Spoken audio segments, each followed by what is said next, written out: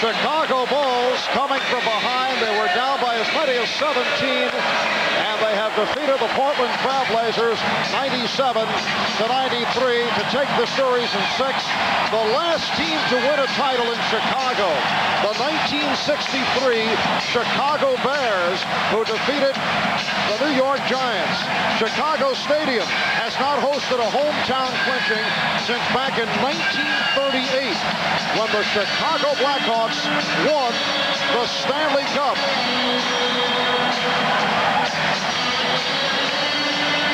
Michael Jordan led the way with 33. Scottie Pippen had 26. 24 apiece for Clyde Drexler and Jerome Kersey. But the Bulls, with a sensational come-from-behind effort, are able to pull it out. We'll be back with the championship presentation in a moment. The NBA on NBC is brought to you by Miller Genuine Draft and Miller Genuine Draft Light, who salute the back-to-back NBA World Champion Bulls, taking the country by storm. Somewhere in the bedlam of the Chicago Bulls locker room, Bob Costas surrounded by the commissioner, Jerry Krause, the general manager, the principal owner, Jerry Reinsdorf. Get up here, Phil! Phil Jackson, the coach. Go ahead, commish, with the official presentation of the Larry O'Brien Trophy. 1 is great, 2 is almost impossible. Congratulations, Chicago. It was a great series and a great year. Thanks, Commissioner. Commissioner, a year ago, you gave us the first trophy. I can't believe a whole year has gone by. Last year was satisfying because a great general manager did a lot of things that weren't popular and we won. But this is even better because it establishes the Bulls as one of the upper echelon teams of all time. I can't tell you how happy I am. Jerry, a quick comment on the team you helped to build. This is the happiest moment in many, many years. Oh, it feels so good, buddy. All right. Oh, boy. Let's turn to Coach Phil Jackson. Phil, is it possible to evaluate which of these 2 championships required more of your coaching skill? No. These players last year took it on themselves. This year, everybody had to dig it out to win. And this game tonight was typical of a team comeback, and we had to play great team ball to win. How about the lineup you went with during a stretch where you outscored them 14-2 with Michael on the bench? Williams and Hansen, and thank you very much. All right, Rob. Yes, it was a lineup in which we just had to get some energy out there. We were tired. Our defense wasn't stepping up. We needed some energy from their kids, and they came out and really helped us go. I'm sure you'd like to say something about the Trailblazers. Rick Alleman was upset about the notion that either the Bulls win or lose, but the Trailblazers are kind of their foils, and tonight the Trailblazers did themselves proud. Oh, they're a great team. There's no doubt about their team effort. They played better on the road tonight than they did at home, and you got to give them a lot of credit for that, Bob. All right, let's go over to Scottie Pippen, who is nearby. Scottie.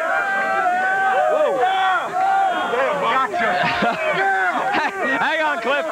Scottie, there had been some criticism of you not playing up to last year's form. You were big in the 7th game against the Cavaliers. You were huge, especially in the 4th quarter tonight. But I've been always able to bounce back, and I think my teammates is a big part of that because they've always been behind me and helped me, when the critics were down on me.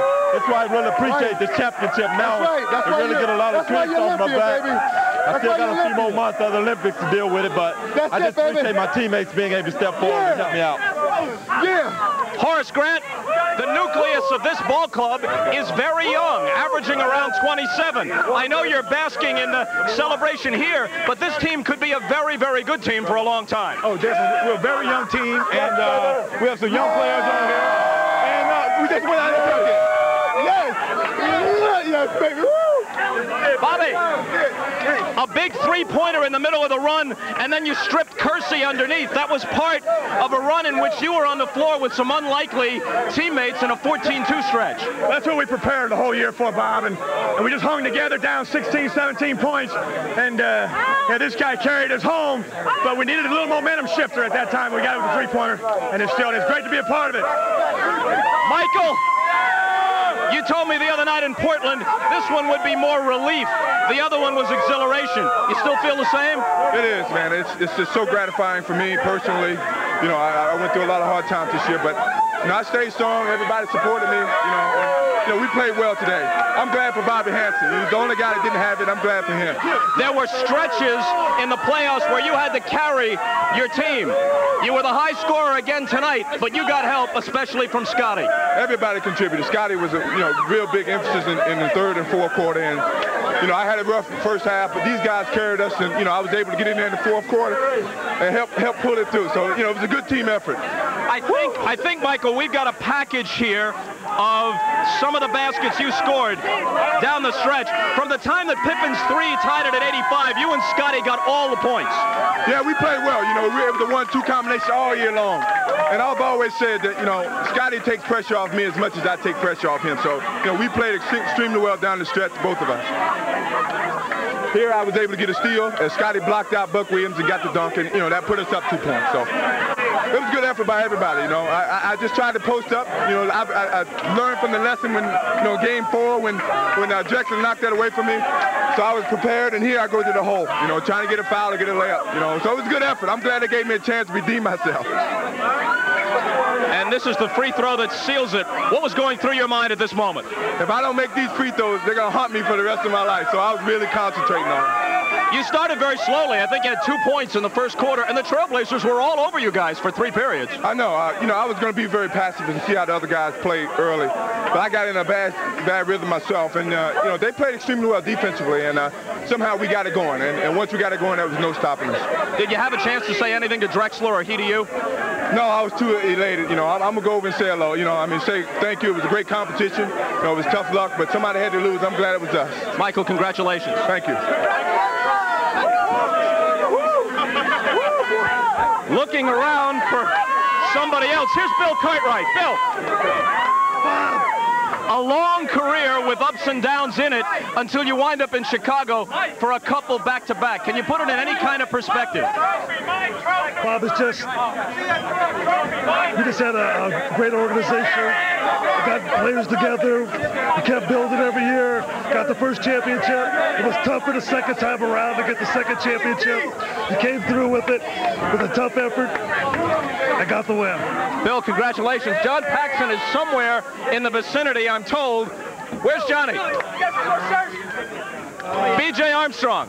B.J., slide on in here. Bob, how you doing? Tonight, you were part of that lineup that really turned the game around. I mean, Portland had a 17-point lead in the second half. And with Michael on the bench for a while, you were in there, Hansen was in there, Williams and some others, and that's when the 14-2 run happened. Yeah, we did. We had a great run, and we just tried to get our energy up, get some easy transition buckets. It was just a great way to get us going, and I'm just very happy and fortunate to be a part of a championship ball club. We're going to get John Paxson in here for a quick word. John, overall, this series wasn't looking like as good a series for you as the Laker championship a year ago until the last couple of games, and then you lit it up again. Well, it was, last year for me was tough to match personally, but winning another one after, the only way I can explain it is when you try to repeat, everybody's coming at you. The only way you can really succeed is to win it again, or else you failed. And the way we played that fourth quarter, the entire effort from the defensive end to the offensive end was unbelievable. Can you compare the two? You won 67 in the regular season. In that sense, you're better. You lost 7 in the playoffs this year. You breezed through with only 2 losses last year. Is there a comparison possible? Well, this year I think it's better just because we had everybody shooting at us from day one. And to come out and win it the way we did was impressive. What a great way to win it. John, congratulations. Appreciate it. From the locker room of the world champion Chicago Bulls, and Pat Riley, if you're watching, this is the look you were striving for last year. So there it is for you, pal. And let's go back to Marv at courtside. All right, Bob, a most unusual situation here with the, I would say, good portion of the crowd still on hand. This capacity crowd, for the most part, has not left. And I would think they're hoping that some of the Bulls players come back onto the court so they can shower their good feelings about them. There's no question. The people are here waiting and hoping that the players will at least come up one more time. And, you know, these fans are so good here in this building. They work so hard during the course of the season. It would be a nice gesture if the players feel safe enough to come up and do it. Ahmad Rashad is trying to make his way to the Portland Trailblazer locker room, and we're told that Rick Adelman has closed the locker room. So if we're able to get some reaction from the Trailblazers, we'll bring it to you, but I know we will be signing off very shortly. Well, I think that you talk about coaches having a feel for their basketball team. Phil Jackson tonight knew his starting unit was out of sync. He gambled. They were down 15 points. He went to that second group, and that second group, along with Scottie Pippen, got it going. Then at the right time, Jordan and Pippen take back over down the stretch for Chicago. Timing, substitutions, and then all the guys responding to the challenge. A terrific team effort for Chicago. And we're told the Portland locker room is still closed, so apparently we will not be able to get post-game reaction from the Trailblazers. And we can look for impact changes, I would think, next year by Portland. Well, you won't find that out, obviously, until they get together and decide what their problems were. But this team has reached the finals 2 out of the last 3 years. They played an excellent game this evening, playing very well away from home, as they did in the first 2 games. Half the first game, the entire second game where they got to win. Do you shake a team up just because you get to the finals and lose? That's a real difficult decision. All right, Chicago takes the series in 6. Michael Jordan started slowly and then came out in the fourth quarter. In fact, Jordan with 12 of Chicago's last 19 points, as Chicago hit 13 of 19 overall from the floor in the fourth quarter. And we're told they are bringing the championship trophy to the floor, and when the trophy makes its way out here, they will go wild. The Chicago Bulls winning the NBA championship for a second straight season. For all of us here at NBC Sports, it has been a delight to present the NBA telecast, and we certainly appreciate your joining us right throughout the season. So once again, for the Chicago Bulls, it's been a case of winning it all.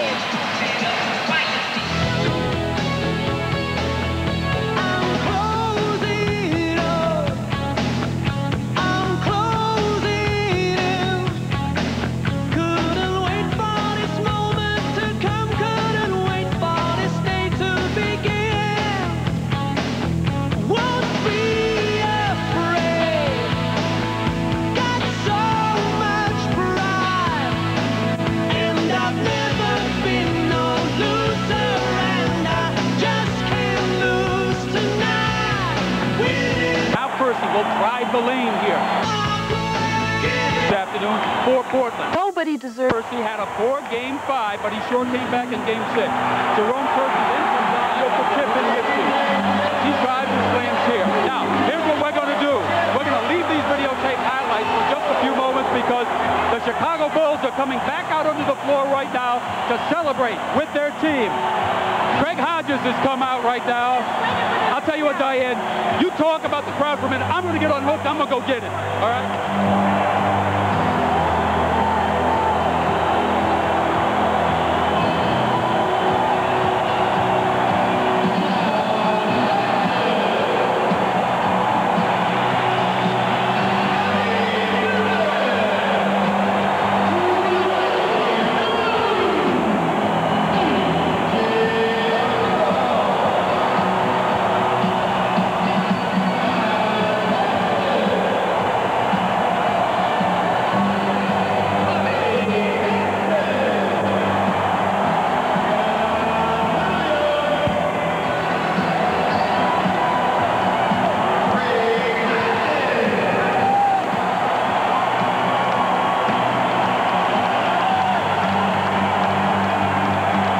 It's the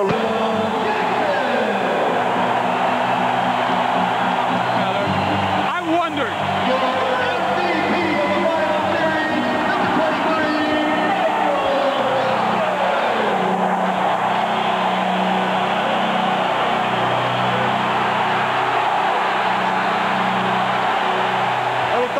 Obviously, we're having some technical difficulties at the stadium because of the size of the crowd inside. We are watching, though, live the aftermath of the Chicago Bulls as they clinched for a second year in a row. Let's go back to Jim Rhodes.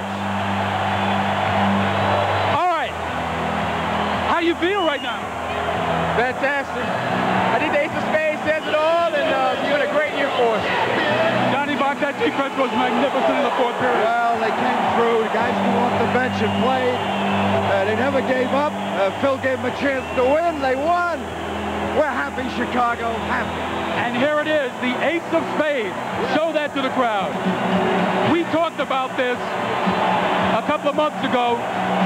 And, all right, Johnny Box going down to the crowd to celebrate with his vote. There's Michael. Everybody is... Hey, champ, how you feeling?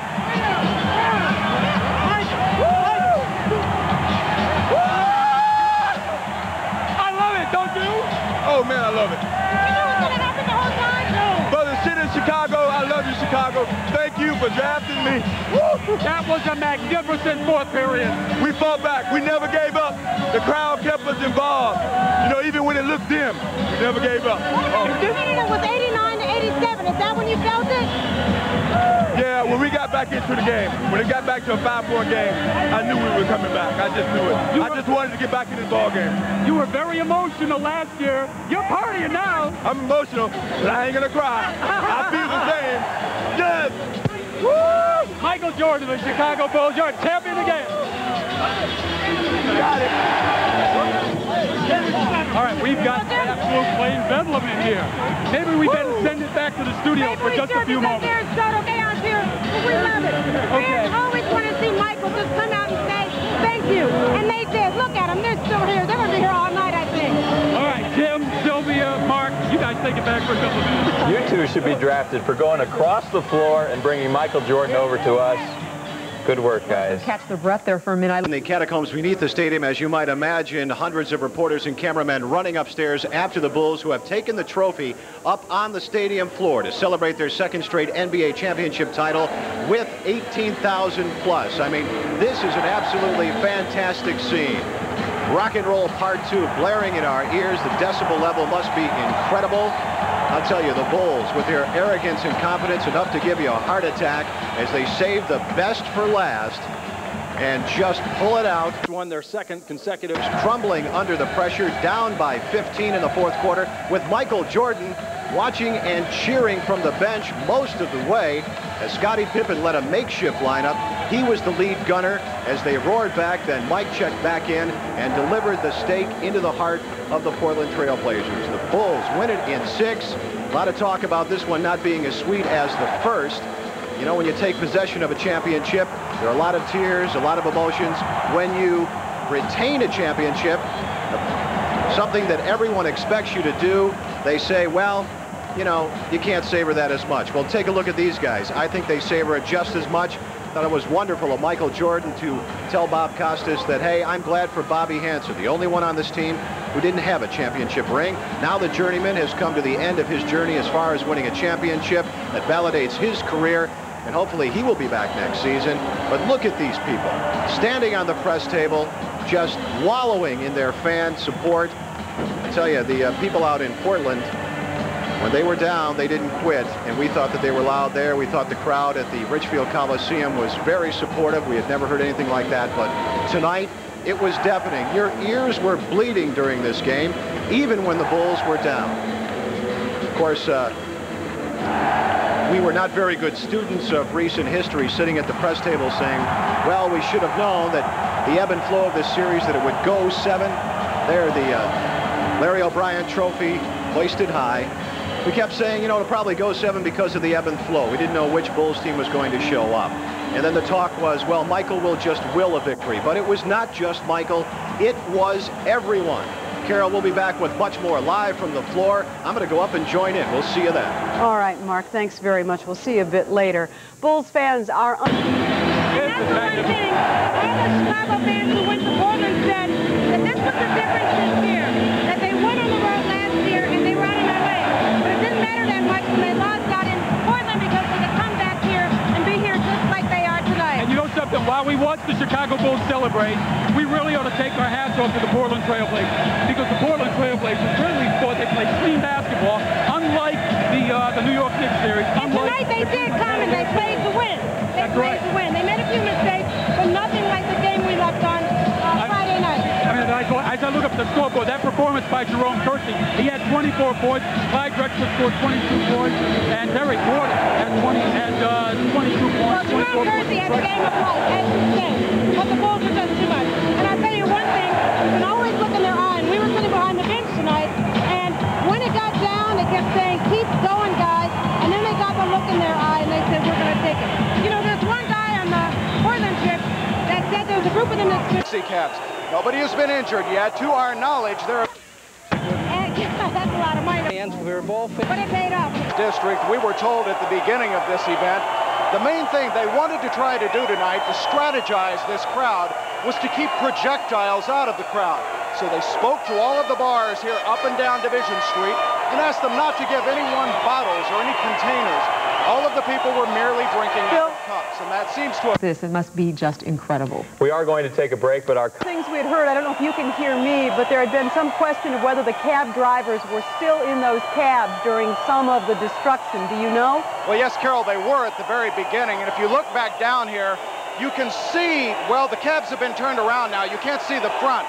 The windshields are completely smashed out of these two cars. The doors are open. The cab drivers are out of the cars. And to our knowledge, they were not removed forcibly or with any injury to them. We saw it. But let us show you how this whole event began. Believe it or not, this street was empty at one time. And when we got the final gun in this event, in this second championship for the Chicago Bulls, here you see it. The street's filling up. You see the two taxi cabs there on the right. And it was just moments before this street was an ocean of people. Now, Carol, let me tell you one thing, referring again... I can understand how... It was our experience that really this event went on for about an hour. They got the celebrating out of their system, and the crowd started to disperse and go off into the neighborhoods or into other areas to celebrate. For the time being, though, we must tell you, it appears that this crowd is building here at Russian Division. And for the time being, the 90 Chicago police officers assigned to this particular event are just having to stand back and watch. All right. Phil, we'll check back with you a little bit later. We go now to Mark Giangreco at the stadium. Mark? Carol, we are on the floor under the basket where the Bulls wrap this thing up. It is still going. Just standing on the press table, everybody dancing, cheering, singing Cliff Livingston with the trophy now. The Bulls passing it down the row. And as we said, it is time for Bobby Hansen to cry. This is a first for him. Fans have intermingled. There are fans getting up on the press table, along with the Lovables and other members of the Bulls staff. A couple of photographers taking the opportunity to get that in-close shot. Let me move up here and see if we can get a word with someone. With Jim and Diane. Bobby! Hey, Bobby! You finally got one! Yeah, first one, man. It's a wonderful feeling. I don't know where we're looking at, Mark. I'll tell you, it was so nice of Michael to say that this one was for you. Yeah, no, he's been telling me that for a couple days, and it means so much. I mean, I was in a winning situation, and then you go to a loser. And to be able to come back, I thank the organization, Jerry Krause, Phil Jackson, everybody involved for giving me an opportunity. I love Chicago. I'm from the Midwest. It's the best city in the world. I'm glad we can have fun with these people. A lot of people from Iowa remember you in high school and college. I'll tell you what, when you were not playing in the first couple of series of the playoffs, you said to me in New York, they're saving me for Portland. Saving me for Portland, yeah. I'm from the West, and I know these guys, but that may have been tongue-in-cheek just to keep yourself going, but it's all worth it right now. Well, I tell you, you were part of that makeshift lineup. Yeah. It actually got it done while Michael was cheering. Yeah, that's what makes it all worthwhile. You know, everybody, the whole team contributed, Mark, and it feels wonderful. Get downstairs, will ya? Thank you, man. All right, Carol, let's go back to you. But great teams go through these things, and we just feel... Over there. Let's check. It is. Kevin McCarty outside the stadium. Kevin? Well, as soon as this game was over, they were literally dancing in the streets. There was just an outpouring of joy here on the west side. A large crowd came out. They've been throwing around little boxes of Michael Jordan's favorite here. And the chant we're hearing now from this crowd is three-peat. 3 and 93. They're all ready for next year. You know, at times it looked really bleak in that game. The Bulls were down at halftime. We were down to the fourth quarter. But this crowd and the crowd inside the stadium was pure confidence. And Jerry, Al has been there for his brother. Yeah, let's go to Al. I'll tell you, he's been about the border. Everything that was behind.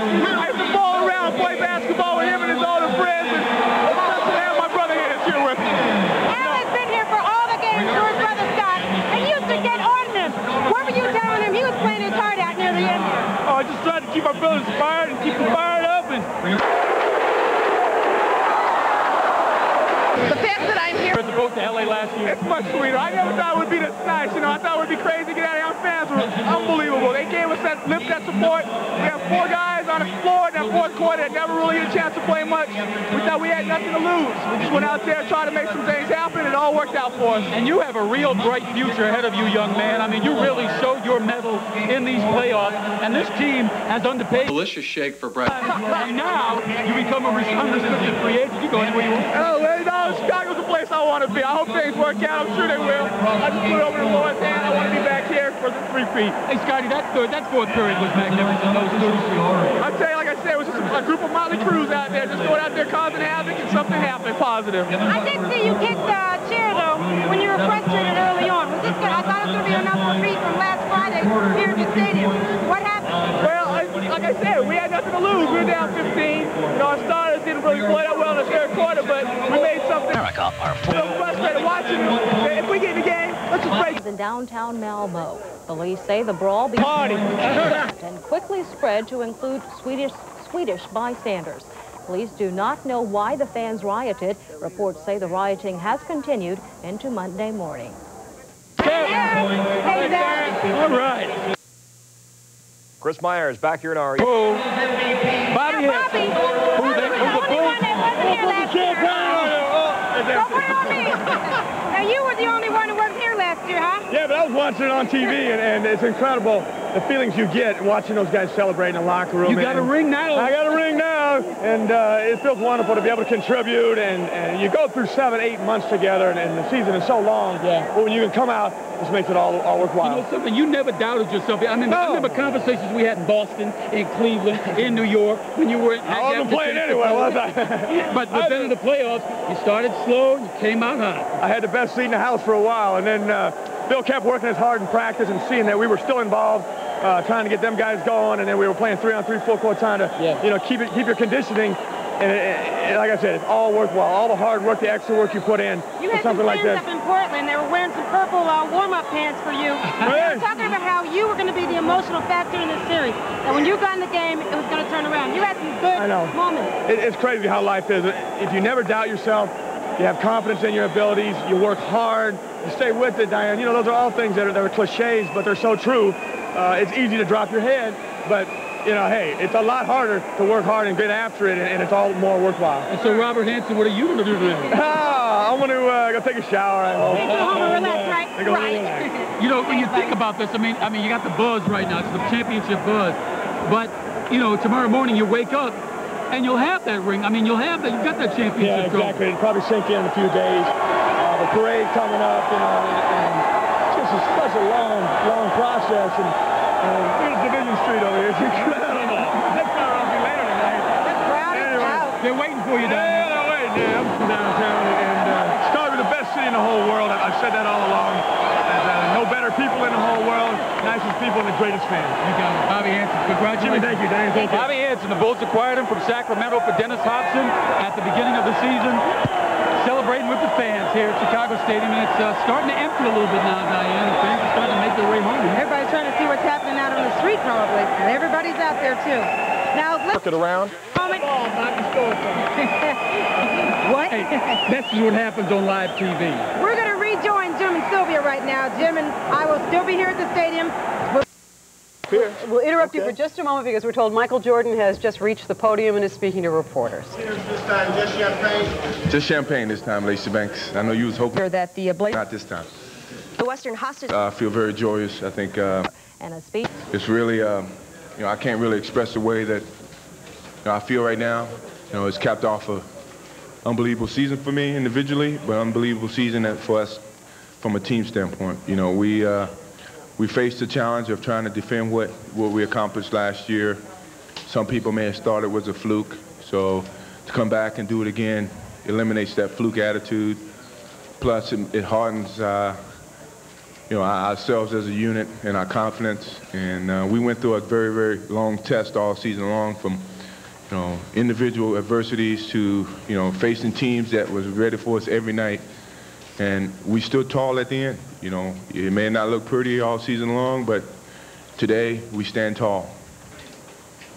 Mike, you talk about what it's like sitting here watching Stacy University and I tell you, that's probably the most that I've cheered outside, you know, from where you guys can actually see the emotions for these guys. I was so happy for them to see that on this day that we really, really needed them in front of our home crowd, in front of the national crowd, that, these guys mean very much to this team, from their contribution. And, I really felt like a cheerleader. I felt like Cliff Livingston for a minute there. Very, very emotional, very energetic. I was trying to let them know how much, I appreciate their output. And all I was asking for the opportunity to redeem myself, although I didn't play well up to the third quarter. And once I got that second opportunity, I was able to capitalize, along with Scottie Pippen. Scottie Pippen and I have been a 1-2 tandem all season long. A lot of expectation was upon him as well as, for myself. And I think we took pressure off each other a lot during the course of the season. And when it came in the fourth quarter, we both took turns in terms of taking pressure off each other, and we bonded together, and everybody else supported us. So, I contribute, a little bit, but Scottie Pippen get most of the credit because when I was on the bench, he was leading that second team, and he did a good job. So you guys leave him alone for next year, please. Whoops, through the miracle of live television. Right now, because we lost the feed from the stadium. Later. What do I'm you sure think? we will. We have a lot more with Michael Jordan. This is an amazing night. Ball tonight for her. That's a strike one. Bulls hands twice. That was evolved at that particular time. When Phil left me over there for that long period of time, I wasn't angry. I wasn't anxious to get in because the team had a great rhythm going, and I didn't want to disrupt that. But when my time came to get back in the ball game, I just wanted to blend. Let the guys continue to play. Certainly tell the guys not to focus on me because you were doing well without me. I'm just going to try to add to you guys' success. So don't change your whole outlook of how you should approach the situation now that I'm in the ball game. Was it easier, actually, Michael? It was a lot easier, because everybody else is already on the go. Everybody else is in a rhythm. So it was up to me to catch up to everybody, basically. And that was a lot easier. All before was, in the past, is them trying to catch up to my rhythm. So, it was easy for me to catch up to theirs. Like the last 5 minutes, it was just you and Scottie Pippen who did all the scoring. Well, it tells you the confidence that we both have and the confidence that Scottie Pippen had. I've always had the confidence, and, in those game-winning situations, I don't have a problem taking a shot. But I was very happy to see Scottie Pippen, show the confidence that we believe he has. He could have easily taken a back seat and probably taken a dive, and you guys can kill him tomorrow from the media standpoint. But, he didn't give up. He came out. He had something to prove, and he did it, and both of us did it, so, as well as other players on this team. This is the greatest comeback you've ever been part of? If you've ever been a part of. For what was at stake, yeah. Come back from, 17 points in the fourth quarter. I mean, it really looked dim, but, when the fourth quarter begins, we just turned everything completely around. Our defense really did it for us. Michael, how much time did you expect to be on the bench at that point, down 15? I didn't think I would be that long, but... Team NBA champions. We had heard earlier from Janet Davies as she was looking down on the scene. People there, as you see them, some of them were on top of some vehicles. A cab driver had gotten stuck in that crowd there, and people were actually on top of cars. There are some scattered reports of some trouble around the city. We hear reports from police that the immediate area around the stadium is relatively orderly, but further away, as you move away from the stadium, there are some reports of bricks being thrown actually at police cars and some other cars being rocked. There's also a report of one fire and some random reports of shots being fired around the city. But all in all, the fans are acting as expected. They are under control, but very, very excited, and well, they should be. We want to go back to the stadium now where Tim Weigel is standing by outside of the Bulls locker room. Tim? To do it here in Chicago and to contribute being down 16, 17 points there in the fourth quarter and to come back. Boy, and then you hit that tray right off. I mean, this has been your series, huh, man? I guess so. I don't know. I've seen these guys for 8 years out in the West. Always had good luck against Portland, playing against Clyde and those guys. And, you know, like I said, I'm glad the season's over with, can go home now and enjoy. Yeah, but what a feeling to be up there on that table with all the fans still here. What an amazing feeling. I'm glad we had the opportunity to do it here. These people deserve it. They've stuck with this franchise for a long time. You know, I read in the paper today the Bears won it in New Orleans last year. They won it in Inglewood. And to have a championship the first time in 31 years, won here in the city of Chicago, the greatest city in the whole world. For the working class people and all the people involved with the organization, you know, it's beyond words. I don't know what else to say. Yeah, it sure is. And it's amazing with Michael Jordan on the bench, and you come out with Yuga and Scotty and Stacey King. And it's unbelievable. You caught the whole world by surprise. Put them to sleep. No, you woke them up in a hurry, though, man. 17 and put them to sleep. Well, let's go have a fun night. It's going to be a long one, but I think it's going to be worth it, huh? See you down on Division Street. Yes, you were, my friend. Yeah, you are. Yeah, we're down here with Bobby Hansen. We're going to be live with the rest of the Bulls in the locker room. Chaos reigns all over Chicago, so why should the basement and the locker room be any different? We'll have lots more to come in the... Focus on it until... Live from the basement of the very wet Tim Weigel, Channel 7 Eyewitness News. Back to whomever. Okay, thanks. Glad he took off that good suit, right? Up close and personal. As we said, we think we'll hear from Michael Jordan again. As it matter of fact? Very dimly. I don't want to go to for Game 7. Please, let's turn this thing around. I don't want to go to Game 7.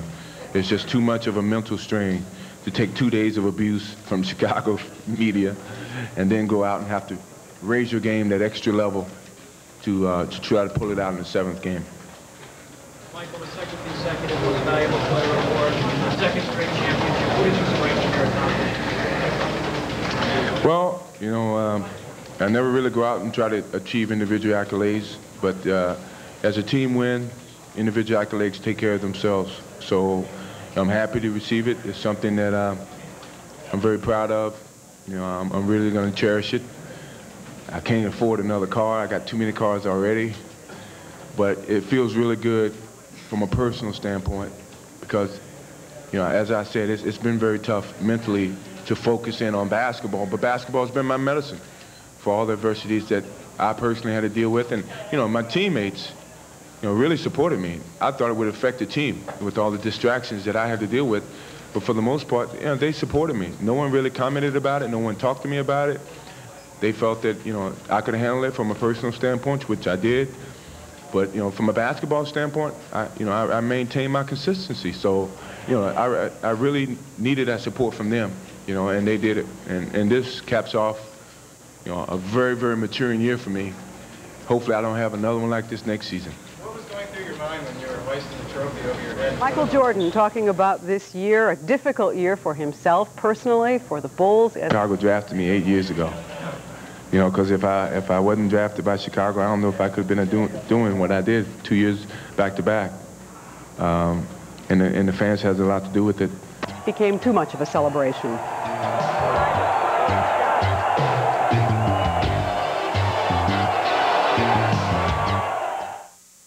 Emotionally between that last championship and this one? The difference from last year emotionally was, you know, last year I had 7 years of frustration, anxiety, determination, motivation, all of it built up inside of me. And that one time I let it all out with tears, with emotions and whatever. This year I only had 1 year of it, so I can hold back the tears and more or less be as enthusiastic and as joyful as I could. And I think it's very similar in terms of the gratification, but I think more this year. Last year it was more for the city and for the organization, for the team. This year I think it's a little selfish. It's more for me because of what I've gone through. Great. Thanks, Michael. Jolie, you got this? I don't trust. Oh, Scotty? Don't let him steal it, Scotty. All right, Michael Jordan wrapping up his comments inside the stadium. It's been a tough year for Michael Jordan. He says it's been the toughest of his career. A book came out about him. Tonight in the sky above most of the U.S. Off of him tonight. When you've got something to say to someone, call them. 500. Turned out to be a very good year for him after all. Now everyone wants 3 in a row. Let's go back to Janet Davies, who is live at Russian Division Street to find out what's going on there. Janet? Oh, Sylvia, let me tell you, Michael's fans are right here on Division Street, and the fans of the Repeatables.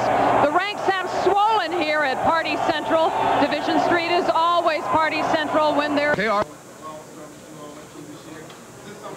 We have thousands down here. Unfortunately, earlier when they just had barricaded the street off, two taxi cabs, independent taxi cabs, had gotten into the crowd here and could not get out. These two taxis are smashed pretty flat now and are being torn apart by the crowd and used as a jumping off point for many who are pretending to be Air Jordan and flying through the air. Yes, you hear some firecrackers going off too. There are quite a few police who are surrounding the perimeters of the Division Street area. They have it blocked off at State Street. They have it blocked off at Dearborn, one full block. They are keeping cars, of course, from coming in. They are keeping a keen eye on what is going on. They did try to get some of the people off those two taxi cabs earlier in the celebration. They just couldn't do it. The crowd was too big, so they have backed off, gone back to the perimeter of the celebration area and are watching what's going on. Nothing too bad is going on here. Mainly people are having, well, a good time. Live at Division Street, Janet Davies, Channel 7 Eyewitness News. Jim, Sylvia. We're glad you're high atop it all, Janet. Thanks very much. We want to go back to the stadium now where Scottie Pippen. Detail are really being relegated to the edges of this and just having to stand and watch. When this first happened with the two taxi cabs, the officers rushed in and tried to control the crowd. It was obvious they were badly outnumbered and they retreated to the edges. To our knowledge, we have not seen any arrests in this crowd. It is not especially violent, with the exception of what is happening with the destruction here in the midst of the street. We've seen nothing thrown through any windows or anything like that. And as we mentioned earlier, the crowd was not allowed to use bottles or cans. All of the bars up and down Division Street were told only to serve them in cups. That seems to have made a big difference, a far cry from last year. Carol, the one thing we can tell you now is that the crowd seems to be building a bit. It has not ebbed yet. On the edges, there are a few people who are actually here to watch the crowd, but they're well behaved, and for the most part, it looks like these people are just going to have to let some of the energy work its way out. Carol? All right, Phil. As far as we know, the only instance of this kind of destruction and most of the celebrations peaceful. Mark Giangreco now with the guest of the stadium. Mark? Well, Carol, I am with Mrs. Jordan. We got to stop meeting like this. We celebrate with the Bulls in absentia. We had to wait for them to come back from Los Angeles tonight, of course. They're right here at home. We're going to take a break. We've already had it all over my head and everywhere, but this is fun. Well, we asked all the players, you know, when you take possession of something for the first time, it is really gratifying. But when you keep something that everyone expects you to keep, is it any less gratifying? Oh, it's more gratifying because, again, that's expected of you.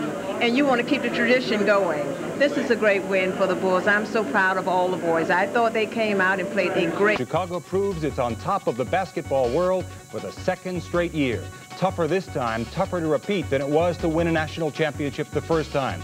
But the Bulls taking team after team all the way to the final. Tonight, the Bulls are once again NBA champs. The total story at 10. I lose the hair, and to keep enjoying himself. To keep having fun, that's what life is all about. And I think he's enjoying himself. You know, that's what all the other superstars in this league told Michael. This has been a very, very traumatic year for him. How did you get him through this? Well, you know, Michael is a strong individual. I know. Yeah, where does he get that from? His father and I tried to instill very strong values. And Really? I think I'm serious. Women and the cars you need. Even yourself, you don't have a problem. And I think he did a great job handling it this year. We're very proud of Michael, not just basketball, but off the court. I think you did do a great job. I'll have a drink waiting for you a little bit later. Thank you very much. Dolores Jordan. Carol? Mark, thanks very much. We have much more to tell you about this incredible evening. We'll be back after a break.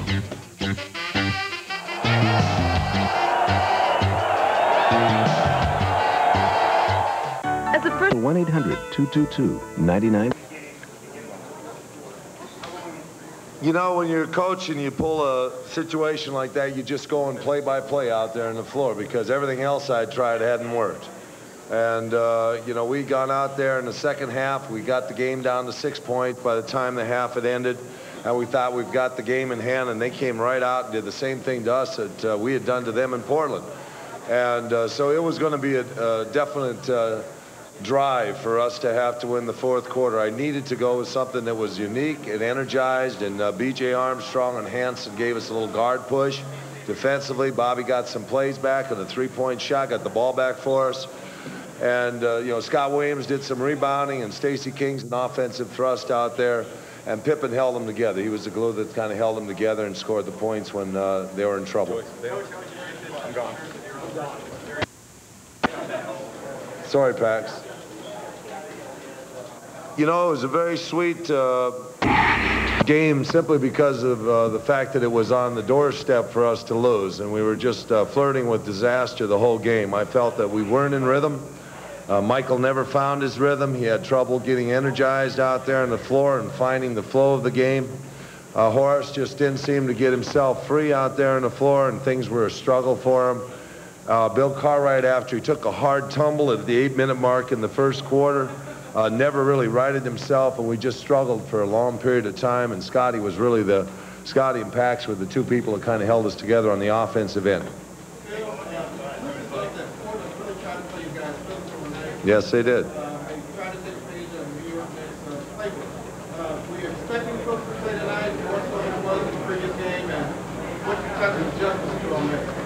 Well, we worked this morning exclusively on automatics, which is basically how to break down the pressure that they provided out there on the floor, and we just weren't able to break it down well the first half. Jim Greco. Thank you, Carol. Scotty, you were the man. You were the sharpshooter down the stretch. Well, we did a great job down the stretch. I thought it was a great job by us. You know, I was able to knock down some big shots for us, but I think our bench for many, many years bucked us. What was it like being upstairs with all the fans? That's a first? It was great. It was the first time. It was the first time for us to, you know, really be able to celebrate here in front of the crowd, and it was great for us, you know, to go back and give something to the fans here. You know, they came out, you know, for many seasons and, you know, watched us perform, and it was great for us to go out there and celebrate with. Yeah, a little piece of history. Nobody's won anything here since '83 when the Sox did it. The champagne was flowing then, and now we've got a flood of it here. Yeah, it was great. It was great. It's just really flowing down here now, and, you know, it's great that we was able to win it. I mean, that's the most important thing. Okay, now everything is done with this team being up and down and inconsistent.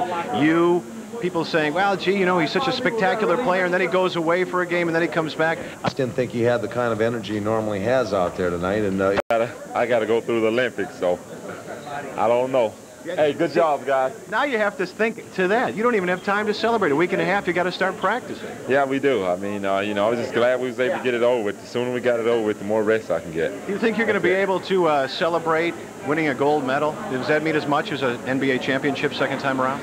It'll be great, but, you know, to be able to win, you know, an NBA championship, I think it would be more gratifying to me because it's something that we struggled through for 8 months to try to get. All right, that's it. Thank you, Scotty. Carol? All right, Mark, thanks very much. Phil Jackson, we're told, is at the podium. I think it was a great tribute for the fans to enjoy it. So during a lunar eclipse, you're just looking at... I didn't see the bottle of champagne. Maybe he was. I was being dragged around the floor, but he was on top of the table, as were a lot of players. The scouting report? What? Say the...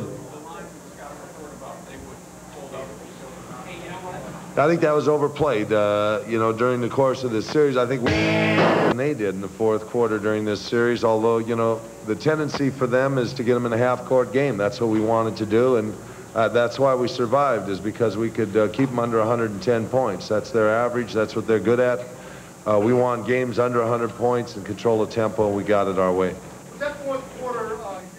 Okay, Phil Jackson talking. A little champagne dumped on him. I was just going to say, he's a little wet. Did you notice that?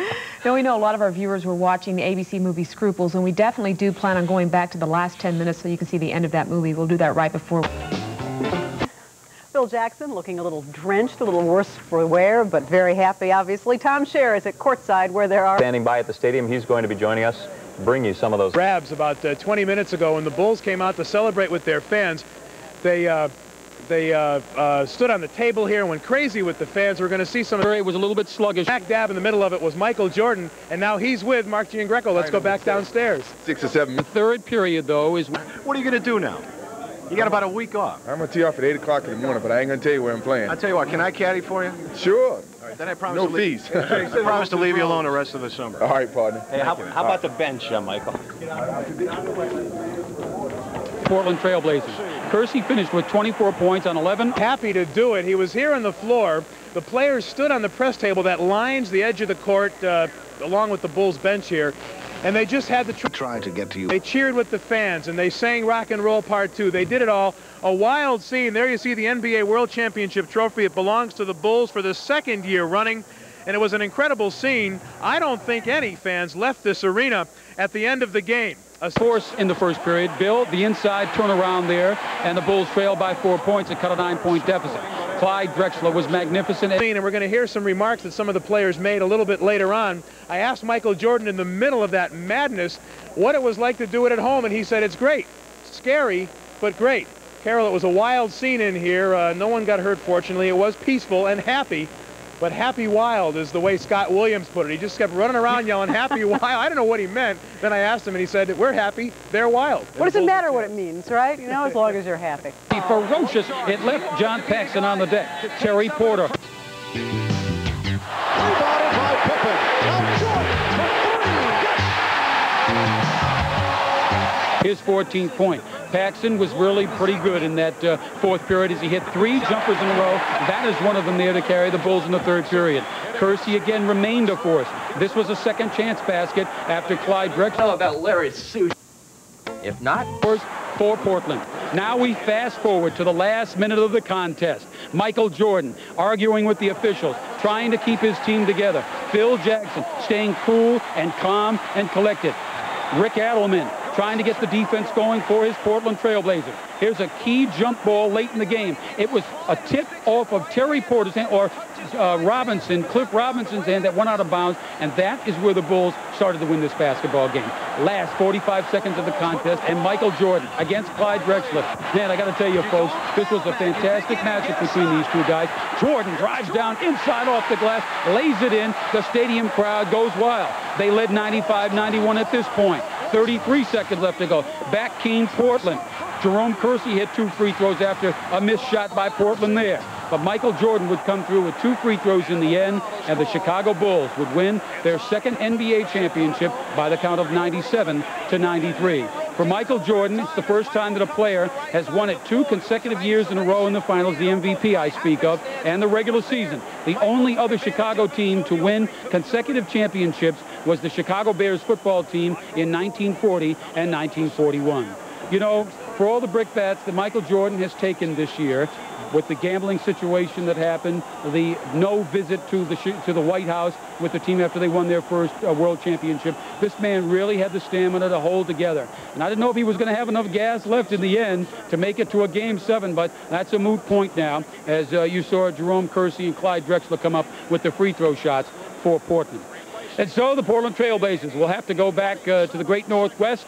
They shouldn't hang their heads as Danny Ainge comes out of the game, because they really did play a very good series against the Chicago Bulls. There were some folks who they've been showering them with handfuls of Wheaties, Michael Jordan's favorite breakfast cereal, and singing goodbye and telling the Blazers, basically, it's been nice having you, but it's time to go home. Crowd's having a great time. This has really been an outpouring for the Bulls.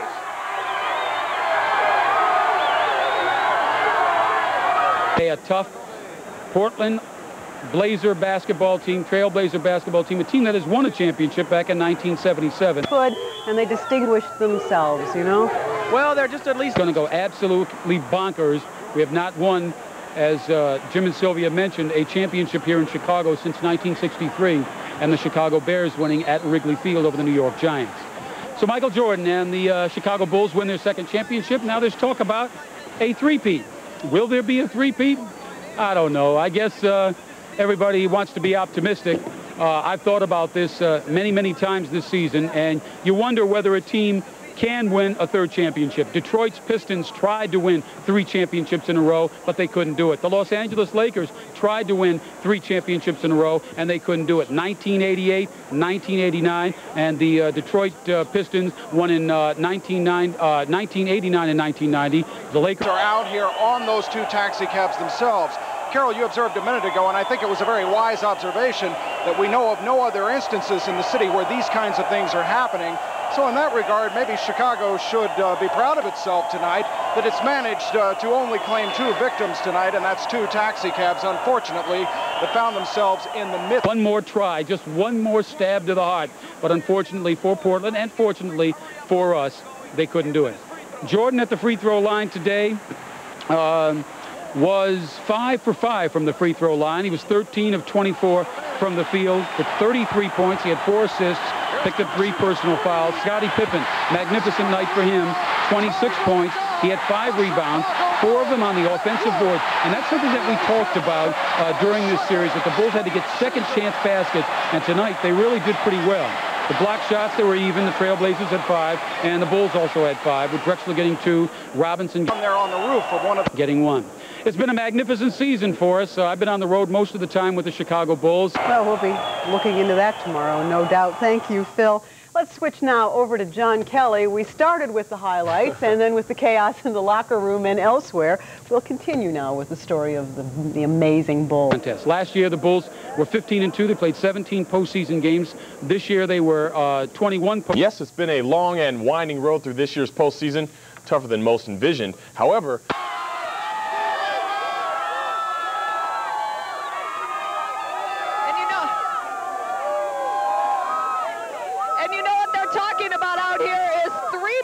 they've got 2 under their belts. They want a 3rd championship now.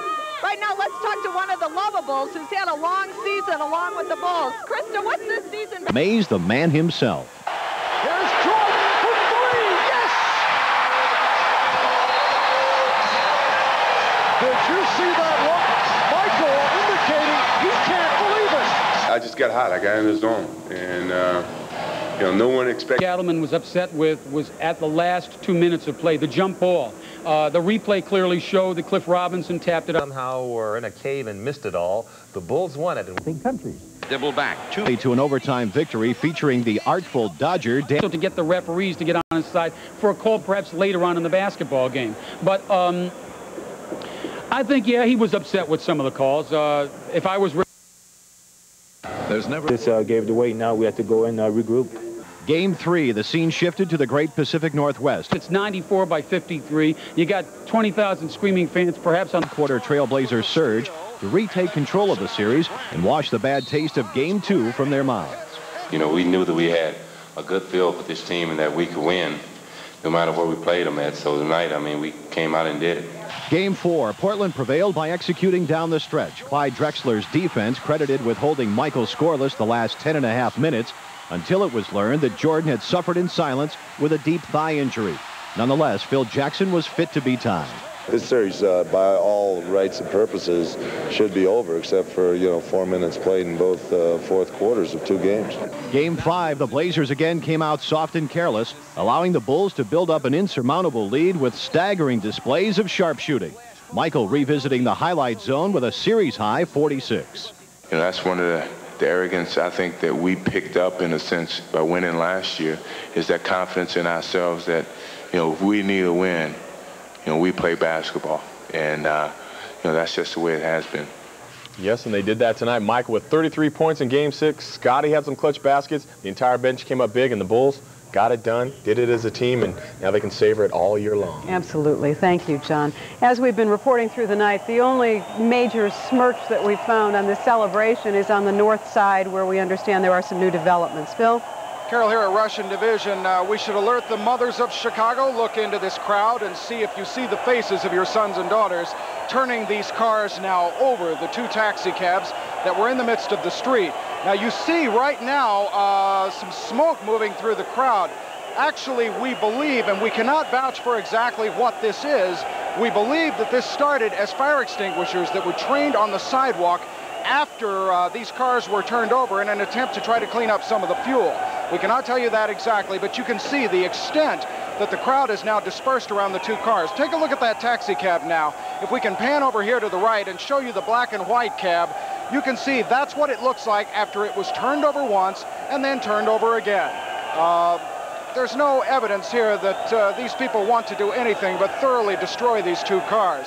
Look over here on the left now at the other cab. You can see it is still laying on its top, and the people that turned it over are now celebrating on top. Carol, the one thing that is a problem out here, among many problems, is the fact that someone's going to get hurt if they continue to roll these cars over. These cars weigh, of course, several tons apiece, and somebody could very well be crushed underneath them. Still no evidence that the Chicago police are going to try to step in here and do anything about this. As you can see now, with the cab on the right, they're trying to turn it over again. The crowd very rapidly moved away from that as that big cloud moved through. You can see the remnants of that cloud over on the sidewalk behind the car. Of course, that's the chemicals from the fire extinguishers that were trained there. Yes, Carol? Do you have a sense that police, though they have not moved into that specific area, have sealed off the boundaries around Russia and Division? Carol, I cannot say that they have sealed them off. If we can take a look over here to the right, you can see where the police line was formed, and I believe you may even be able to see some of the... Forming another protective area around the perimeter, and some are dressed in protective gear, helmets and body armor. You can see once again that they're trying to overturn that particular taxi cab. The other one is already overturned, and people are all on top of it. It's not quite completely out of control, but it is quite unruly here. I'm not sure what the next step is in terms of what the police are going to be doing. The crowds have, of course, where the cameras are, that is where the crowd is the thickest. Those are the people who are trying to show us in TV land. At all that this is letting up around these two cars.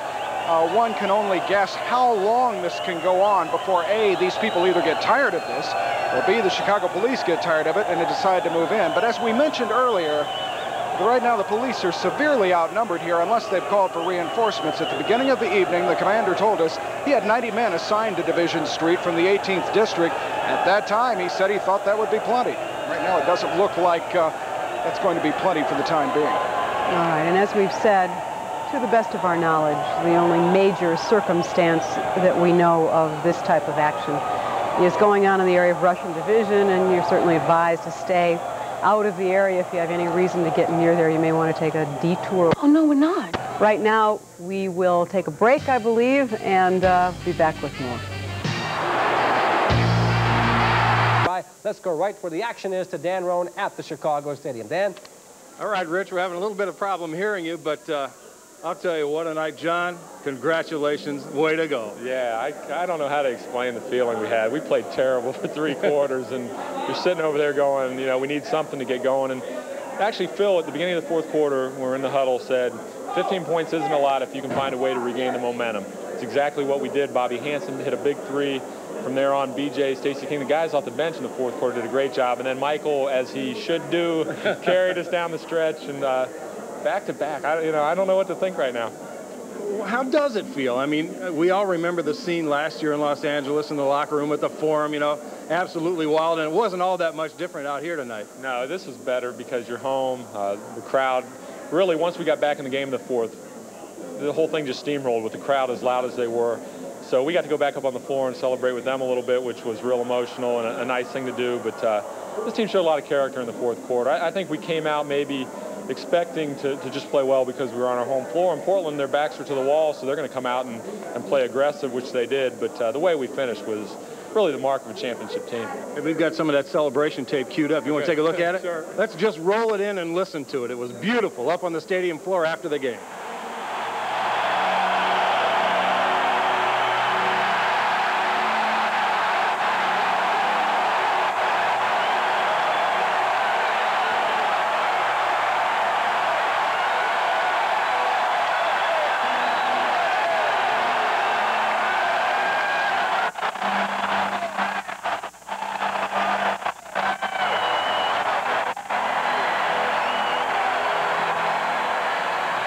Well, we're back. You got at least a taste of what it was like out here. People that weren't here, I'll tell you, what a feeling, John. Yeah, it was.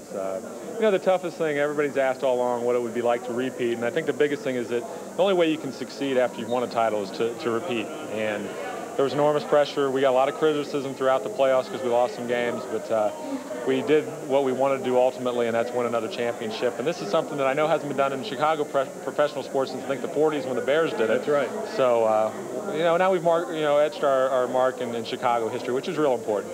All right, well, like we usually do, we're going to take a look at some of the highlights of this game, and we're going to break it down by the first 3 quarters and then the 4th quarter. But we'll start with the first. You had a great start here and a nice dish by Michael. 7 for you in the first. Yeah, I made my first 3 shots, and that was good. That got us off a little bit, but we didn't really play well otherwise. No, Scott Williams blocked here, and then Jerome Kersey had a terrific game. He got off to a big start, and really, you know, that's their game right there. Come out big in the last 2 games and really share in this ring. Well, it was really important today. Phil told me before the game, just be ready to play, the bench be ready to play, because we're going to call upon you and just step in and do well and play aggressive. And that's what we did. Your highlight should be going up against Buck Williams. You hit the bank shot. He does a theatrical flop, and you're standing there looking at him. Well, he should have got an Academy Award for that, because when he fell, it was so loud in there, I thought it was going to be an offensive foul. So once I didn't hear a whistle, I was like, well, get up. And I just shot it and went back down the court, and I'm lucky I made it. What was the key? The Trailblazers didn't know you were left-handed, or what? Well, they've been saying the whole series that they didn't know I was left-handed, but you know, you have to blame that on their scouts, because we have great scouts and we know what their strengths are, and we exploited them. Everybody said, well, why doesn't Stacey go to a big man's camp? Why doesn't he do this? Why doesn't he do that? He should work harder. You know, you were along for the ride last year. This year, this ring has to mean more to you than the other one. It means a lot, because I didn't get a chance to contribute last year, and this year I've been able to step in when guys have been hurt or been sick, and I played well. These guys went out to a 17-point lead, and then it was 15 points when the quarter was over. And it looked like there might be curtains, at least for Game 6. It sure did, and I know a lot of people were sitting there thinking that we were going to be out of it, but it's one of those things, like I said, you still have 12 minutes to play, and we felt that in this type of game, if we could get the momentum back, we'd be able to play pretty well. And I'll tell you, being mentally prepared. You know, Phil has a rotation that you never know when you're going to come in the game. You don't play in the first half, but you play in the second half. So you just got to be mentally prepared, and I think I've showed that I've been mentally prepared when they called upon me in this series. What are you going to do now? You're not going to be able to get out of here for a while, and you've already done about 35 interviews, so what's next? Well, I think I might go to Disney World. No, I take that back. I think I'm going to go to Great America. All right, Stacey King, thank you very much. Congratulations. Carol? Well, that's a variation on the amusement park theme. Well, I think he's being paid by that theme park, right? Oh, yeah, they did. They gave me a little money. Yeah, what a surprise. What a surprise. All right, we'll be back in just a moment after a break. You don't even need to get out of your car. Here's Hanson. That's a three. Bobby Hanson with his third. Most people don't know it, but long before Marshall Fields had a 19-10 boards, they outscored him comfortably in this one, and that was the big difference. As for Michael, most valuable player, you expected that. This was the second time he has won it. Magic leads, he has 3. They were only giving out this award since 1969. As for his playoff average in the finals, that's 3rd, behind Rick Barry, who averaged 40, Elgin Baylor, who averaged 40, and Jerry West at 37.9. After the game, Mark Jones caught up with Michael Jordan.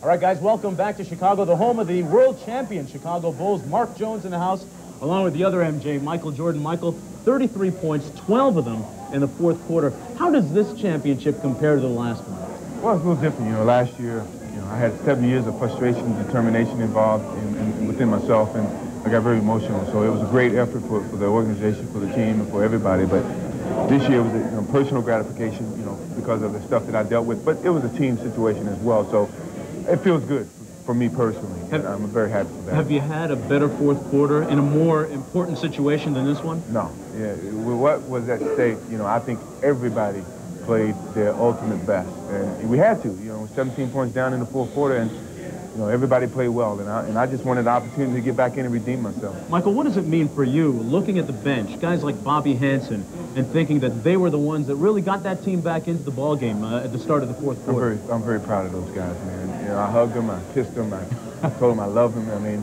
that's the support that I try to give to them, and because it means so much to our team. And I think that, with the way that they brought us back in the 4th quarter was very evident in terms of what they meant for us. And, the starters are very appreciative of our second team. What about Scottie Pippen? Hit a big 3-point shot with time winding down in the... Take a look at that celebration on the floor about a half an hour ago. This is terrific in the sense that, as we've said a couple of times tonight and during this week, there has not been a major Chicago celebration of a professional sports team in this town since 1983 at home when the White Sox won the division. Poor Rick Adelman just kind of taking it all in as he walks to the dressing room, a somber place there. In contrast to this, Scotty Williams, Scottie Pippen, the 2 Scotties coming up big in this one. And unlike down on Division and Rush and around town where taxi cabs are being overturned, The fans here at the stadium were going berserk, but no one got hurt. Everybody just jumping and screaming, high-fiving. Everybody getting a little taste of champagne as they came down the stairs into the hallway. Still, you see high fives. They went in and celebrated with the champagne, the network trophy presentation. Then they came back out, and that's when we had some chaos, boy. Players running up and down low. There's Stacy banging and slamming into each other. And I want to take this and improve on it as I move on in life. I saw your dad wearing your first championship ring. Who gets this one? My kids. My kids are good. Everybody said so much that, oh, it'll never be like last year because it was expected, and this is wild. Yeah, when you come back from a 16 down, people are expecting a Game 7 to turn it around, show some guts, and we come out total team victory. I love Chicago. I'll tell you, this is unbelievable. This is outstanding. We wanted to win in front of our whole fans, but we never thought it would be anything like this. This is great. I can't wait for the parade. 15 down. Did you ever lose heart? Well, you hate to say that you did, but in the back of our heart, we knew we had a long road. We just had a chance. Put 4 guys on the floor that didn't get to play during the regular season, and we just made something happen. One thing led to another. We got on a roll, and we brought our starters back. We did the job. They always say the first one's the sweetest, but I don't know how anything could top this. I don't know, that's hard to say. I mean, the first one was great, but this is just twice as nice. All right, well, I'll tell you, Carol, as these party-goers wander to and fro in the hallway here, we'll try to reel a few more in for you. For now, I'm Archie and Greco live at the stadium. We'll be back in a couple of minutes. All right, they all begin to sound like Bill Cartwright after they've been in the screen. Stop talking and start hitting. Let's go outside the parts of town where there are celebrations of different types. First, we check back with Phil. Carol, unfortunately, here at Russian Division Street, a world championship gives people they believe the right to act stupid, and they have turned over these 2 taxi cabs once again. The bouncers across the street decided, I guess, that this had gone on long enough and threw the people off the top of that far taxi cab just a moment ago. Now they're back up there again, and the crowd really is showing no signs of abating. On the eastern edge, we actually thought that maybe a few people had gone home. That was a mistake.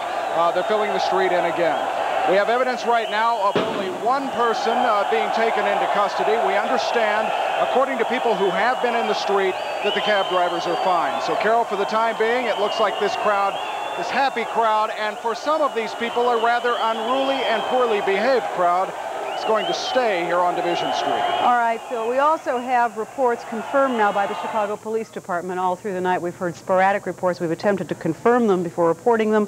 Chicago police say, in fact, that they have had instances of looting in some parts of the city, isolated ones, that they've had one attempted robbery, some damage to property. But again, we are told that while arrests have been made in different parts of the cities as celebration exceeded the criminal boundary, that in most cases the city is quite calm and the celebration quite peaceful.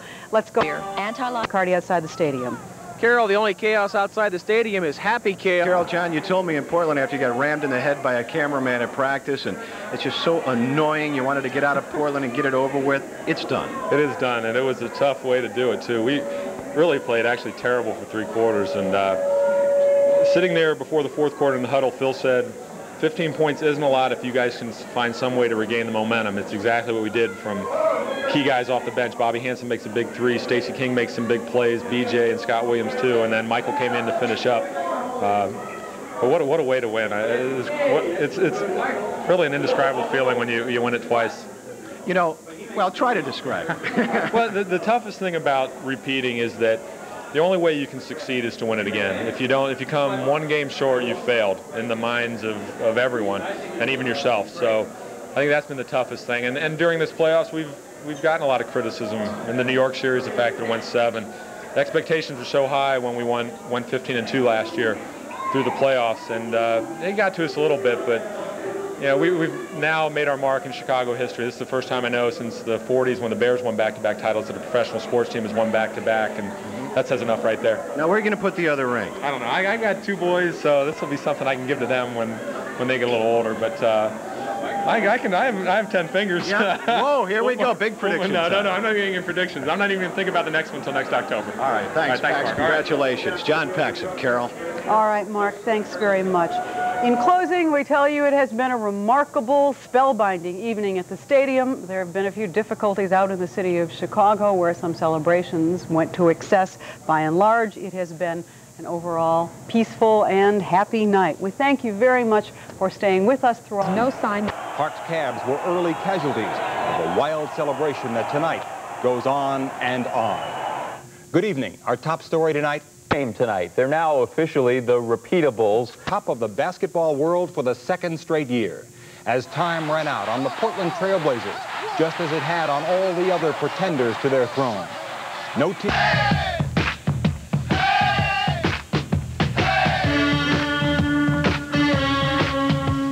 And literally, the Repeatables. Let's go live to Chicago Stadium and Corey McFerrin and Howard Sudbury. Actually, we've got the man of the hour with us right now, Jay Levine. Michael Jordan himself. Michael, you see the pictures down there, the final moments of the game, the celebrations around the city, jumping up on top of the stands there as the crowd goes wild. Can you put it into words what it means to go through what you went through and to capture your second straight world title? Well, I mean, it's hard to put it in words, but I'm going to try to give it a try. I mean, we fought with a lot of expectations this year. It was a very, very strenuous mentally battle that we had to go through for 105 games. And somehow we finished up at the top. And all the guys deserve the credit as well as the organization. You know, for me, it's a personal gratification to finish off a season that's, you know, was very maturing for me. And I wouldn't trade it in for nothing in the world. I want to ask you about what that feeling was like for you and your teammates as you ran back out of the locker room, up the stairs, and into the stands. 18,000 people cheering you on. You stood up, you danced. We've got pictures here. Can you, what the heck was that like for you? Well, you know, I'm standing there, man, and I wish I could go up and hug every fan that's in that stadium, because without their support, without that motivation from them yelling for us, we would have never pulled this game off. We'd never finished the season. So, you know, I'm just trying to give them probably share the joy that I have with them. And, you know, I would love to try to hug everybody, you know, but near you. Only through television. Hello, Chicago. Thank God you guys drafted me. And listen, what about this fourth quarter? You're down 15 points. It's the greatest comeback in NBA Finals history, and they do it for the first half of that fourth quarter with you sitting on the pine. Well, I've always said all through the playoffs that the biggest key for us is our bench. Our bench came in along with Scottie Pippen at the beginning of the fourth quarter. We cut the deficit to 5. And, you know, I'm over there cheering like a cheerleader. The only thing I missed was my skirt. But I really felt good about it, and whenever he put me back in, you know, with the 5-point deficit, this is like giving me new life to make a contribution to this team. Although I hadn't played well for the first 3 quarters, I just wanted to do whatever I could to try to pull us over that hump. How's that Victory cigar tasting tonight, Red Auerbach? I look like Mike Ditka and Red Auerbach or whatever, but I don't do this often, so don't have your kids smoking cigars. Congratulations, Michael. We'll see you back on Sports Extra in a half hour. Thank you very much. All right, Michael Jordan, 33 points. I got my raggedy old shoes on because I thought you guys were going to spill champagne all over me.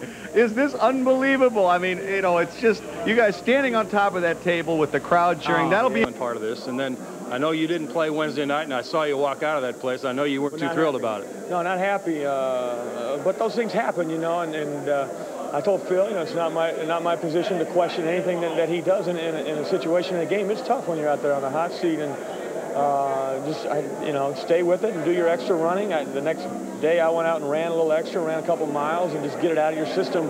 Go on to the next day. Friday night, we won that big game, and then we wanted to finish it here in front of our hometown fans. The greatest fans in the whole world, Chicago. Hey, let's see if we grab Michael and have him come in. Come in here. Come on in here. Look at these guys. You know what? What? I'm glad for this guy. He's the only guy on our team, didn't have a ring. The man went in, made a 3-pointer, came back and played a great defensive play. You know, he deserved it. I'm glad for him. I had to give my man a break. He's like, he was sweating too much out there. You see How's that second one feel for you? Oh, it feels great. You know what I mean? I'm going back and smoke this cigar. You go ahead. Go ahead. Third one, I ain't going to say that. All right, Danny. Thanks, man. Bob, thank you. Nice going. Congratulations, man. Well, a couple of victorious Bulls there, Bobby. Garden Apartments. Now, we're going to move just a little bit now and go south, and I'll show you over here, 43rd and King Drive, where there's a lot of police presence. In fact, at 43rd and King Drive, they have the street. And the first time... I think recorded. Jordan, hey, can I get you live here for a minute and find out where'd you get this cigar? Where'd you get this cigar? You're live now. We are live. See you. It's right on right there. Mike Ditka, eat your heart out. Hey, listen, what about my man right here? What a performance, huh? I mean, it's unbelievable. The man's got a great fundamental background. He came from North Carolina.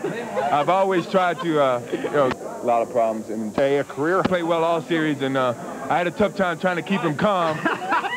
He's really emotional, but you know he's really a big key for our success. I'm just glad he was a part of this success. I know he's going to think the whole 89, the whole 91 or 90 class changed the whole series. Oh man, this guy's unbelievable. You're going to really get it, man. You were sitting on the bench, and you have Hanson and Stacey King and Scott Williams. You have all these guys. What'd you call them? The Motley Crew out there? This is the Motley Crew out there, the red team. Yeah. About time they do some work. I've been doing work 103 games. Hey, listen, is that for the golf course? Oh, yeah. It smells sweet. It smells sweet. Michael Jordan. Boy, you know, it's going to be unbelievable. I don't know if anybody can hang with you guys tonight because this is going to get intense. And stay out of our way, Chicago. We're going to tear up. I'll tell you, the guys are just... We have our friends. We have our family here. As many as 300 officers. Okay, well, it's just going to be unbelievable. Well, you've had a good time already. By the time it's over, it's going to be off the charts. Scott, congratulations. World champion, a very vital contributor. Thanks for coming on live with us. And Bobby Hanson is back there. He had a great game as well. Bobby Hanson, boy, these cigars are unbelievable. You know, this is one guy I don't have to stand on a chair to look up to. Yeah. Or look down on, I should say. Wonderful. I just thank the city of Chicago for hanging with us and for hanging with me and allowing me to become a part of this team. Because, God, I was in Sacramento last year. Actually, I was back home watching it on TV, but to be a part of it and to contribute, it's an incredible feeling. It certainly is. Bobby Hanson, congratulations. I'll get down off the chair now. And congratulations to all the Bills, Chicago Bulls. We don't have Chicago Bulls. We have Buffalo Bills. Up the floor, and he said, what a long, strange time, Wilson. Right? Reporting live at Chicago. Channel 7 Eyewitness News. Tim, you look dry. We expected to be dripping. What a scene, huh? It was great. It was great. I'm drenched in champagne and everything. You know. Okay. The 6'5" Tim Weigel. I know, that's great. Michael Jordan really enjoying this victory. Very different from last year. Last year he could barely speak. He was just so over. Go ahead, Don. What? Don, let's go to you. The crowd is violently out of control here on Division and State Street, where the victory celebration has turned to destruction. I want you to look below me here to the crowd, where police are being surrounded by the crowd. The crowd is yelling profanities now at police. We've got thousands of people surrounding police who are in their squad cars, on foot, and on horseback. Earlier, the crowd that emptied into the streets from all these bars and restaurants jumped onto two taxis. You can see them smashed upside down. They smashed, ripped off the doors, flipped the taxi. In their own cars, but tonight, and I'm sure many of the fans don't know this, and going to leave by bus. They just pulled the bus in a bit ago, and if they haven't already... Look and listen to this crowd gone wild. Just look and listen to the crowd below me here. Show the crowd. Bob Tutman, if I can ask you to show the crowd below me, I want you to look and listen for a moment as this crowd of thousands go wild. Now, police have been waiting for about an hour, just watching the crowd now, but it doesn't seem to be doing any good.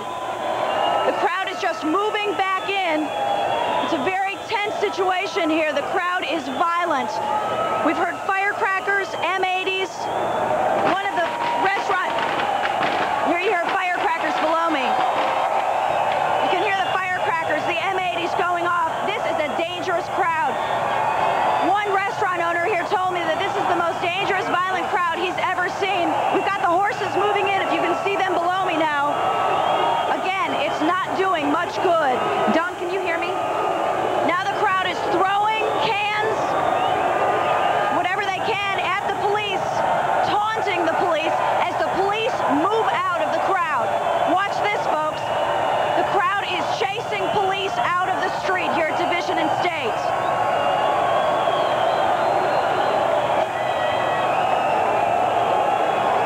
Now the crowd out in every profession. Taxi cabs, look below me here.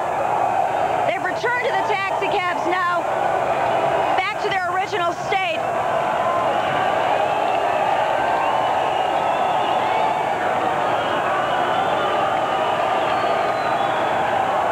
I'm Dawn Stenslin, live on Division and State, where it doesn't look like police efforts to quiet this crowd are doing much good. Back to you.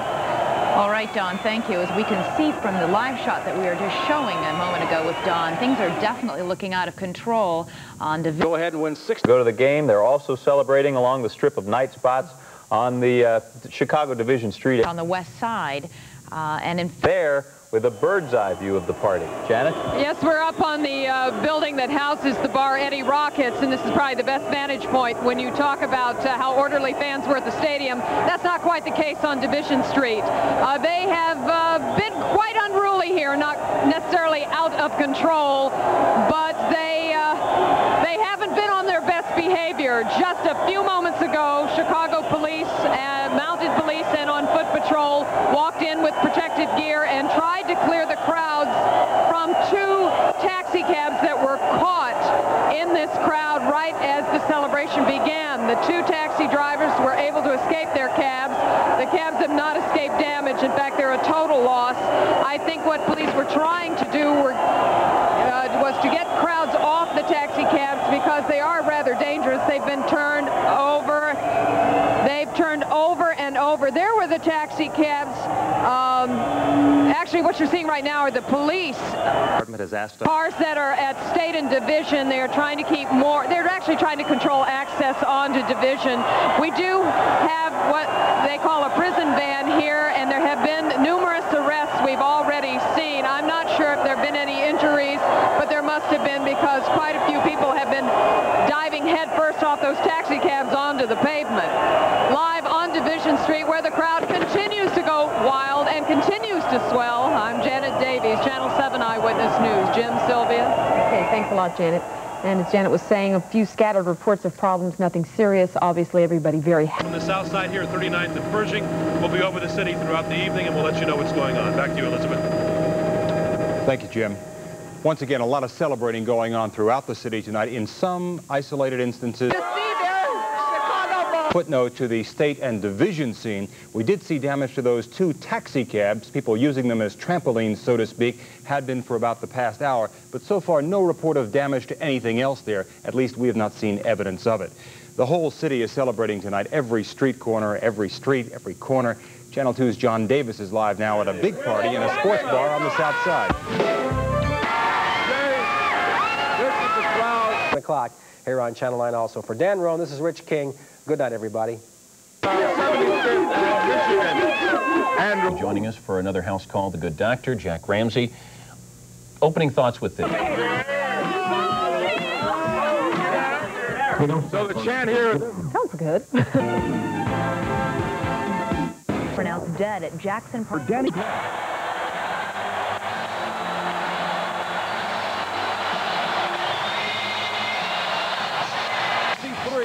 Chicago Bears, who defeated the New York. These players last year took it on themselves. This year, everybody had to dig it out to win. And this game tonight was typical of a team comeback, and we had to play great team ball to win. There's celebration at Chicago Stadium. That's a good question. I think Chicago just played a much better fourth period. I think they executed when they had to. They made the shots. They got the loose balls, and they did a great job. Well, it's devastating to lose at any time, and to lose a game like this is even worse. But you got to give those guys credit. I don't think it's something that you can talk about if you coulda or I shoulda. You just got to face the facts. And the Bulls won this game. They're the champions of the NBA, and they did a great job. Their defensive intensity picked up. We didn't handle the ball very well. No, that's true. Seemed to run out of gas, and they just kept coming at us. You know, when that happens, a lot of things keep turning the other way, and you give them credit. When the game was on the line, they turned it up, and intensity got high, and they took control of the game. We just couldn't seem to make a shot or make something happen to stop the momentum. They are a very deep team. I mean, they are an excellent team with a lot of guys who can play. And I don't think it was anything to do with us relaxing or anything else. The guys on the court for them came out and really put a lot of pressure on us, and they really got after us. We could not seem to make a play or get a call, you know, anything that would have broke the momentum a little bit where you can kind of take control again. It just everything kind of snowballed. You know, we come down to the offensive end, get a moving pick, we go at the other end, we get a foul. You know, we were putting them on the line. It was everything that we wanted to do kept going the other way. We kept putting them on the line, putting us in foul trouble. That's what happens when a team gets momentum like that, especially in their own building. Like I said, give them credit. Rick Adelman with a bitter pill to... What used to be a furniture store, it is now some storefronts. The windows have been broken out there, and there is a fire burning there now. There's a large people gathering just to the west of that. As you can see, they've broken out some windows there. There's a large amount of people, some police presence here. It doesn't look to be out of control. We've seen human waves of people go along the way. Jim, now we're going to try to look at this crowd, and as we push in, Jim, a little while ago, Jim, a little while ago, you had said there was no police presence. When did the police finally arrive on the scene at this location? I'm sorry, Elizabeth. There's a lot of crosstalk here. I did not hear what your question understand. It's kind of a chaotic situation out there right now. You had reported earlier that there were no policemen out there. Did they arrive just moments ago? When did they get on the scene? This is a separate location. Now we're on the west side of Madison and Pulaski. There are police and firemen at this location. There has been some looting, and you can see people running back and forth along the street. And even past this location, further to the west on Central, we're going to tilt up here, and hopefully you'll be able to see that as well. There's police have the street blocked off down here. We're going to move this way. Please stay with us as we go down. It'll take us about 30 seconds to get down to Madison and Central, where there is another hot spot where we have had reported by the police here lots of looting going on in Madison and Central. You can see that the cars along the other part of the other parts of Madison Street are still moving along normally. In pockets, there is looting going on right now. Clearly, we're having some problems there with that signal. But Jim will continue. Obviously, you've got an antenna on a helicopter, which has to be pointed in exactly the right direction. One point to make here: there had been concern among Korean-American store owners in that area, talking with Alderman Ed Smith. So stay with us. Point turnaround in the last. Underneath, and Grant scored his only basket of the game in the first quarter. But then Portland started to pull away. And when Terry Porter stole the ball and fed Clyde Drexler for a second quarter slam, it was 38-28 Portland, and things started to look bad for the defending champions. Portland went on to go ahead by 15 points. But when Scottie Pippen missed a shot, Scott Williams battled very hard for the rebound, kept it alive, and his hustle was rewarded as Michael Jordan finished the play by drilling a three-point shot. Portland still led 46-37, but the Bulls were chipping away. In the third quarter, Porter cut through the Bulls' defense, and his layup gave the visitors a massive 77-60 lead late in the third period. But then the reserve sparked the Bulls' comeback. B.J. Armstrong hits a jumper to cut Portland's lead to 81-76. Jordan on the bench leading the cheers. Stacey King follows by banking one in off the glass, and the Bulls trail by only 81-78. This next play also huge. Pippen beats the 24-second shot clock, and he hits the three-point shot, tying the game at 85 all. Portland tried to rally with a steal, but then Jordan will steal it right back. He goes in and slams it for an 89-87 advantage, and the Bulls are close to their amazing comeback victory. Michael then seals the win by driving baseline and splitting the defense. He lays it in to put the Bulls on top 95-91. And as the final seconds tick away, John Paxson dribbling the ball. The Bulls and the crowd enjoy a brilliant comeback and back-to-back world championships. Bedlam at the stadium. With the cigar, Pax doesn't have one. How can you smoke that thing, man? It's sweet, just like the victory. All right. Well, on that note, let's roll in some of the highlights and show the people how it happened. What do you say? And we'll see the big comeback by the Chicago Bulls. First of all, Scotty goes to work inside, up, and off the glass. And MJ leads the cheers. Were you guys starting to feel then that you were back in it? Yeah, we were. This hoop here gives us the lead for the first time. But, yeah, once we got that momentum, it was really our game to win. There's Michael driving to the basket, and it goes. That made it 95-91, and that was just about it. The celebration begins. What's it like the second time? Let me be about the 300th guy to ask you that. I'll tell you first, the toughest thing about this whole thing is that the only way to be a success this year was to win it again.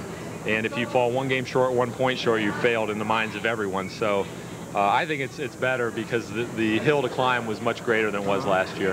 Horace, I got to ask you, you're down as many as 17 in the second half, 15 after 3. Are you thinking a little bit about, oh, what the heck, we'll win it Wednesday? Oh, not at all. This team had so much confidence, so much poise. You know, we didn't have a doubt of any because we know what type of team we are. Easy to say now. Easy to say now. Well, now, what about the sequence where you run up the stairs and into the crowd there? Was that a planned situation? How did that develop? I heard Jerry Krause say we're going to go back up on the floor because the crowd was still around, and that is as unique a celebration as I've ever seen. And the fact that we were able to share it with the fans, you know, you know now and you understand that this city starves for winners, and especially when you can do it on your home floor. I'll never forget standing up on the scores table and able to celebrate with the entire crowd. Horace, what are your thoughts on that scene you're looking at? Oh, just like when Ryan Sandberg hits a home run. A little better people wanted a curtain call, and tonight it was like one of those curtain calls. The curtain call of all curtain calls. Should we ask him about the three-peat for you? Should we let him off the hook? I think we got to ask him. It's definitely the question of the hour. I have a great answer.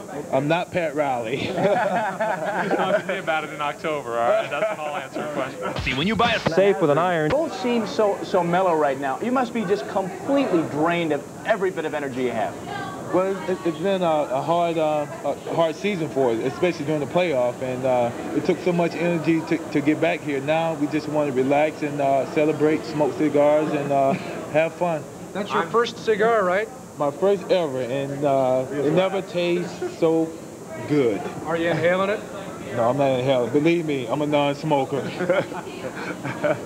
If you three-peat, you got to smoke one. Nah, I think I'll stay out of that. Doesn't smell very good right now, but this is just a great win for our franchise, the city. You know, this is one of those wins that goes down in history, especially for this city. I'm not worried about what other things nationally. This is important for this city. It's the first, as most people I guess know by now, it's the first time any Chicago franchise has won back-to-back world titles since the Bears in 1940 and 41. It doesn't happen but twice a century, you know? Yeah, that's what makes it even more special. It's something I'm sure as a player I won't appreciate until there goes Michael smoking a cigar too. Oh, I'm getting out of here. Here he comes. He's coming in to take the show. Sit down. Thanks, guys. I gotta earn my money. Thanks, Horace. See you, Pax. Michael, don't worry about it. No, that looks like I have to hold this. Well, yeah, the cigar's that getting thing's down now, about an inch farther than it was when you were here It's gonna earlier. last 105 games. Horace is smoking his first cigar there. Me too. My first, but that's okay. Michael, we just asked these guys, how many people have asked you about three-peat to this point right now?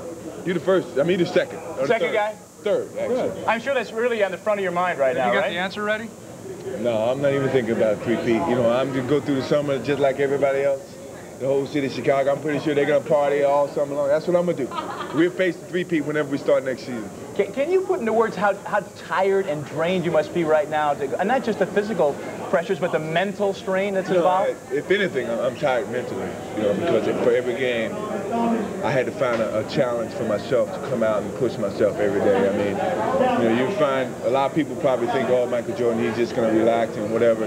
But Michael Jordan had to find a driving force for himself. An anti-lock break. Come out and play every game, you know, and that's the way I am. I got to find something. If it's the littlest things, it's enough to push me. Michael, what was the challenge tonight when you're down 17 points and it looks like, at least for tonight, it might be slipping away? How did you get yourself going? You know, it really wasn't me. It was the second team. You know, Bobby Hansen, Scott Williams, B.J. Armstrong, you know, Stacey King. They got me going because they came out and they played well. And they put the pressure back on me. Okay, we back within 5 points. Now we turn it over to you. So I have to come out and play well. Scottie Pippen's got to come out and play well. Everybody's got to come out and play well. This is a chance of a lifetime to come back and redeem myself. And you got it. All right, Michael. Tell everybody, stay tuned for Sports Extra, and we'll send it back to the station, all right? Don't leave. The party's just started. All right. That's a tease, baby. See you in a minute. That's a tease, all right.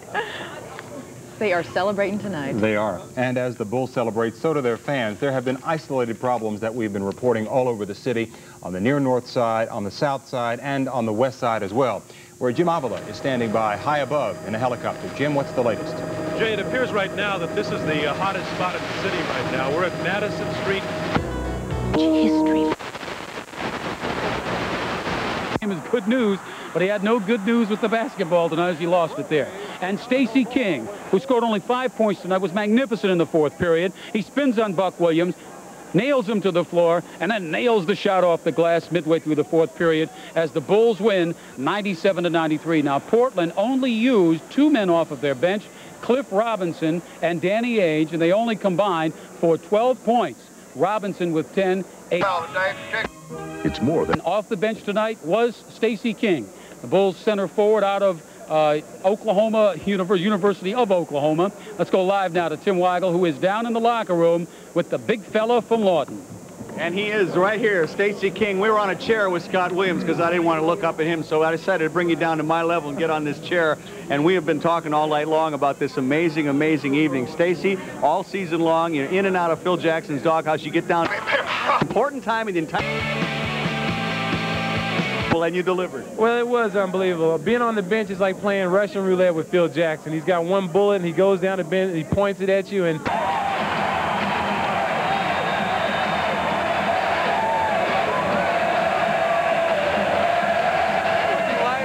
Celebration going on right now in the city of Chicago as Chicago celebrates a champion. The Chicago Bulls have repeated with a win tonight over the Portland Trailblazers at 95-91. You couldn't talk either if people were blowing that stuff in your face. I'm Howard Sudbury. This is Corey McFerrin. Scott Williams. Yeah. What's your name again? Leroy Smith. Leroy Smith.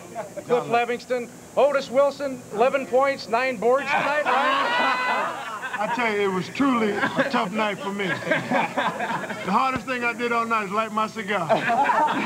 I bet. Corey, what do you say? We'll talk to this group in a second. Let's show some highlights. We've got some highlights, and I think, first of all, we're going to see Michael Jordan in action. And Michael Jordan named the MVP of the playoffs for the second straight year. Of course, MVP during the regular season. He's the first man ever to win the honor in both the regular and postseason 2 years in a row. Scottie Pippen with a big jump shot there as they're coming back. If they want to come back in that fourth quarter. And here's MJ going to work again. In slow motion, MJ.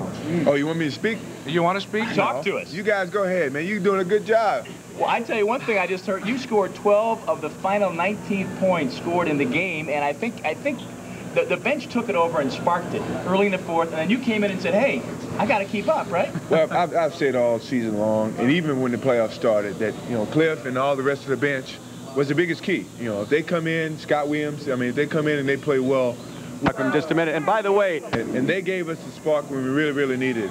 You know, I didn't play well the first 3 quarters, but these guys came in and kind of took up for my slack work. And once they gave me an opportunity to come back and redeem myself, you know, I was able to pull through. You know what, to me, is a remarkable statistic, if you will, Scott Williams. 2 years in the league and 2 rings, man. Don't tell him that. Yeah, I said all along it was the class of 90 that brought the good luck here to Chicago. I hope that I'll be here for a long time to come because I'm having a great time. Easy living. Hey, he needs about $2.5 million. Oh, yes. Talk to me, baby. Scott's new representative, Michael Jordan. There you go. You're in the agenting business. Let's ask Cliff about that fourth quarter run. You know, you're down 15 points. Now, it didn't look very good. It looked dismal, as a matter of fact. What really turned it around, do you think? Well, we were all along talking to each other, saying if Phil just give us a chance to go in there and see what we can do. You know, he couldn't hurt us. We were down by 15. Give us a chance to see if we can spark the ball club. And we went in there, and we were just out to just try to get us up. Cartwright is here. Yeah, Bill Cartwright is. It just feels really good to win our second world championship. We did it for you, Chicago. Oh, yeah. Sound like Louis Armstrong. You know what? We should say goodnight now because we ain't never going to top that. We don't have to top it. We got a couple of rings. Yeah, that's all we need. I think Stacey does Bill better than Bill does Bill, doesn't it? Don't let Bill hear him doing that. Bill doesn't get mad about that anymore, does he? All-season surgery. He's put a few things on NBC about me, but, you know, that's just part of it. We just have a great time on this team. Stacey, we were just talking about the bench and the contribution of the fourth. Tell us what it means to you to have had a chance to contribute to that degree in the fourth and win this thing. Well, you know, it's been a team effort all year long.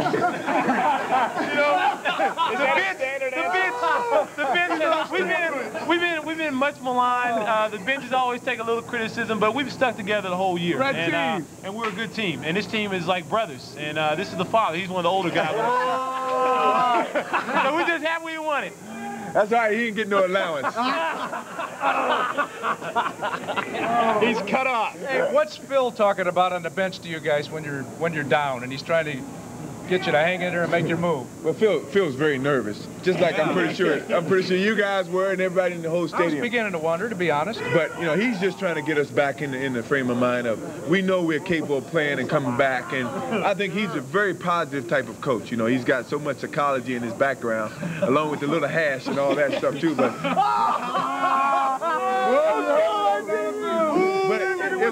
it was enough to get everybody motivated, especially the second team. The second team seemed motivated, and they came in the fourth quarter.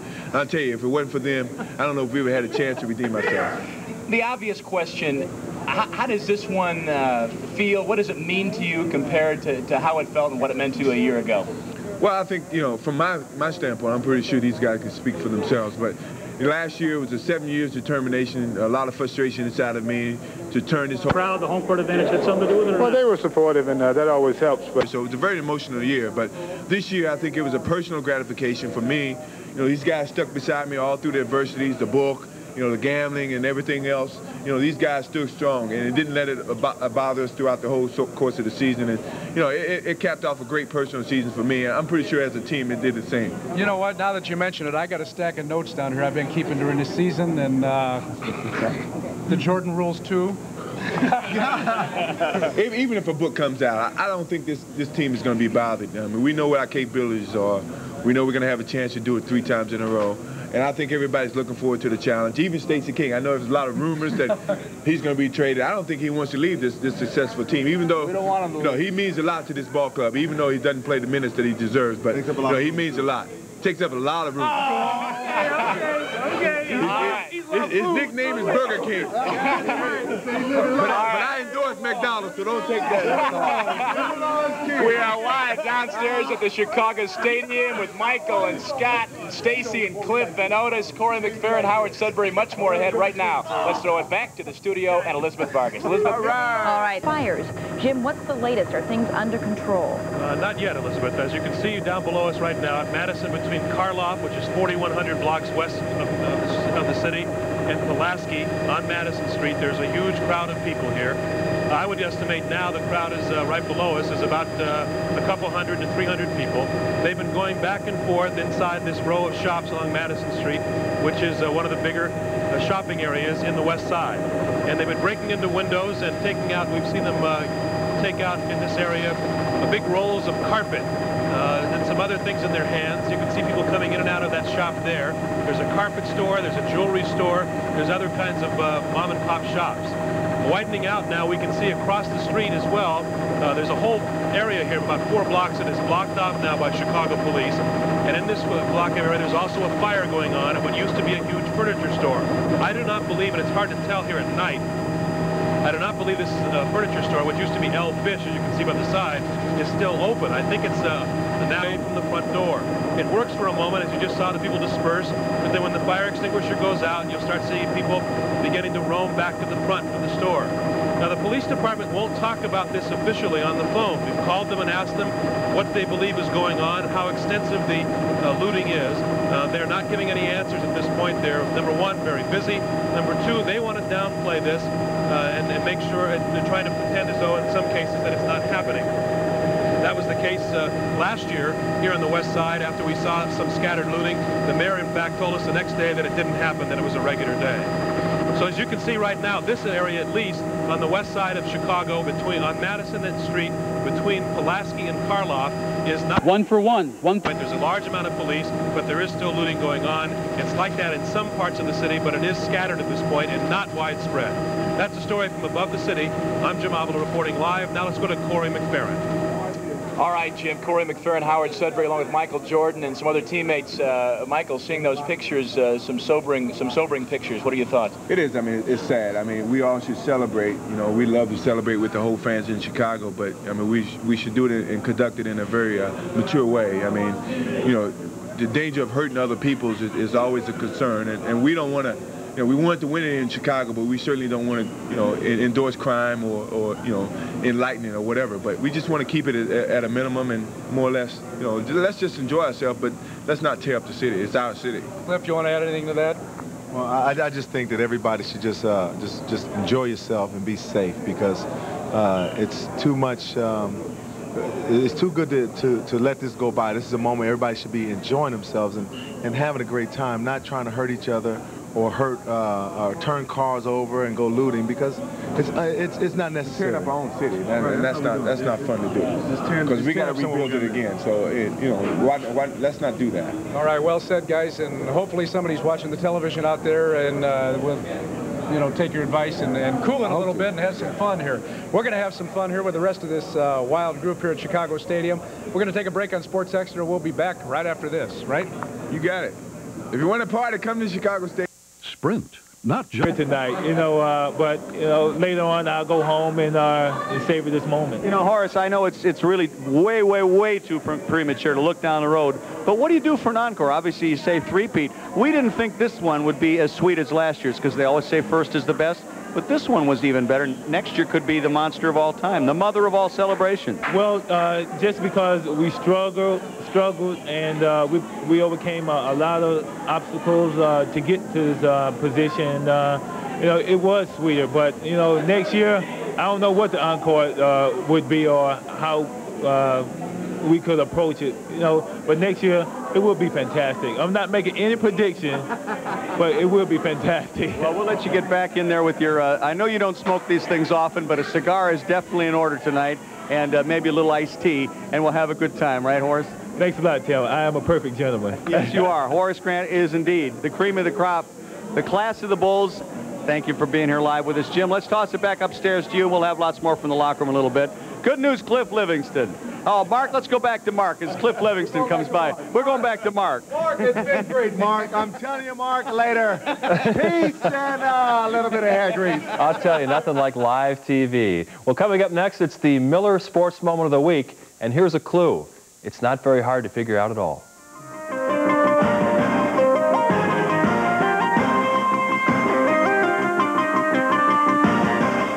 Nearly that much.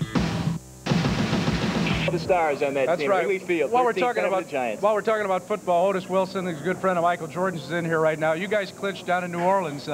Think back to that party a little bit for us, Well, I tell you, it was truly a gratifying feeling to accomplish something like that in the fashion that we did.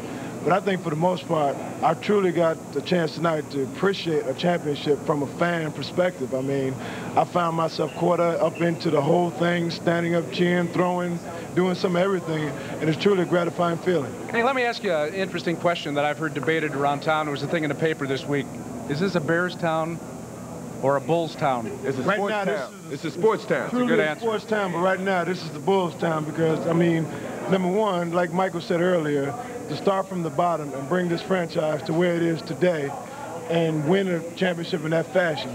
But then the pressure of coming back, playing when everybody's gunning for the top spot, and do it again in this fashion that they did and come back from a 15-point deficit and win like that, it's unbelievable. It's truly a Bulls town. You know what? You mentioned pressure, and in some ways, Michael, I think that the pressure is off you guys for next year for a certain extent because a three-peat is so hard to do.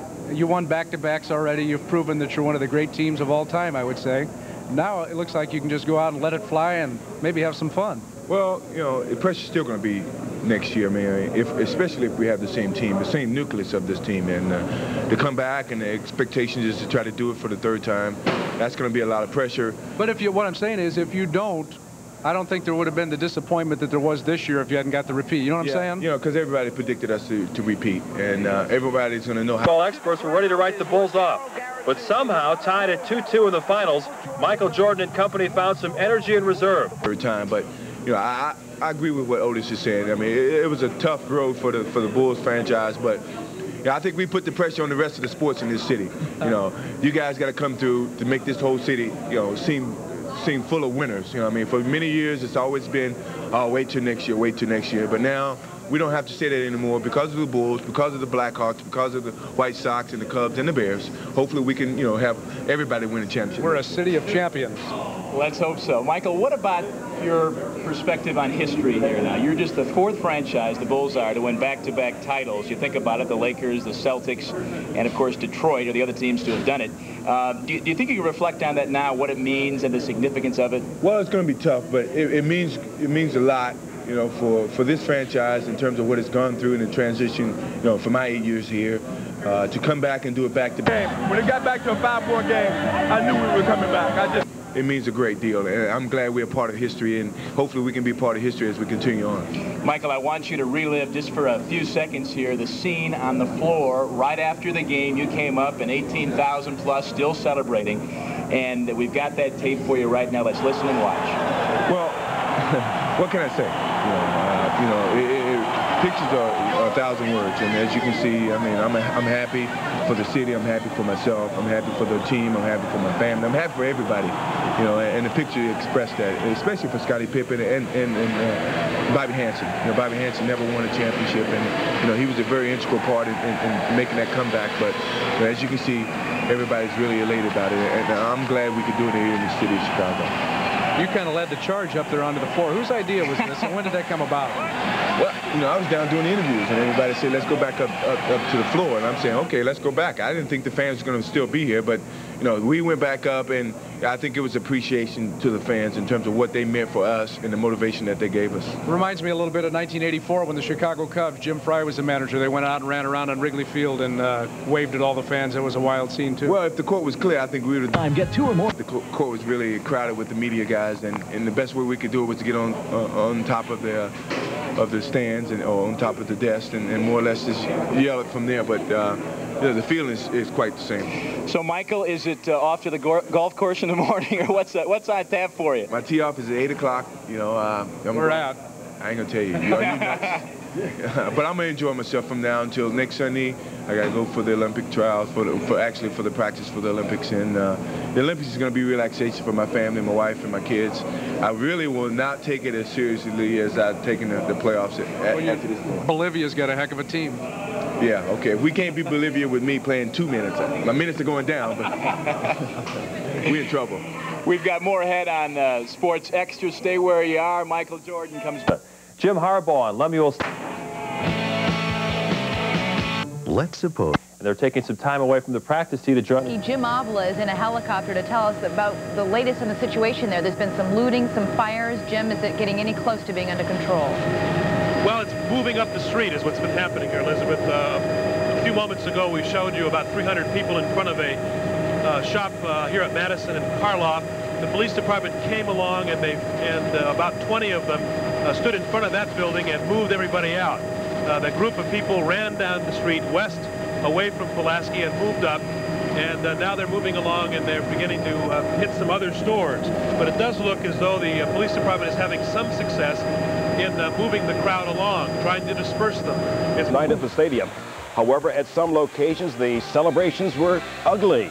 This is the crowd near the corner of State and Division after 2 taxi cabs were trounced by partygoers. Nearby police just looked on. Plus, there are reports at this hour of looting, rock throwing, and vandalism in other sections of the city, but we hear it is not widespread.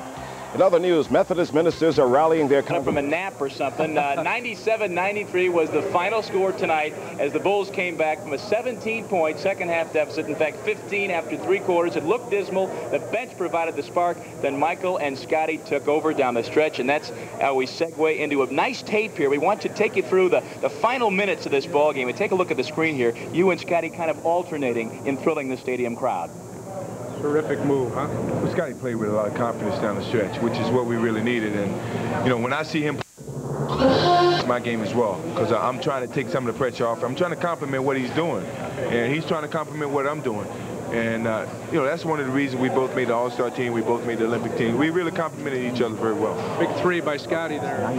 Yeah, I mean, that shot clock was gone. That was a real clutch shot. It tied tied the score. And here, I think I gave us a 2-point lead.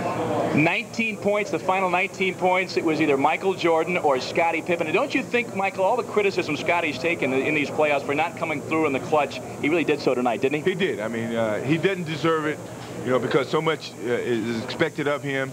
But he really came through tonight. And I think that's going to give him a lot of confidence. I'm pretty sure it's going to take some of you guys off his back. Give me my jacket. Give me that jacket. Down the stretch, that was a beautiful move right in the end, about like 40 seconds, I believe. And then it's jump up and down, slap 5, and go nuts. Look at Phil and Horace there. It's unbelievable. I mean, it's great to do it here. And as you can see, Now, we pay our tribute to the fans and to the organization. It means a lot for everybody. What do you say we pay tribute to the guys you beat tonight? Because you know what? The Portland Trail Blazers really showed me a lot of guts tonight, the way they came out and took it to you guys. Nope. You were at the game. Break into various stores along Madison Street over the last hour and a half. The police simply outnumbered here at that time, unable to make the arrests of all the people who are doing wrong at this hour. Police have brought this situation under more control as they have moved in more officers within the past 15 minutes.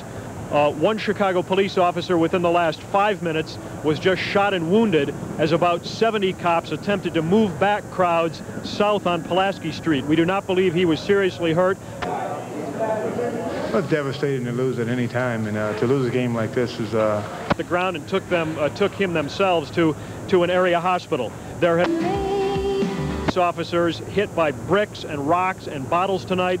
They are out here at this hour in their riot helmets. They didn't start the evening that way. The area around the Chicago Stadium was relatively calm from the time. Well, I talked to him as I was walking past him and to do interviews, and you know, he congratulated me on as well as to the team about the championship. And you know, my response to him was, you know, I cannot wait to be alongside of him in the Olympics and to get to know him from a social standpoint. That's the reason that I'm playing in the Olympics, is to know these guys from a social standpoint, not just from a competitive standpoint, but you know, be around them and see what they like to do and what I like to do, and see if we can blend our relationship to make it a lot stronger. Well, he seems to be a class act right down the line. He's very classy. I think one thing that they tried to do, and we both did a heck of a job, is to try to take away from that one-on-one image that they try to project from the media hype. But you know, even though he didn't shoot the ball particularly well, he was a heck of a challenge to go against, and I enjoyed the competition. Hopefully he enjoyed the competition. But at the same time, doesn't that Eyewitness News, when you've got somebody who is because you did the police officer good and at your level, that you can just rise above it and make yourself play even better?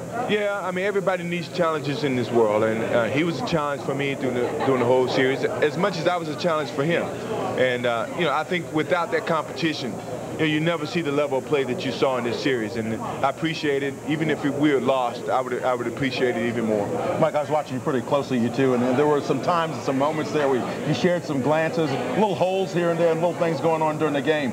That's what makes the competition fun. Well, I think what's so good about Clyde and our competition is that we're consummate pros, and we know the things that we can get away with and the things that we can't get away with, the holding, you know, the pushing, whatever. And when he hit me in the forehead, you know, he came back and said, "You all right? You know, I didn't mean to hit you in the eye," and whatever. That's the type of respect that we have for each other, and I enjoy that type of competition. Michael, a special guest coming in from behind. Take a look up. Introduce this young lady. Well, this is my wife, Juanita, and I think she deserves a lot of credit in terms of my whole season, as well as my kids. I mean, when I went through all the mental pressure of dealing with all the adversities all season long, you know, she kept me focused. She kept me strong, and if it wasn't for her, I could have easily blown up. I could have easily gone after Sam Smith or gone after a lot of the different opinions that I've seen and heard from all season long. But you know, she more or less kept me focused, and that really helped me out a whole lot to focus on my basketball and let my basketball be my medicine. And Juanita, how do you do that?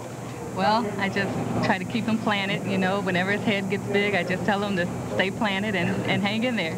That's Juanita, do you play golf? No, I don't. But she allows me to play golf. That means a lot. Yeah, he plays enough for both of us. What's this mean for you?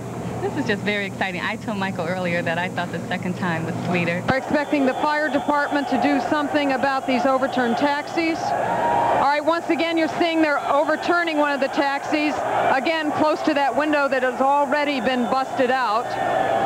This crowd looked for a moment about a half hour ago like it was starting to get smaller. That's not quite the case now. Looks like some of the people must have walked down to the Rush Street area, the Oak Street, down along Dearborn. They're coming back over into this area, especially since the fire department truck has moved in.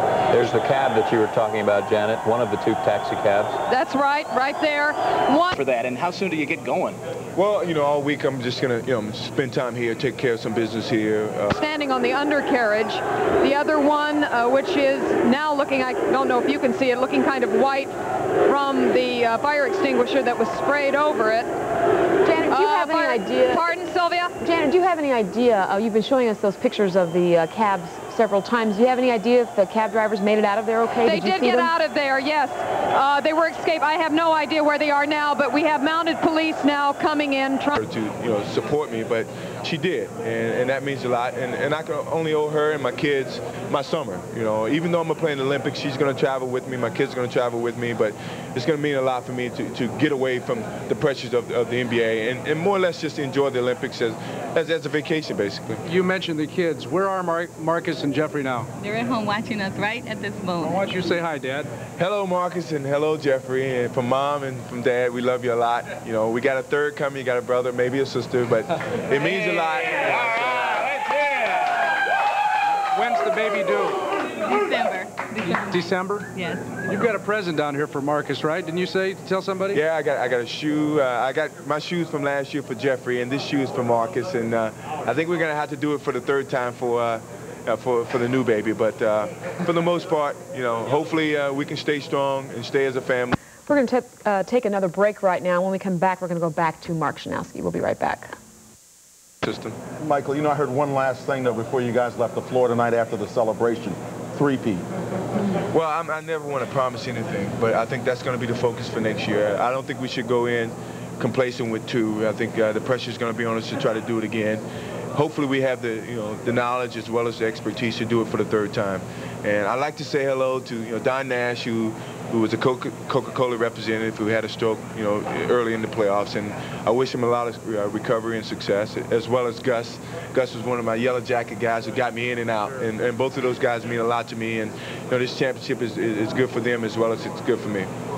Michael, we appreciate your time. We appreciate your talents. It's been a great playoff run, and congratulations on the world title for the 2nd straight year. Thank you very much. You guys are making me emotional. I better get out of here before I cry. Thank you, Michael. Thank you too, Juanita. Bye, Juanita. Thanks a lot. Well, Chicago Stadium with Michael Jordan, Dan Jiggets, Michael's wife, Juanita, Howard Sudbury. I'm Corey McFerrin. It's a great night for Chicago. Right now, back to Jay Levine. Hello, it's great, man. Let's see that tape. Let's get a tight shot of this tie here. No strokes. Oh, even up, huh? Even up, straight up. You give me a few? Hey, there it is. There it is. Very beautiful. Isn't I know your it, wife picked it out. Isn't it, though? I wonder how much of a cut he gets off of that price. Thanks, Michael. Thank you. That's right now. Now, let me tell you about a couple of developments we've had in just the last couple of minutes. You see the crowd below standing on top of 2 taxi cabs. They've been rolling those cabs over on and off for about the last couple of hours. You see the Mexican food restaurant behind there. One of the cabs was rolled through the plate glass window there. There were no injuries that we know of, but at one point, one of the cabs caught fire. It was necessary to put it out with fire extinguishers. Now, just a short time ago, you see behind over here to the right, you see a fire engine that was brought through the crowd. It was brought in as a precaution just in case there was a further fire from a ruptured gas tank. It was not necessary to use it, but the fire department had a very difficult time actually getting through this crowd, and at one point the people actually were up on the fire engine rocking it as they had a number of the other vehicles. We can tell you there have been 10 arrests here tonight, possibly a few more in the last 15 minutes or so. In the last half hour, the police department made a decision to close these bars down here on Division Street in an effort essentially to cut off the oxygen supply of this melee that's been going on ever since the Chicago Bulls clinched their 2nd world championship title. Right now, the Lakers and the championship last year is that they're just going to have to let this thing burn itself out. They say it would only cause further problems if they moved into this crowd and tried to make mass arrests. They are severely outnumbered. At this point, there are only about 150 police officers down here on the street. And again, they estimated this crowd at between 14 and 15,000. Live on Division Street, Phil Rogers, Channel 5 News. Phil.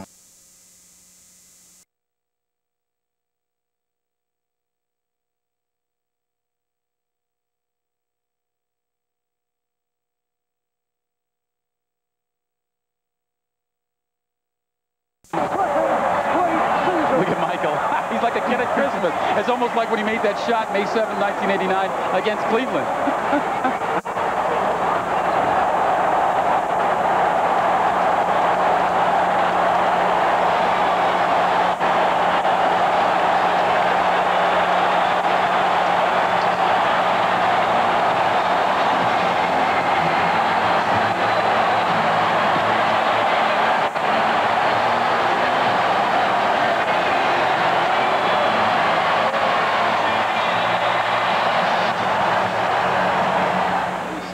#1, Go Bulls.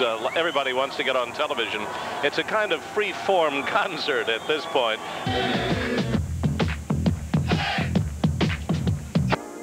Sign it. Well, that's what I was getting. Okay, you're trying to get Jordan to sign this thing. How to make it even more valuable, right? Exactly. Okay, Mark Marshall, one of a kind, although I did see one other painting down there. You must have some competition. Yes, but it's not close to this. Yeah, no, I'd agree with that. At least I'd agree with it in front of him. Okay, back up to you guys. Chucky.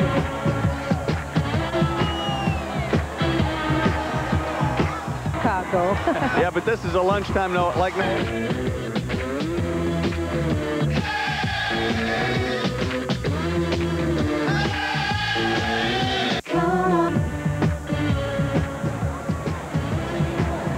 I just like, you know, when you hear that music, you know it's time for the Bulls. D-Tower. This is a Channel 5 News special report. Running with the Bulls. Live coverage of Chicago's salute to our world champions.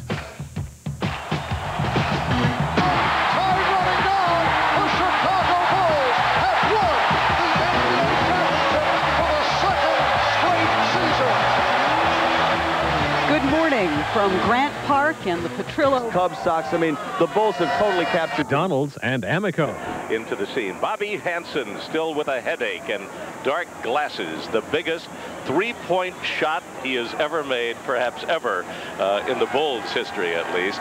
So we know that the folks are beginning together. They are here. Must be behind there. Large contingent of mounted Chicago police coming into Grant Park here now. Little crowd condemned. The 40s and the 50s, and the Celtics did it later on, and L.A. got 3 of them.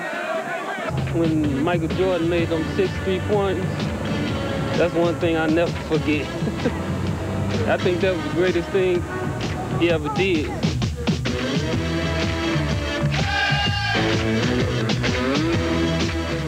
There you go. Okay. Well, boy, he knows his role. He's a wonderful guy. He is just a great, great guy. The other Chicago Bulls trophy and everything. This year, you know, second time he got the presence of mind over from during the season. And I'll tell you one thing, you'll never get tired of looking at the fourth quarter of that Game 6 on Sunday, and you never get tired of looking at any Michael Jordan highlight reel either. Really, he's a human highlight reel, actually. He is. Look at this. That's in the Cavaliers series, a game at Cleveland.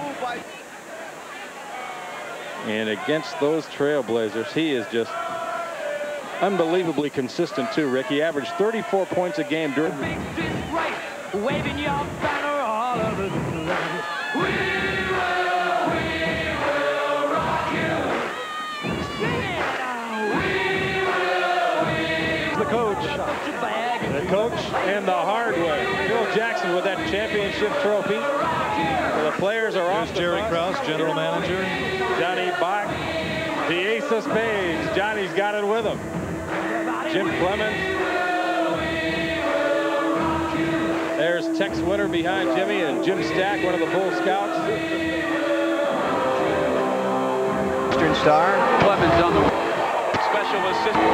Everybody's got the wrist. She's going. This has got to feel so good, you know? It wasn't a fluke. You weren't a one-time hit. You sustained it for 2 solid years. Who's that, Mark? And that's Stacey King right there. There's Stacey. You have to understand, we are sitting out in the broiling sun, focused on a television monitor. He and his girlfriend are packing up and going somewhere. They don't even know where yet. Well, that's an interesting point. Horace there. MJ, back-to-back T-shirt on. There's Horace. There's Big Bill Cartwright and Will Perdue. Hi, gentlemen. Scott Williams, BJ, Scottie Pippen. There's Pax. Oh, Johnny. Hey, brother. Good news. Cliff Livingston and Bobby Hansen. And of all of them, Hansen is the only one who's going to be getting his first ring today. Get ready for him. That was a great trade when he came over from Sacramento. He's got to be thrilled to death. There's Craig Hodges, too, the Chicago. Initial comments following the clincher at the podium. Phil Jackson was asked by a reporter, I think was a very premature question, but said, do you think you can three-peat? Can you do it again? I mean, gee, give him time to enjoy this one. But Phil flat out said, I think we can. We have the chemistry.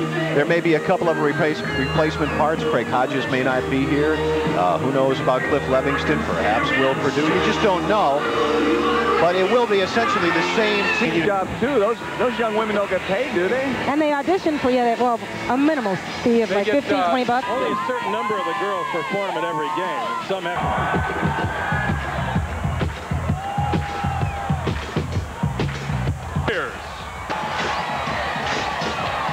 Team 2. When I hear this song, I have to put my laptop computer down.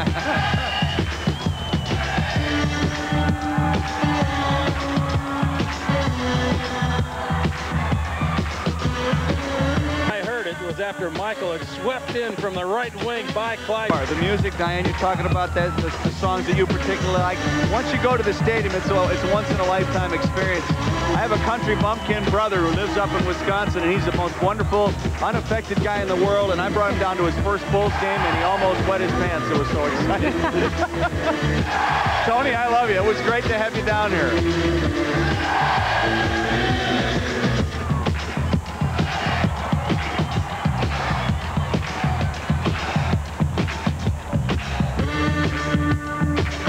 What's the name of this song? Gary Gritter's Rock and Roll. Okay, now. You got it. You know Tim knows. Hey, top 40, baby. Top 40. That and the blues. Yeah, man. When I was playing music, it was James Brown and it was the Supremes. But it has an identity all its own now once the Bulls have gotten a hold of it. It's all the Bulls songs. You know, I've been to many of the arenas around the NBA, and they play this song there, and I'm telling Not hey, the same. Please, I know. cut that out. Stop copycatting. Remember Cleveland? We were like, wait.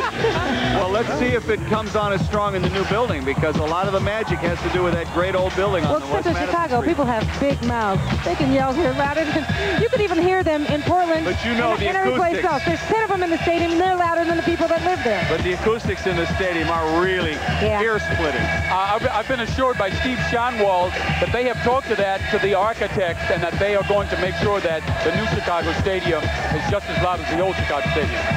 Well, it's pretty loud out here, too. Let's listen.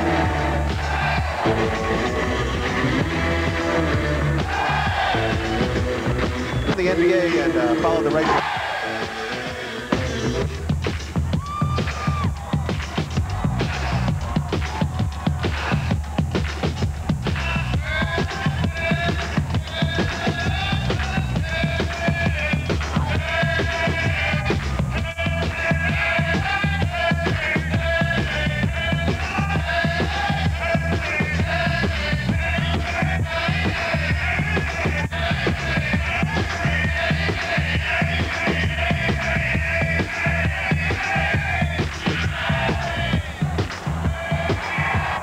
Man, this is fantastic.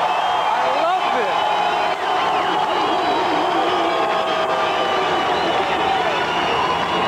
Here come the guys.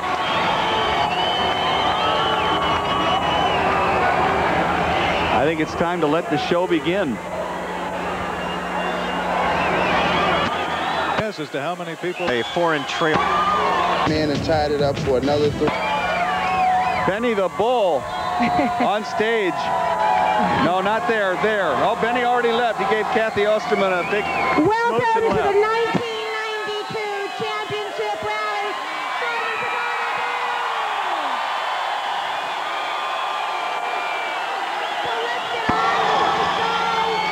And let's give another rounding applause for the lovable.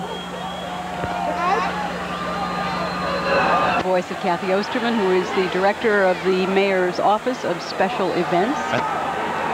The Bull. There she is. There she is.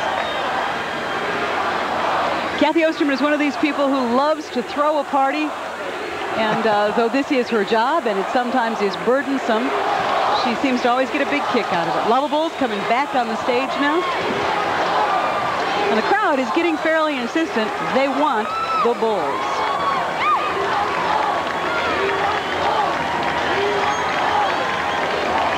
I think they figure they can cheer on their own. They don't need it.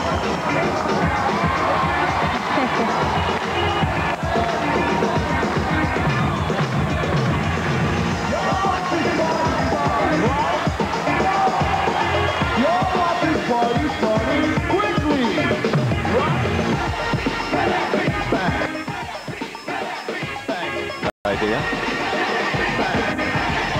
was a bad omen, Jim, when the Bulldogs missed. Fortunately, and they missed the Bulls win. Native haircut. Mark, you know what? I like your hair, but this might be something you may want to consider. We'll let you ponder that and send her in front, Diane. I'll tell you that.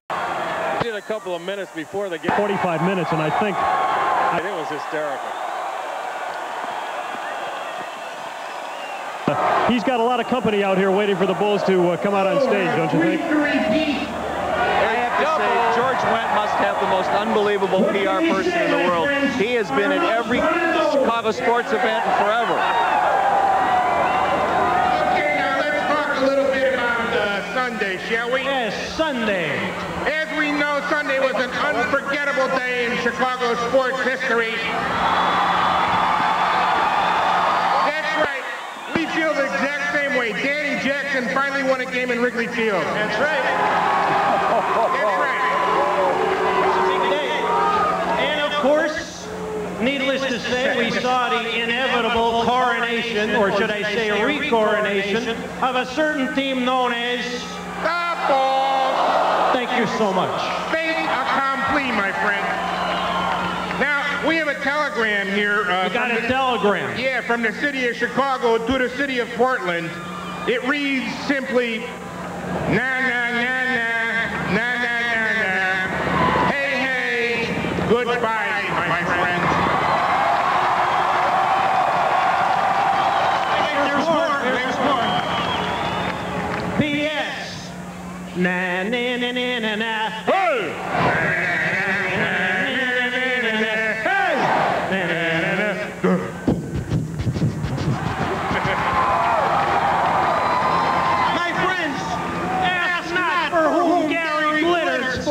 He glitters for the Bulls.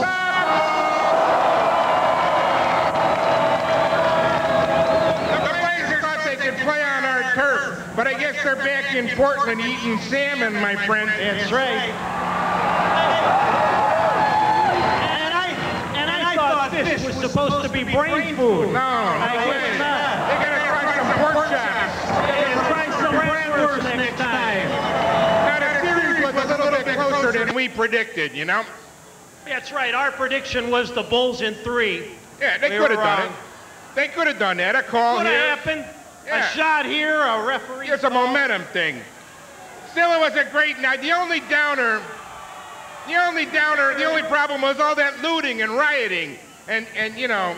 Yeah, let's talk for a moment here. Yeah. That was a shame. Oh, yeah. The looting and rioting. It's not Chicago, my friend. No way. We think it's a damn shame. Look like some kind of New York cesspool or something. It's not Chicago. We're nice people. We think it's a damn shame that in a city of 3 million people, you got those 2 million jerks who ruin it for the other million. That's right.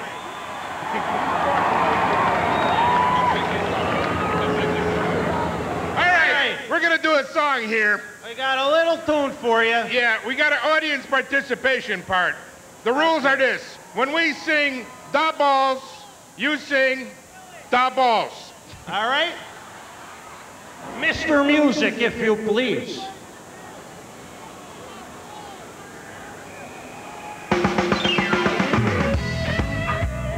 Dance. We don't dance. We're too cool to dance. This is dedicated to Ben Riley, who stole Nick's haircut. Goodbye, New York. Sure wish that you were here. Luck, Detroit, and the Cleveland Cavaliers. 'Cause I'm the guy who pulls for a certain Midwestern team known as the Bulls. The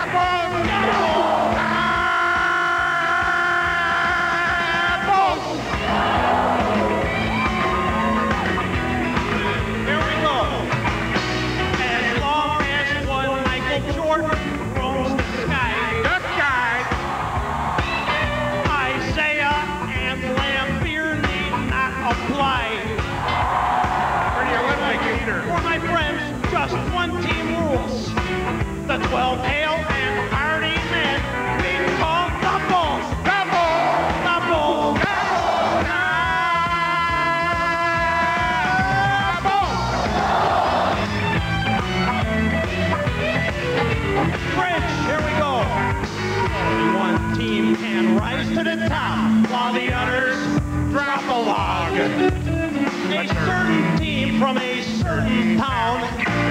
starts with a C, ends with an O, and in the middle is Chicago. Read 'em and weep, my friends. Read 'em and weep, my friends. Weep, my friends. Yes, indeed. Okay, listen carefully.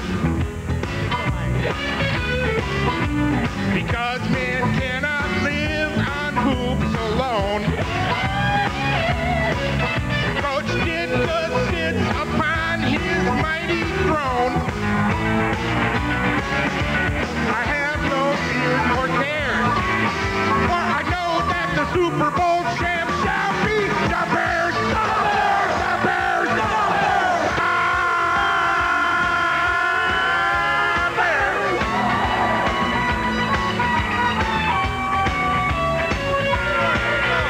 Perhaps if all the Bulls were 1 foot tall, we might see some competitive basketball. Maybe. Till then, we'll gladly pull for the fine fleet to machine that is the Bulls. The Bulls! The Bulls! The Bulls! The Bulls! Yeah! See you next year and the year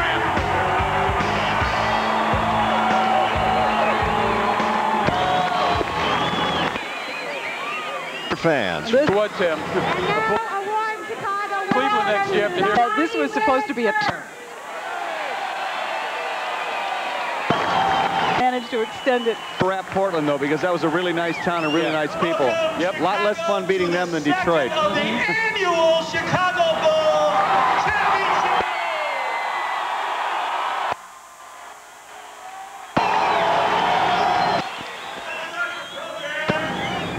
With the Rutledge Sisters and the national anthem.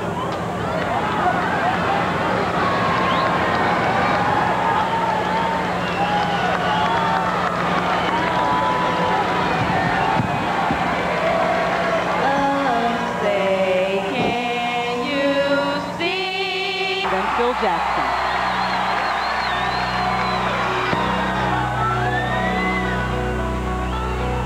Hey, are the lights supposed to go off? Most explosive introduction in sports history. Bar none, nobody's topped it, nobody's come close. For some people, it's their favorite.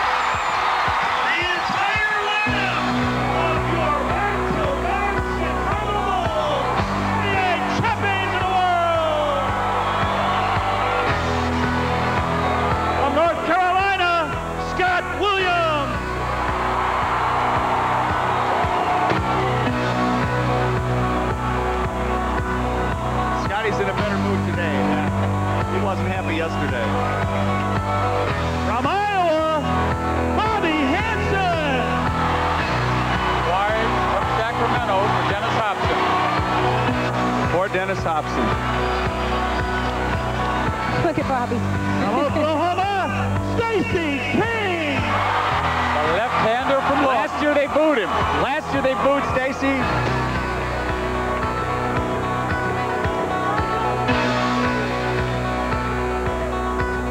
From Iowa, B.J. Armstrong.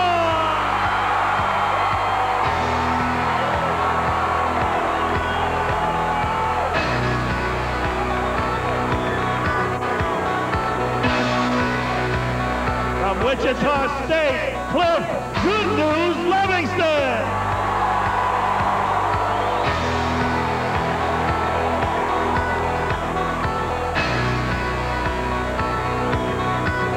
From Vanderbilt, Will Purdue.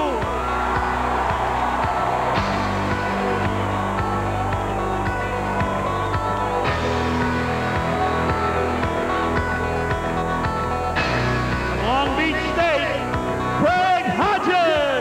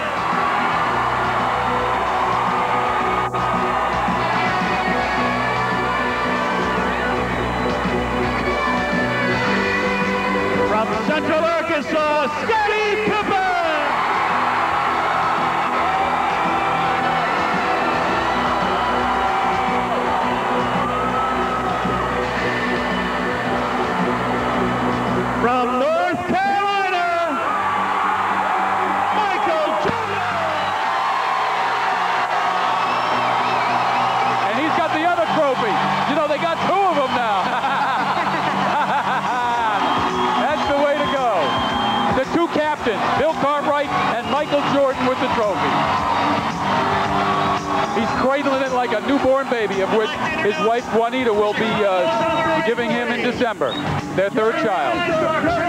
Phil Jackson!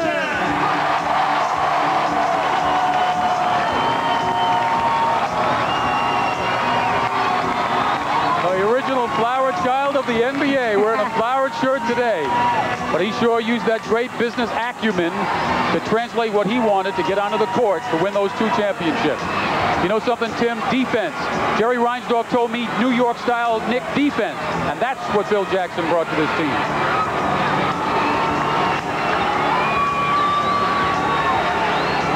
You know, Johnny's pretty good at this intro stuff. Let me introduce now the general manager of this great club, Jerry Krause. Unaffectionately, they call him Crumbs from time to time, but people should have more respect for this man. To the world's greatest fans, the second time we're here. And it's more satisfying than the first time. And it's beautiful, and it's all for you. Thank you.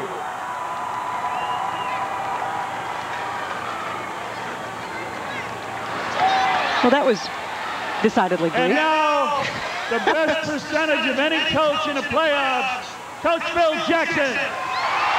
The deadhead himself. Kind of dressed like a deadhead today. The ex-hippie, now among the coaching elite in the NBA. It's twice as nice, is it not? Yes, it is. I must introduce the coaching staff that's worked so many hours with me and seated behind. Jim Clemens, a defensive specialist. Johnny Bob. Tex Winter. And the weight conditioning coaches, Al Vermeil, his assistant, Eric Helen. Thank you very much.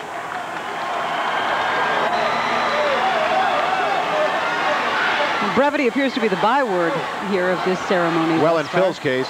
And the man who brought us through so many nicks and bruises during this season, our trainer, Chip Schaefer. Yes, indeed. That's right. Jordan's heel. Jerry. It's true, we heard a lot from him during the last couple of other people here who should be recognized. They're behind the scenes, and they do tremendous jobs in bringing you people the players that make this franchise. Jimmy Stack, one of the fine scouts in professional basketball.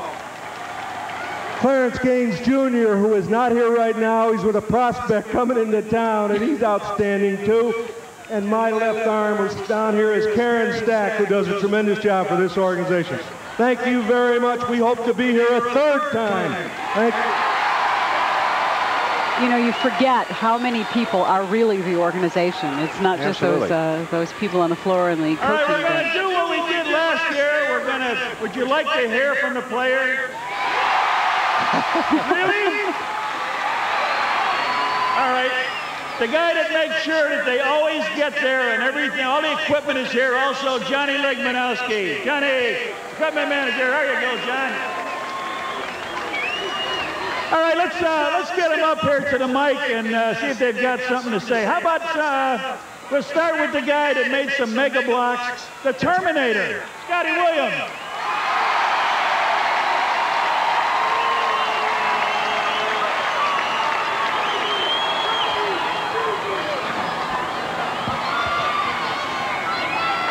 Hello, Chicago. How's it feel? I just want to say thank you for cheering us on to victory in that fourth quarter. Without you guys, we knew we had a whole city behind us. The stadium was rocking. It really made it happen for us. I'm not going to talk about the 3-peat because Horace Grant always tells me that I don't know what I'm talking about anyway. But I will say one thing. Real men do it twice.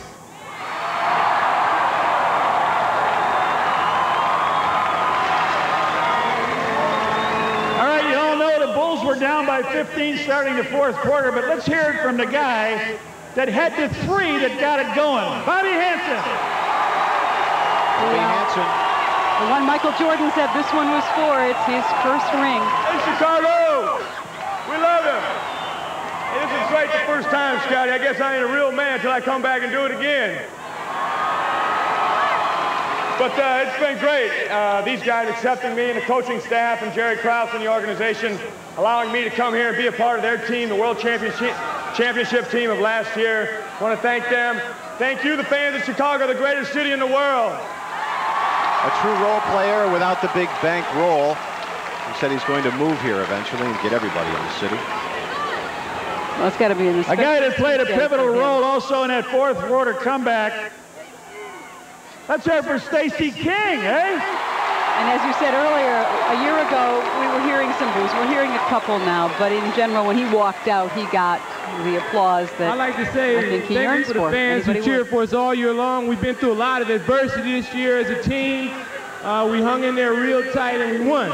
As you know, I like to do Bill Cartwright's voice. I've retired from doing Bill's voice as of today. This is the last time you'll hear it. Thank you very much for winning this title. It's been really great. Thank you. And by the way, I'm not finished. Not. Stacey, knowing the first rule of comedy, always keep him wanting more. And Cliff, of course, continuing his role as keeping that bench loose. He does a good job of it. Hit a nice jumper in that fourth quarter. They call him the Kid. B.J. Armstrong. Still looks like he's 12 years old, but certainly played like a man this season. Getting a big round of applause and chanting. All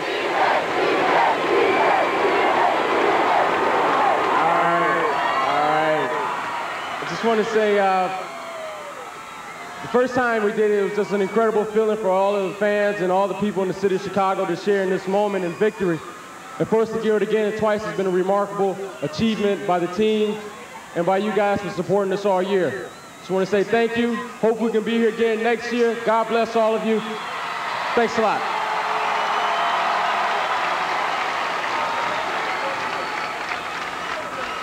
Last year, Jerry Krause found a free agent and brought him here. We thought it was good news. Let's hear it for good news. Cliff Levingston. He's a guy that keeps him up, keeps him positive, keeps him going. Well, we're here again, and it's been a great ride. It's been a roller coaster ride all year. Through all the adversity we overcame, with all the things everybody was saying about us, didn't think we could do it again, but we proved everybody wrong. We're here. We got one more ring. One more ring, implying there could be one more after that? The fans of Chicago, you guys are the best fans that anybody could ever have behind them. I don't think without you guys it would have been possible to push us through that last game. You guys gave us the energy that we needed to get over the hump, and I just say thank you.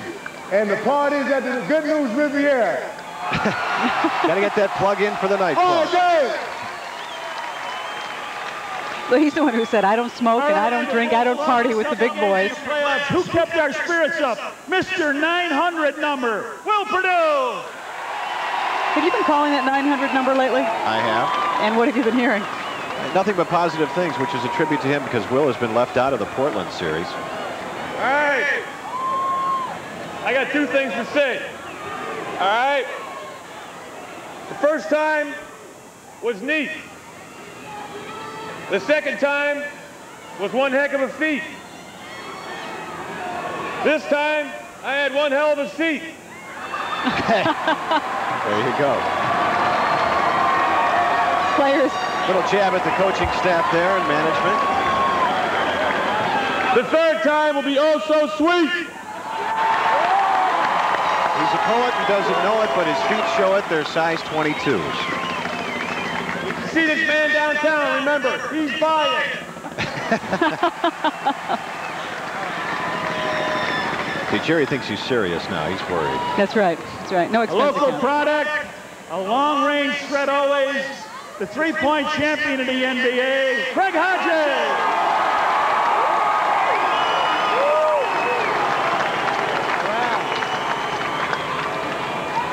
All right. First of all, I want to thank Almighty God for blessing us with 2 championships. And last year I said, it would be sweet to repeat. Now we say repeat, repeat will definitely be sweet.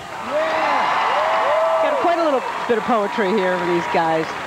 Well, these are Renaissance. Well, you know, every team has a policeman when things get tough down in the lane. But the Bulls, they turn to the G-Man, Horace Grant. Horace, really the unsung hero. He has to do all the dirty work. He has to take the tough guy on the other team. He's got to get the rebounds. All right. I would just like to salute all of my fans out there as the general. Without you guys in the fourth quarter, believe me, it probably would have been a game 7. But you guys cheered us on in the fourth quarter. The bench did a great job. Michael came in. Scotty held the team together out there.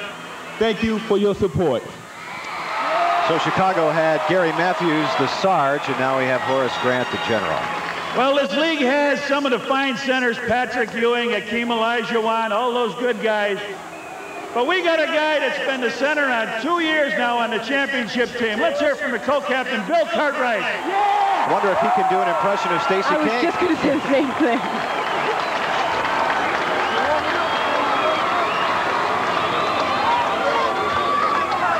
I'm looking for 2 things. I'm looking out to see if I can see the end of this crowd. And I'm also looking for some 250-pound right-handers to go to Stacey's camp. Not exactly a veiled reference to Stacey's size, huh? Right. I just want to tell you, 67 home wins, 2 championships, 104 games this year. And here we are, right back here. We couldn't have done it without you. We will be back. Bad knees, bad back, and all. He will be back. A guy that always comes up with the big game. They should start calling this guy the gamer, Johnny Paxson. Pax was in a zone for a while there, hitting those threes during the series. Last year I talked about how nice it would be back here a year later. Well, here we are. We got our first one in 91, our second one in 92, maybe our third in 93. I'll tell you, the first assignment I ever had in television was a live shot from his driveway when he was a little kid, and his older brother Jim was drafted by the Portland Trailblazers. An all-defensive team member. Was there television back when you came? A member of your U.S. Olympic team. A man with a lot of courage, a lot of talent. Scottie Pippen. Everybody came down on Scotty throughout the season, and he performed. No headaches this year. Thank you, fans here. Last season it was great because we felt like that we did it as a team. But this year, I think this championship definitely belongs to you fans because you guys brought the best of us in the fourth quarter. Thank you very much. Let's go for a 3-peat. You know, a lot of the players today have referred to adversity that they had to overcome in this year. And Scottie Pippen really did have a fair amount from the press, especially. Plenty. The NBA All-Star most valuable, the NBA season most valuable player, and followed it up by the most valuable player in the playoffs. And our guy did it twice. Now here he is without his cape, Michael Jordan.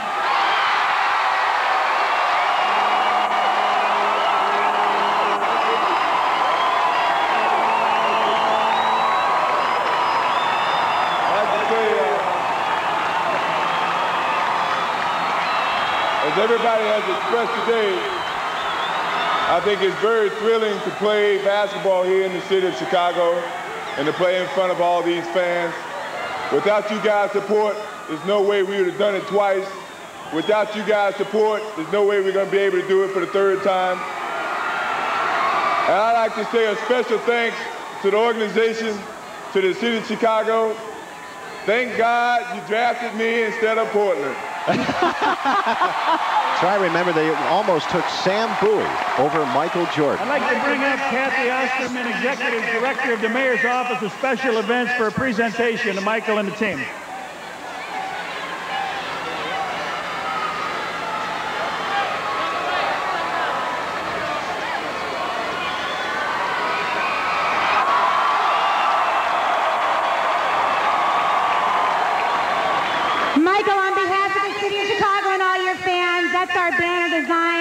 for you and all the players. Let's give them another cheer. It looks like, I don't know if it is, the kind of banner that we hang from light poles in the city for special events. That's exactly what it is. Remember, they handed those out when the Bears won it as well. Oh, that's right. Ones up and down Michigan Avenue and along Kathy, I'd like you to stay up here if you will. Blacker Drive. Kathy, I'd like to bring up the man that is responsible for all these fine things that are happening here to the Chicago Bulls again. Let me bring up Jerry Reinsdorf for a presentation of his World Championship trophy that will be displayed at City Hall so all the citizens of Chicago can view this as your players have. How much does that thing weigh? Not much, not as much as you think. It's hollow. Is it real gold? Yes, it is. It's gold plated. It's pretty solid for these guys, so I'll tell you that. It's nice not to have to lean down to the microphone. This great team, this great coaching staff won the championship. They won it for you, the people of Chicago, and your trophy will be on display as soon as it's engraved at City Hall, so be sure you come by and see it. That is the Larry O'Brien Trophy, named in honor of former and late commissioner of the NBA who actually turned this league around, and then David Stern picked it up where he left off. And I dare say it is the most successful professional league in the world right now. They know how to market. It's an international. All right, I think we've reached the end of the show here. Johnny Kerr holds up the three fingers the fans make for the exits, and there it is, ladies and gentlemen. The end of the celebration at Grant Park for the Bulls defending world champions. Everybody says, why do you call them world champions? Because they only play in the United States. Yeah, find me another basketball team anywhere in the world that's going to beat these guys. How about getting an all-star team from all around the world to play the Bulls? They still lose. All right, the city of Chicago has spoken. Well, we'll see how long it takes the Bulls to get out of here.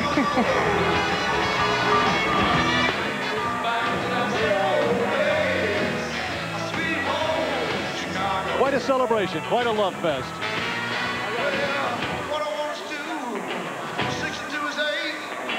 Some practice trials and whatever, and then they go up to Portland for the Americas game. Who never met a camera he didn't like.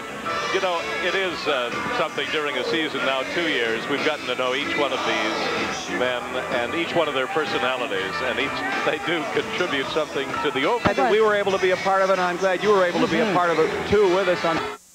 Won by the players and the org. To you in part. I enjoyed it. Every single And it's for everybody on the team. Talking in the newsroom last night to Scott Williams, he says he and his girlfriend are headed for an island in the Caribbean, which sounds nice. Horace Grant, I understand, wants to go to a small town, much like the one he was raised in Georgia, and lay back and fish. A little bit worried about the toll it's going to take on Michael Jordan and Scottie Pippen going to the Olympics, because they've got to start reporting for the prelims in a matter of a few days, and by the time it's all over, they're only going to get a couple of months rest before the training camp starts. And say 2 months sounds like a great vacation, but after what they've been through over the last couple of years, and you know, if there's a supplement to the book, The Jordan Rules, Michael's going to have to face it again. You also wonder about endorsements. I mean, some people say that To McDonald Square. At all. You saw Bobby hit the shot. Scottie Pippen did a great job posting up down low against Clyde Drexler. And there's Scottie scoring right there. B.J. Armstrong, actually, Rick, did not have a very good series against Portland, but he was able to come away with a garbage there and hit the jump shot down on the baseline. And Stacey King. The Bulls were down 15. Stacey's shot brought him to within 3. And then with the shot clock running down and Rick Adelman's team playing some great defense, Scottie launched the 3 to tie the game at 85. And after that one went in, I'm telling you, there was no way the Trailblazers were going to get out of there alive. See, that's a reverse moon. Is what you get. Cushion. 35 to Definitely be sweet, so this. again, our Channel 2 special. Tonight at 7 o'clock, the trophy comes in with the armed guards. You'll be able to hear Michael's intimate thoughts on title.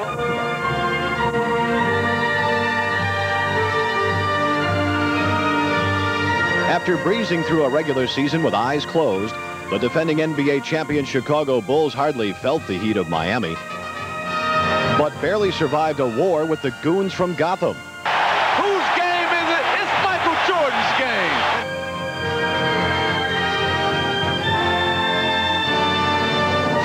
then had to tear themselves from the menacing Marshmallows of Cleveland. Tonight, we relive the final chapter of this epic saga. Did you see that look? Michael indicating he can't believe it. The story of the Untouchables.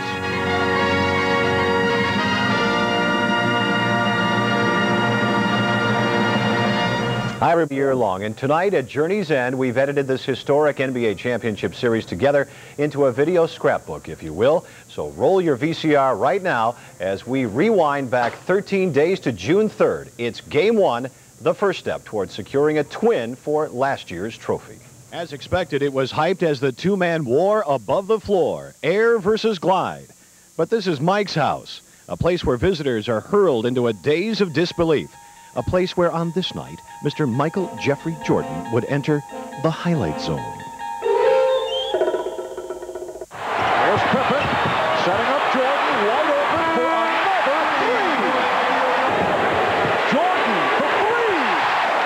Jordan for three. Yes! The steal by Pippen.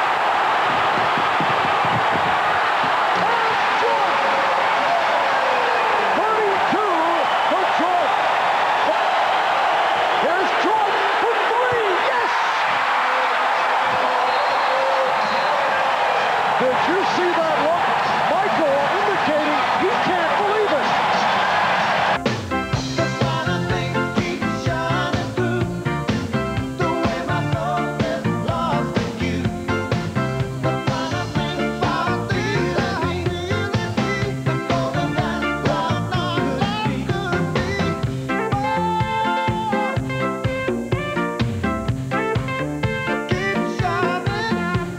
I just got hot. I got in the zone, and no one expected it, but I saw the opportunity and the chance early, and I just kept shooting them. Michael just was in another world, and I guess you would say he was in the groove of it. He was really the zone. He was in another zone. Wow. I mean, it was unreal. And of course, the shrug became the preferred replay on the playground.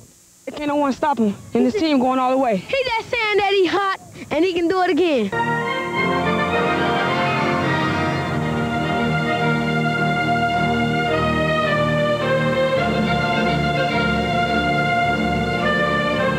Even the Trailblazers knew they had to get higher, and that's exactly what Clyde Drexler did. Nice play by Kersey. It's a 3-on-1. Drexler, yes, and it counts. A facial served up by Clyde Drexler. But then John Paxson started pushing all the right buttons and got it stuck on automatic. Here's Jordan giving it back. Paxson for three. Yes. Jordan puts the move on. Finds Paxson for three. Yes. The Bulls on the run. Portland able to get back. Paxson for three. Yes. Rick Adelman begged his Blazers to think what would happen if they lost their star. Almost on cue, Drexler fouled out. The Bulls had another blowout under their belts. But wait a minute, Terry Porter was still pumping away, and suddenly the cocky champions found themselves done in by that annoying Danny Ainge.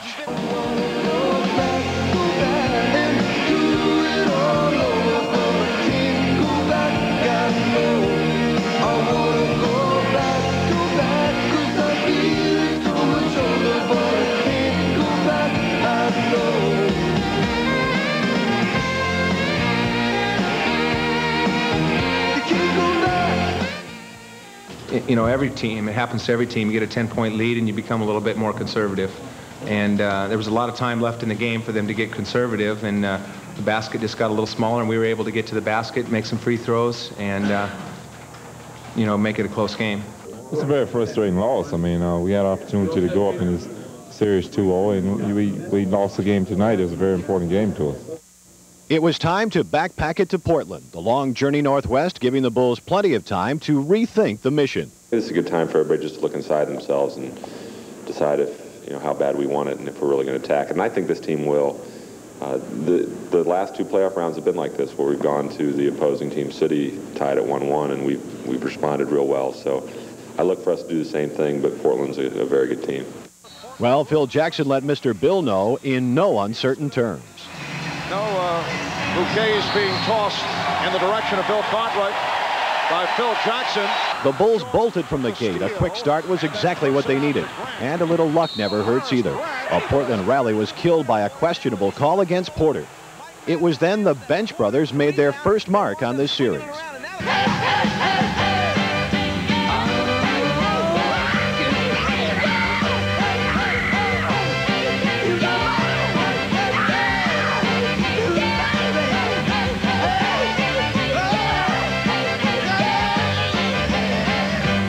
Well, it was very important. We felt like, we had to come out here and play very well in Game 3. We gave a game away in Game 2, not taking anything away from the Blazers, but, we kind of gave that game away, and we just felt like if we came here and established ourselves on the road, because we know this is hostile territory for opposing teams, and we usually have a hard time playing here, but we took it to them today. Look, your bench is always important. These guys need a rest. It's awfully hot in the arena here tonight, and they played extended minutes in that overtime game.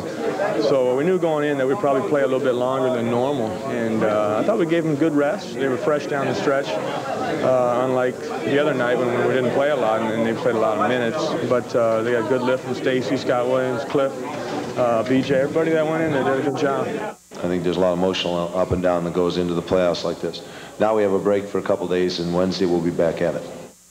And we'll be back at it in a minute when the Untouchables rolls on. Another giveaway and another runaway. Games 4 and 5, so don't go away.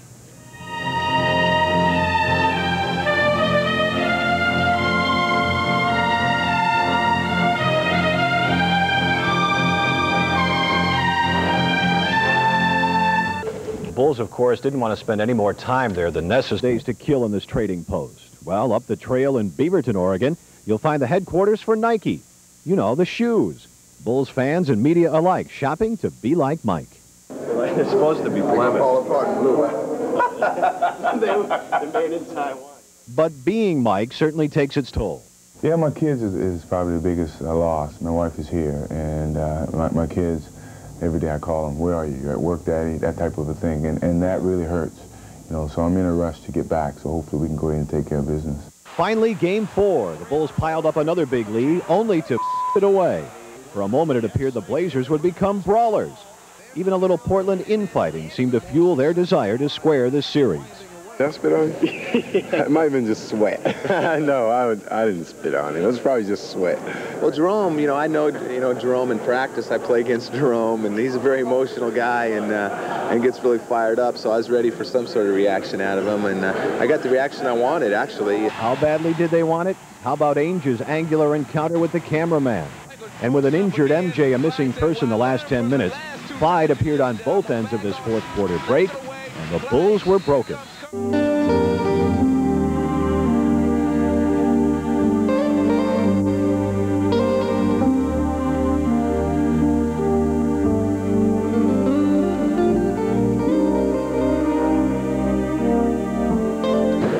Stop. Everybody's pretty stop. At each other, at themselves? At the game, at the fact that we couldn't take advantage. And I think that's important that they feel that way and they're allowed to. And I agree with them, and I'm angry too. Yeah, because we away 2 games, basically, in terms of our execution down the stretch. And but it's a level that you carry that off attitude. You don't carry it recklessly. I think you got to control it a little bit and really do it in a controlled atmosphere to the point where it really comes out in our play. This series, by all rights and purposes, should be over, except for 4 minutes played in both fourth quarters of 2 games. The Bulls immediately regained the control they swear they never relinquished. Scottie Pippen toyed with the Blazers like a big brother bothering the neighborhood kids. But fans back in Chicago shuddered when Michael was twice tripped up by the courtside crowd of photographers. Hardly camera shy, though, he shook it off and refocused for a series-high 46.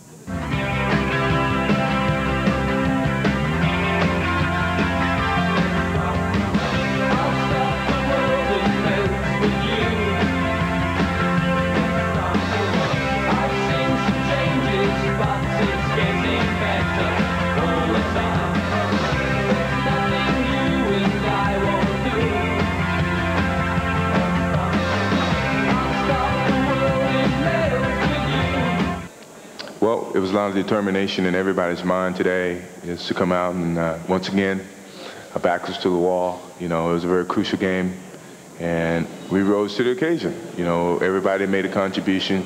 You know, intensity level was really, really high, and we played extremely well, not just for 42 minutes or 43 minutes or 44 minutes. When it got to the 4:11 mark and, you know, they made a quick run, you know, we had to unify ourselves a little bit and, you know, keep our poise, maintain our confidence, and fight off their run. And we did a good job of it. Well, we're happy to get out of here. For one thing, there's not much to do in Portland. And another thing, we'll just be happy to get home and finally, most of all, just completing the game. We weren't happy about how we finished the last game, and we're very happy how we finished this game. And now to go home and hopefully end it there. We're ready. Well, at the outset of Game 6, they certainly did not appear to be ready. When we come back, the comeback.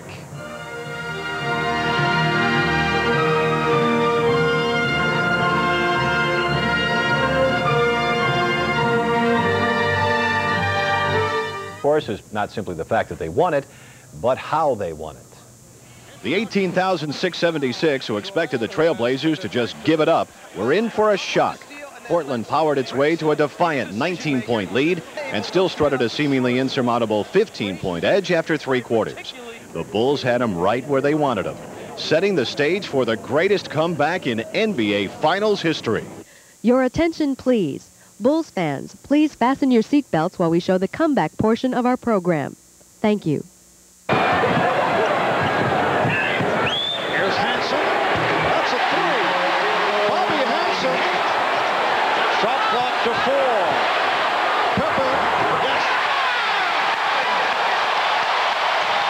Hart. King. Yes. Buck Williams tried to draw the foul. The Bulls with a 3. Drexler playing with 4. Here's Jordan. Shot clock to 5. Down to 3. Pippen for 3.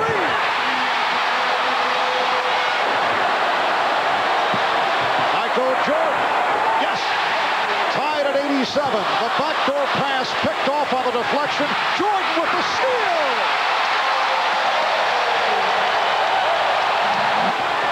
Porter stripped by Paxson. And invoking Chicago ball. Ed Rush says it was knocked out of bounds by Terry Porter. Drexler playing with 4. Shot clock at 3. Yes!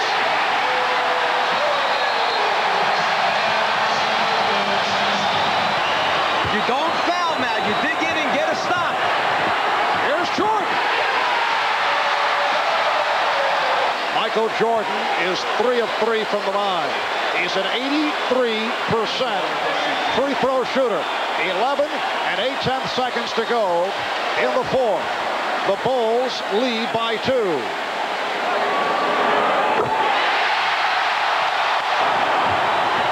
Here's Kersey for 3. Paxson with the rebound. Tide running down. The Chicago Bulls have won the NBA championship for the 2nd straight season.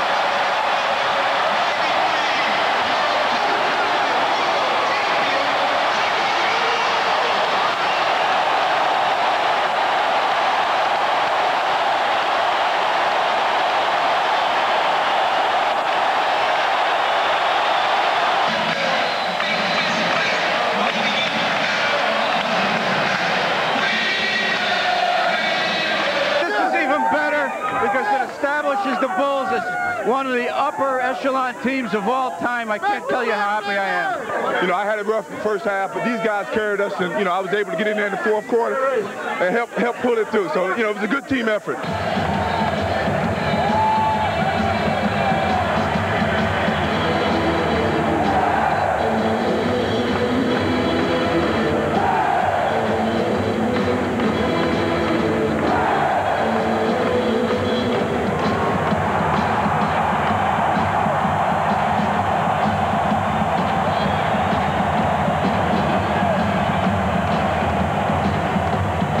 Unbelievable, man. They just finished Chicago.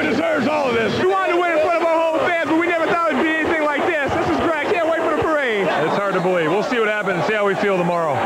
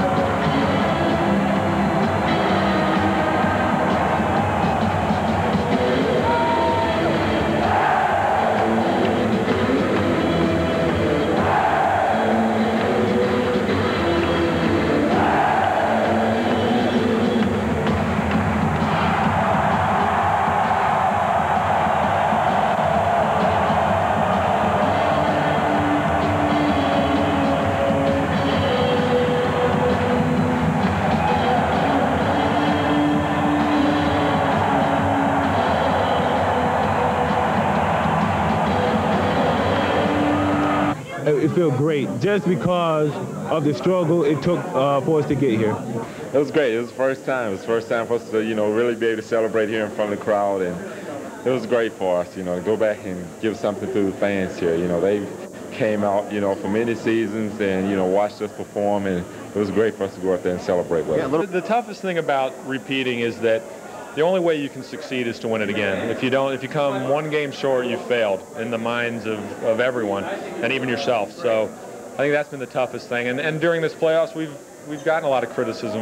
In the New York series, the fact that it went 7. The expectations were so high when we went 15-2 last year through the playoffs, and it got to us a little bit, but we've now made our mark in Chicago history. This is the first time I know since the 40s when the Bears won back-to-back titles that a professional sports team has won back-to-back, and that says enough right there. Well, John Paxson turned to me in the locker room after we were through celebrating up the floor, and he said, what a long, strange trip it's been, right? And I don't think he was mimicking the Grateful Dead, but it certainly has been a long, strange trip this year. It's 100 and some games for us. Last year was a honeymoon. This year was an odyssey.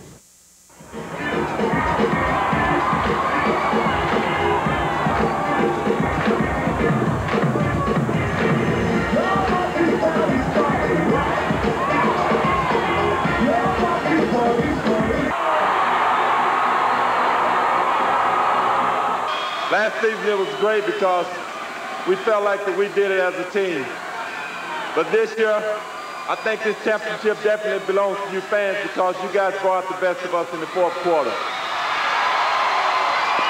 Thank you very much. Let's go for a three-peat. We got our first one in 91, our second one in 92, maybe our third in 93.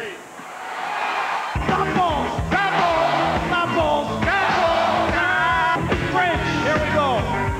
Only one team can rise to the top while the others drop a log. A certain team from a certain town that starts with a C, ends with an O, and in the middle is Chicago. And I'd like to say a special thanks to the organization, to the city of Chicago. Thank God you drafted me instead of Portland. I wonder what Sam Bowie is saying right now. Well, there you have it, a little time capsule for the grandkids, the 1992 NBA Finals, a reprise of the repeat. And just think, 4.5 months from now, Phil Jackson and the fellas will start working on the three-peat. Even before that, Michael and Scotty start working on the Olympics. And we'll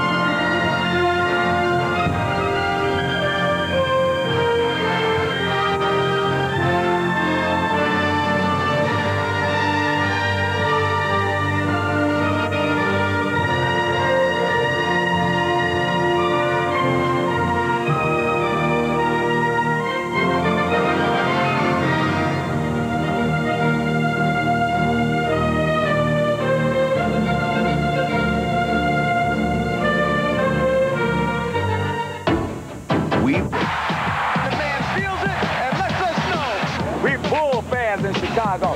Yeah, 2 points for me. The Bulls will repeat. Too legit to quit. 1 is great, 2 is almost impossible. We worked really hard this year. The fans deserve it. It was better than the first time by far. And that's what it's all about. It was great. It was great. It's something that, you know, we look forward to all seasons, winning those championships. We played well today. Championship time! And now, the Bulls, the best, the champs again.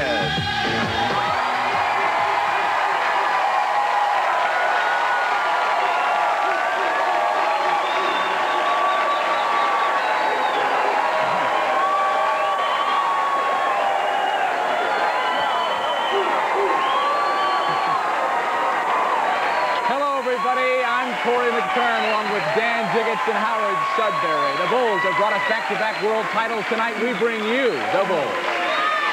Bulls fans are already yelling three-peat, and for the next hour, we will celebrate the repeatables. Here's what's ahead.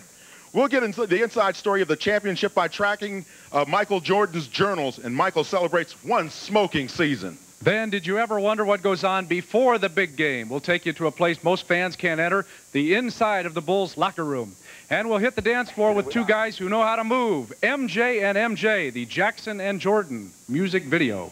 All right, it's time now to get things going. We like to start it off just like we do at the stadium. Here now, the voice of the Bulls, Ray Clay. Ray?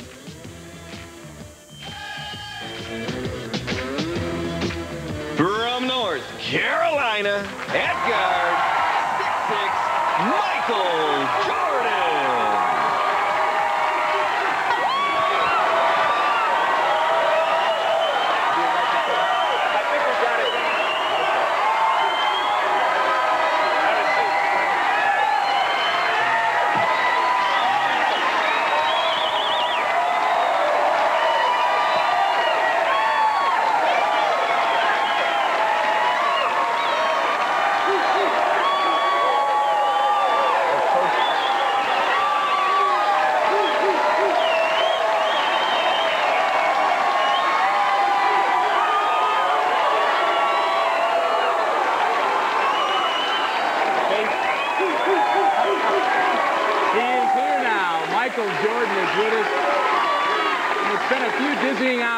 The buzzer sounded and the party began. It's all been happening so fast. Let's take a second to go back and savor it.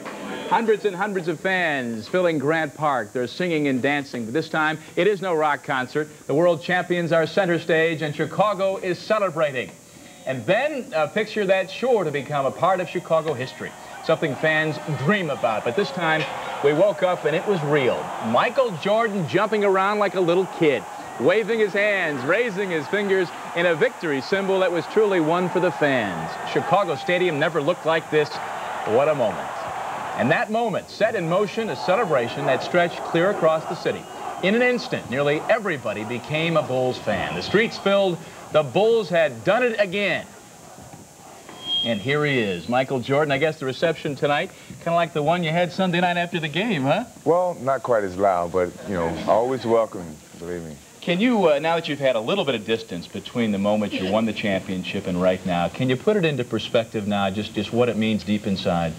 Well, as I said many times, it's a personal gratification for me to finish off a season that's been much more maturing than I wanted it to be. But it's been very entertaining, as well as, you know, I think from a team standpoint, it was good for our confidence. You know, we had to start a season with a lot of expectations from you guys, from the fans, from the city, and for the most part, we just moved through the season and fulfilled it at the end of the season. You sure did, and I think we've got some folks here in the audience who might want to ask you a question or two right now. Let's throw it out to Howard Sudbury in the audience. Howard? All right, Corey. First of all, MJ, I'm glad to see you got rid of that stogie you had the other night in stadium.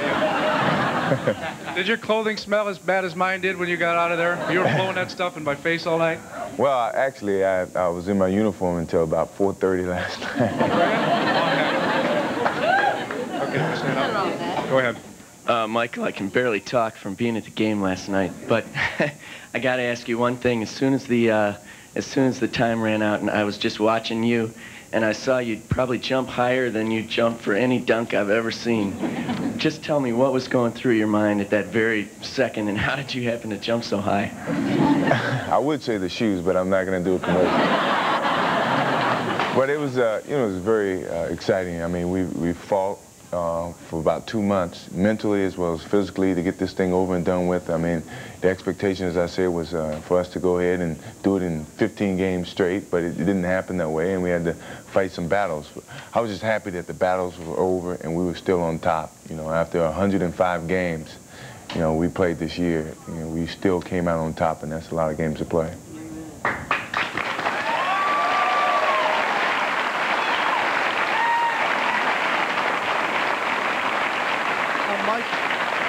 Michael, last year, Phil Jackson said at the airport that Detroit was the motivation for you guys last year. What was it this year?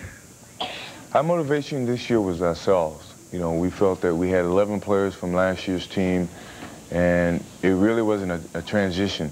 So we had to deal with ourselves, in a sense, to try to maintain and yet probably duplicate what we did last year. Michael, how about that theme where you talked after Game 4 about how you guys were all ticked off? And you said that you were that way a lot, and that makes you guys a better basketball team. Did that help a lot when you got into that mood? I didn't say ticked off. I say pissed off. Well, I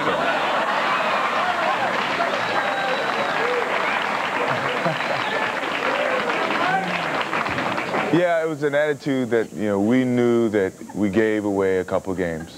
And if we played up to our capabilities, the series would have been over, and we all could have had a longer summer. But, you know, we kind of got complacent, got too relaxed, gave them more confident, and they, you know, it was a 2-2 series at that particular time. So I guess we were angry at ourselves that we really botched up, the series at that particular time. Any other corrections you want to make for the line? Not yet. All right. You know, back-to-back, that really says it all. Only 4 teams have done that, done what the Bulls did. Michael is usually in the thick of all the media and all the attention, in fact. But he took some time recently to reflect on the championship season, number 2. Let's now take a look inside MJ's journal. Hey, boy! We won in L.A., and you know, it was a learning process from that point on, maturity-wise, for me individually, from the book to the gambling allegations, you know, the quarrels supposedly between Horace Grant and myself and everybody on the team. You know, all of that stuff is it's a learning experience. We wanted to get out of the blocks quick, and we wanted to let everybody know last year was not a fluke, and we were going to defend what we had. So we got out of the blocks very quick, and all the talk started to become, well, they may be the greatest team of all time to win 70 wins and all this, and that's when the mental pressure started to begin.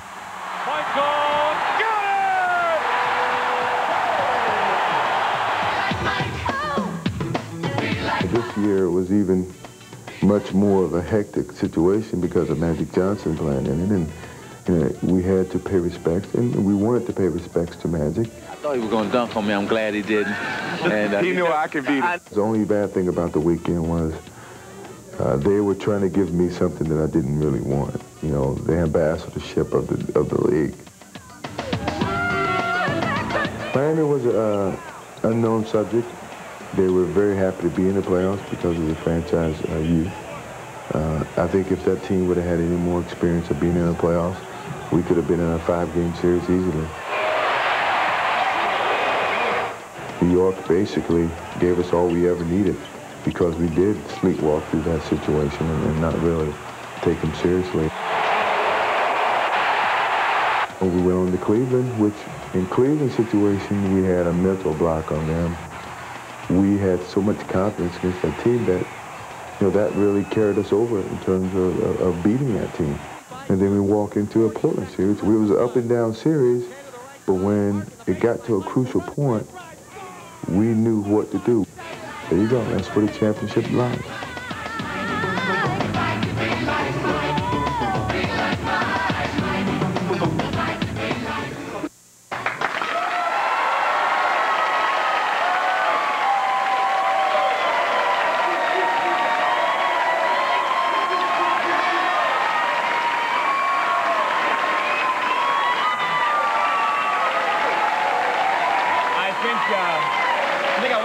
want to be like Mike around town today, huh? Hey, during the course of the playoffs, and you described how difficult at times it was there ever a moment where you really started to wonder, and was there a crisis point where you had to get through it, and then if you look back now, you say that was the moment that turned it around? New York series. You know, they really woke us up. You know, went to a 7-game series, and, you know, anytime you go to a 7-game series, anything can happen. And they pushed us to our limit, and for the most part, we kind of responded in the best way possible. You still probably got a few aches and pains from those guys banging you around. Very sore. I'm still sore. It was a very physical series. All right. Now, a big part of any season is the support from the fans, as you know. And Dan, right now, with one special group of Bulls fans who never miss a home game. Dan. That's right, Corey. You've got Michael Jordan, but I've got the Lovables. The ladies are often seen, but seldom heard.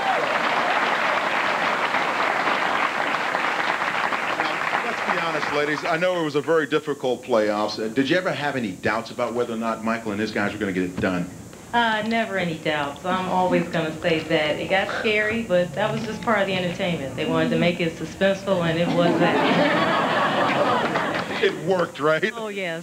How about last night? Did you have some doubts last night when they were down 17 points? Did you think that Michael and the bench and everybody was going to work the magic they did? The fans pulled everyone together, and everything worked out great. We didn't have any doubts. Did we? No, never. You know, as I always say, it's always good to have a plan, and it sounds like you had a plan last night. But, you know, Jay Levine is over here, Channel 2's Jay Levine, and he's with some fans because often they get angry, they start yelling, they want the best out of this Bulls team, and Jay will tell you all about that, the super fans at the stadium. Thanks, Dan. You know, there was another contest going on in Portland while the Bulls were playing against the Trail Blazers. That contest was Bulls Fever versus Blazer Mania. In Portland, they literally papered the city with signs in the Coliseum, on street corners, and every building in between. Blazers fans may have won that battle, but as we saw last night, Bulls fans had the last and the sweetest laugh.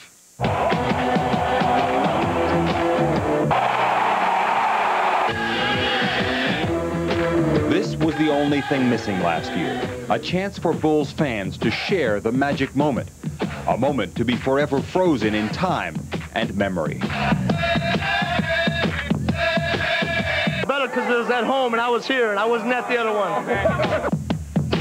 Some things were the same, shining examples of civic pride, the red-headed additions to the skyline. For 10 days, everyone was a Bulls fan. Everyone was playing on the same team. It gives people a sense of cohesiveness. It brings the town together. It helps everybody work toward a common goal. And everybody's real friendly and real high, and they can work together towards something. But it was also different this year. We were more laid back about it. As we saw Portland fans celebrating each victory as if they'd won it all, we understood what they were going through. I don't think that feeling will ever come back after you've got the first taste of it. Last year, fans cherished the victory almost as much as Michael did, and there were a lot of reasons for that. One of them was the matchup, Michael versus Magic. LA against Chicago was more exciting than Chicago against Portland. All-star forward, Scottie Pippen! There was no hobnobbing with celebrities this year. Portland may be a nice place, but Nike Town isn't Hollywood, and Clyde Drexler isn't Magic Johnson. It's clearly different this time. But to the players, as well as the fans, it may have been more satisfying. It means more this year because it's more difficult to repeat. There were from time to time against each of the Bulls' last three opponents, the Knicks, the Cavs, and the Blazers, Bulls fans who doubted that we'd all be here celebrating tonight. But don't worry, we're not naming names. Your secret is safe with us. The swings of emotion were wild, almost as wild as number 23, going from tears of joy last year to tears of laughter last night. Corey, Michael. All right, Shay, my Portland traveling mate over here. We appreciate it. Now, believe it or not, we're just getting rolling with our Bulls special. When we come back, how the Bulls spent the final minutes before tip-off. We'll take you to a place most fans never get to see.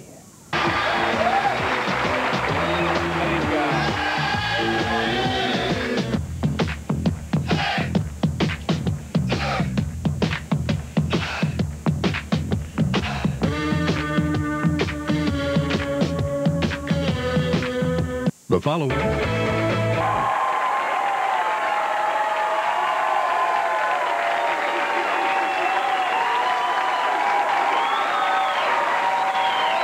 Welcome back to the Bulls, the best, the champs again.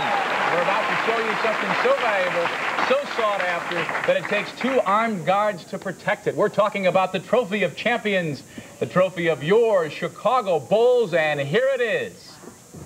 Bring it on in.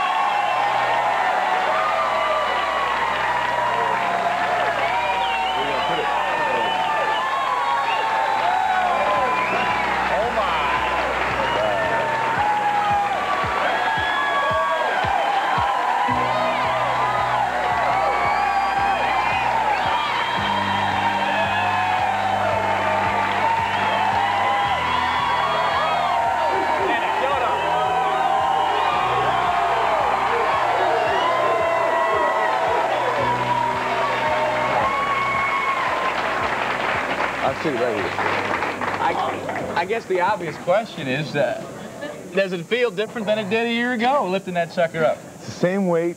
Yeah, it feels a lot different because I got 2. And who knows, maybe a 3rd someday. Yeah, well, I ain't getting into that. You know, we've all seen the aftermath of a big win, a big trophy like this, a locker room flowing with sweat and champagne. But a sight we don't often get to witness is what happens inside the locker room before the game. Now, we had a chance to catch a peek inside the Bulls locker room before a game last week in Portland. Good luck, Pack. Tip-off exactly 100 minutes away.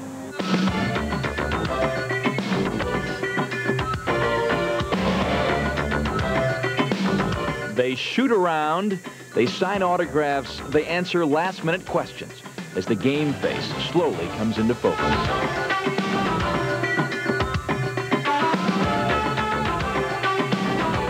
The bodies are loose, the big guy is here. The moment of truth has arrived. What time is it?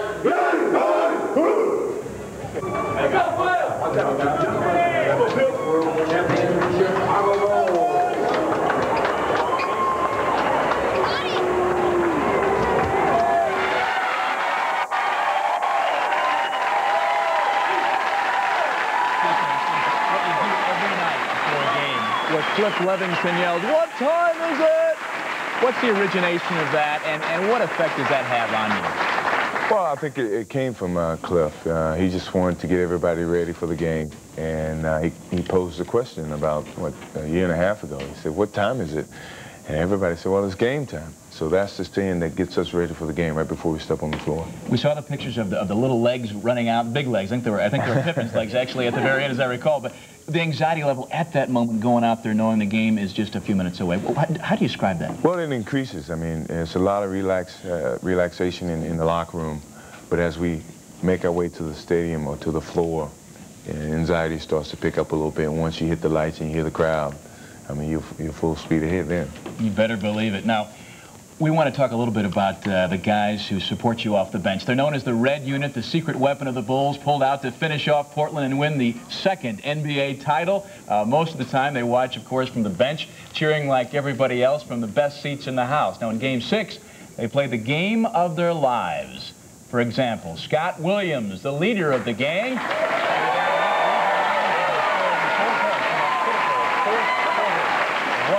biggest play came when he blocked a shot right there by Clyde Drexler, driving the lane. Triggered a fast break that gave the Bulls 2 important points, and there they are. Boom, right there. Then we go to B.J. Armstrong, a 3rd-year guard, waiting for his chance to become a starter in the NBA. Got plenty of playing time in Game 6, and he made the most of it, too. Came in off the bench to slice through the Portland defense and toss in 6 points during the big 4th-quarter run, 2 of them right there. They were points that ignited the crowd and even drew cheers from Michael. Not bad. Now, there was also forward Stacey King. A #1 draft choice out of Oklahoma. Spent 2 long seasons waiting to make his mark in the NBA. 2 big points there, moving out Portland's big men underneath to toss in 5 points. Michael, what a cheerleader. I love that. And then you got Bobby Hansen, the only man on the Bulls who has never worn a championship ring. That's about to change. Right. He's been in the league now for 9 years. This year he was forced to sit, watch, and wait. Remember that big three-pointer? What a game. Bobby Hansen.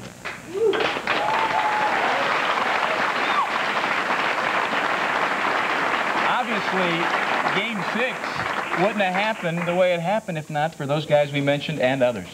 Well, those guys came in and really ignited our comeback. I mean, I was on the bench in the fourth quarter, along with Scottie Pippen, who's in the game with a lot of those guys. And you know, their hustle, their determination turned the game around, you know, and they started chipping away at the lead. And next thing you know, the crowd got behind them, the momentum started to switch, and you know, I was looking forward to getting back in the game. You know, I was tired of being a cheerleader, so when it got to a 5-point deficit, I was happy to get back in and just try to maintain that encouragement and the momentum that the second team has gotten. Yeah, it was a wild comeback, certainly was. Now we have a special guest here, and to introduce that special guest, once again, we throw it to Ray Clay.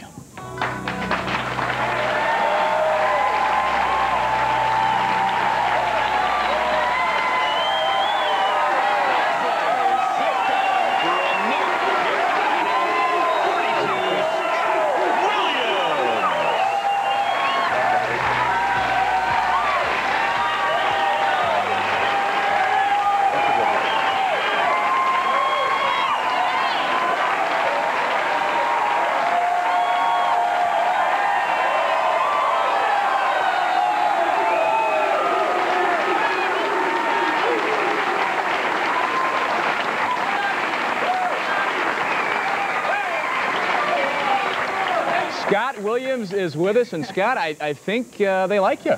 Yeah, well, you know, I like them too. Yeah, they get me fired up. I go in the game and just try to provide some energy and some emotions, and you know, a lot of times, you know, I can draw off the crowd too, and they give me a good ovation if I get a rebound or block a shot. Let me ask you though, what about that second unit? Going at the beginning of the fourth quarter, you're down 15 points. A lot of people are thinking, well, we'll get him Wednesday. We'll get him in Game 7. What was going through your mind? Yeah, we realized that some people had given up on us, but we call ourselves Lost Boys. And you know, in practice, sometimes, you know, the starters will come in after a game. They've played, you know, 40 minutes apiece or something like that, and you know, they shoot a couple free throws and go home. And we have to go out there and play 3-on-3 full court, and then after that, run some line drills, and then play another game or something like that, and then shoot a couple free throws, and we finally get a chance to go home.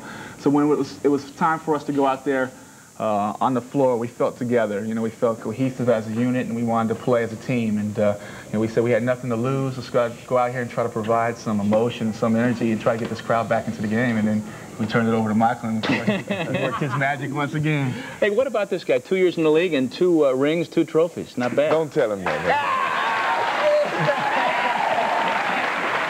How did he build on that? You know?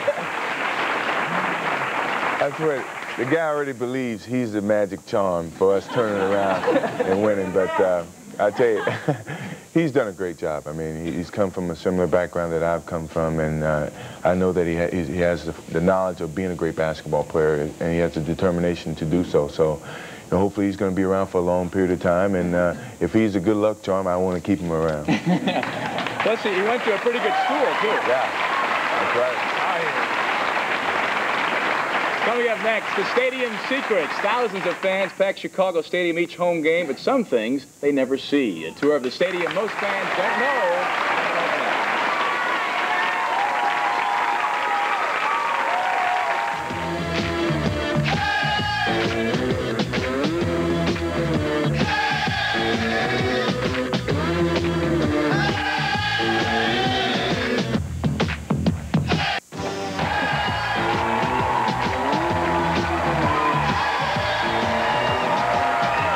Welcome back to the show.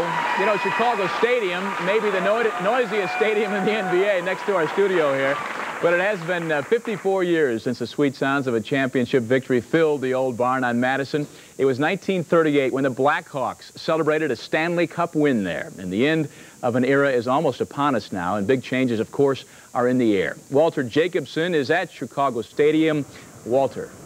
I am, Corey, and it's not only in the air, as you just said, it's also already definitely on the ground, because here comes the new Chicago Stadium right across Madison Street from the old one. It'll be finished in 2 years, at which time we'll have to tear the old one down. After 63 years, next to the Boston Gardens, it's the oldest stadium in the country. Joe Louis used to fight here. Franklin D. Roosevelt used to be nominated here. He and his candidate for vice president, Harry Truman, for example, during the Second World War. And I expect to continue the effort to help shorten the war and win the peace. And like 1,000 children after the war, I used to try to slip through these doors and around the ushers to watch the Blackhawks for free. What a place in here. It always feels intense inside, even when it's empty.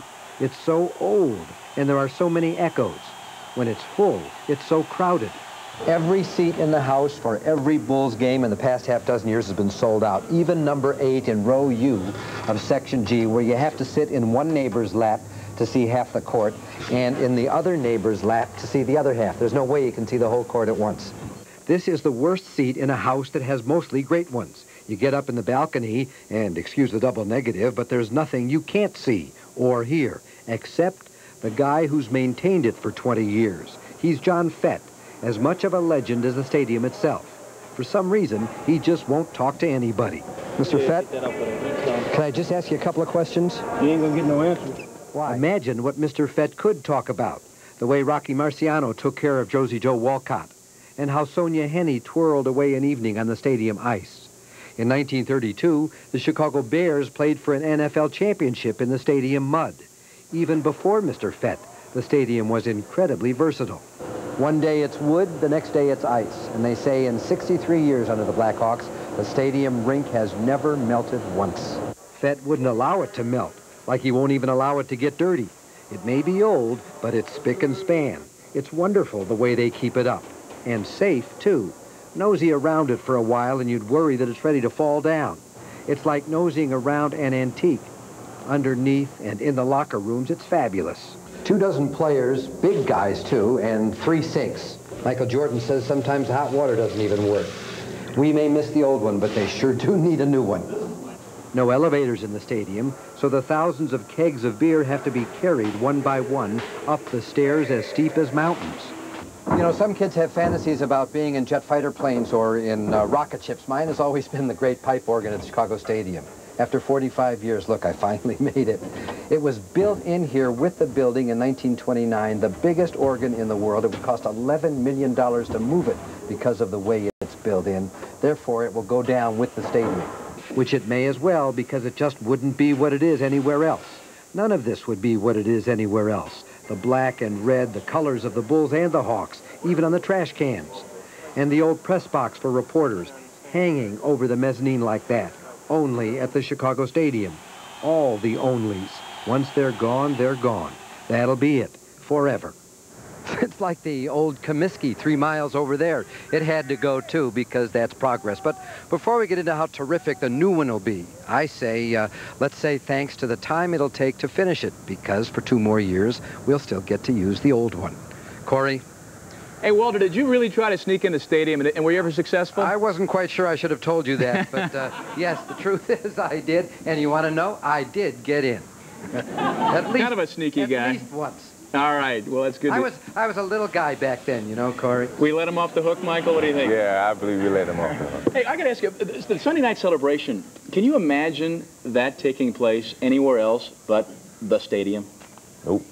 I mean, it's hard to. I love it. I mean, as you can see, it's a lot of mystique and history in that building. And most teams hate it. And that's a weapon for us, because if they hate it and we love it, you know, we spotted 10 points already.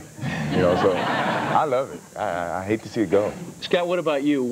You've been to arenas all over the country, both in the NBA and in college. Any place else really stack up to it? No, it really does have a mystique all its own. You know, I played in a brand new building at the Dean Dome. I never had the luxury of playing at Carmichael like Michael did when he was there. When we won at home. Oh, a little jab there. A friendly Tar Heel jab. But you know, this one does it stays loud in there constantly, and that was definitely a big plus for us in that fourth quarter. No question, no question. We talked a lot about your contributions and the bench, of course, but ultimately the pressure rests on the starting lineup, the other guys in there, and one of the most important players certainly in that role is Scottie Pippen. Howard Sudbury takes a look at number 33. Howard? Well, Corey, Scottie Pippen has made an unbelievable rise to stardom. He went to Central Arkansas to college. He was going there to be the manager of the basketball team, the guy that scoops the towels up and everything. He ended up being the star of the team. He was the Bulls' first-round draft pick in 1987, and this year he will be an Olympian for the Team USA. But his rise to the sport hasn't been totally, to the top of the sport, hasn't been totally smooth. The headache. While the throbbing pain in his head on that season-ending day in Detroit finally eased, it was the criticism of Scottie Pippen that wouldn't go away. In some people's eyes, Scottie Pippen is a great talent who has the tendency to disappear in the big games.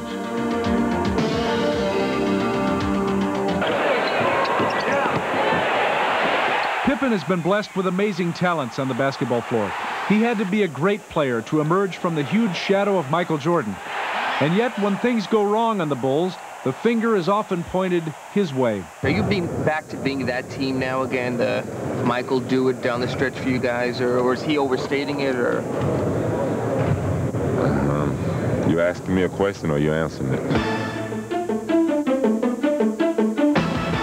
In the last 2 games of the NBA Finals, Scottie Pippen stood tall, and his fourth-quarter performance in this year's clincher was clutch. Scottie says he no longer feels the heat of his critics. I think I've reached a level of consistency now that, I can go out and play the way that I've played, throughout the season the last couple of years. It doesn't matter to me. I don't think any pressure can be put on me. I can go out and play a complete game.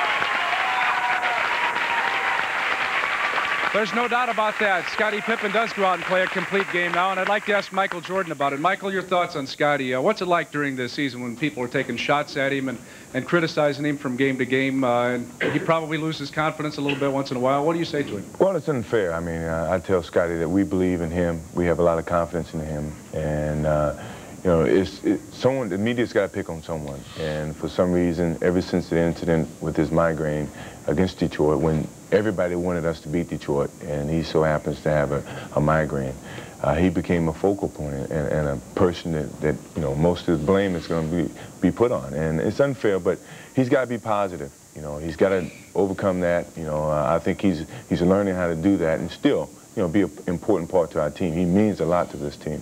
Michael, what about your personal relationship with Scottie? I know when there's a player that at times can lift his game to a level that yours is, there's some competitiveness there. There's a little bit of tension perhaps that develops. What is it like? Well, it's not no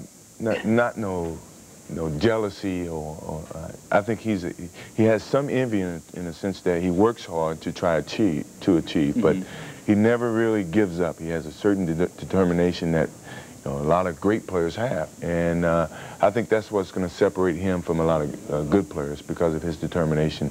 But there's no quarrel between the both of us. I love to see him excel and do very well. Well, you certainly both excelled at the end of Game 6. We certainly saw that. Now, we all know the players practice before every game, but Michael Jordan has an unusual ritual, something most fans don't get to see. We'll show that to you when we come back.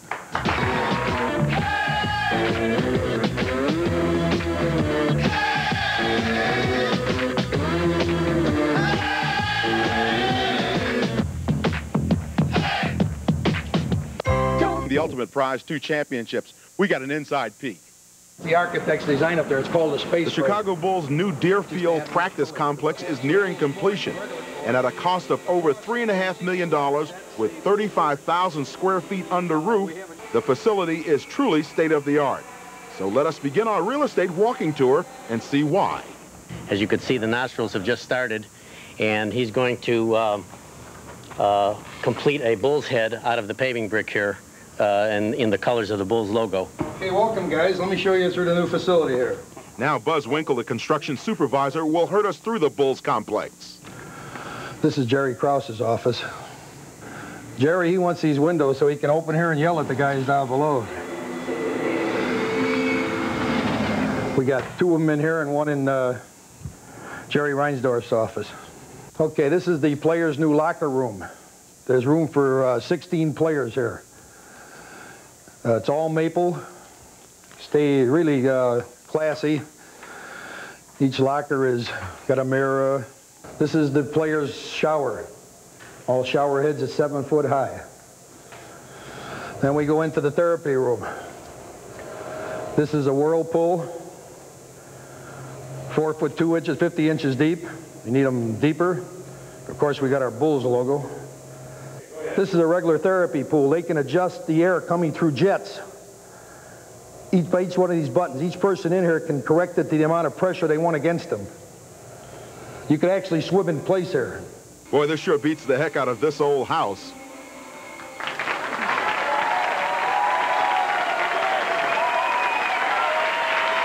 Okay, now the obvious question is, how much of a difference will this make to the team? I ask that to you, Michael Jordan and Scott Williams. How much of a difference will this new facility make to your club? Well, I mean, I think it's better in terms of peace and quiet. You know, all the autograph seekers that we have to deal with every day, it's a little bit more private. But at the same time, it's a facility that, you know, we can relax and get treatment and, you know, more or less like a, you know, at home or something where you can, you know, listen to music, watch television. Instead of watching films, you can watch movies or whatever and listen to music. Scott, I thought I saw you looking at the jacuzzi with... Oh, yeah, I was just kind of thinking maybe I can get a key, and after hours I kind of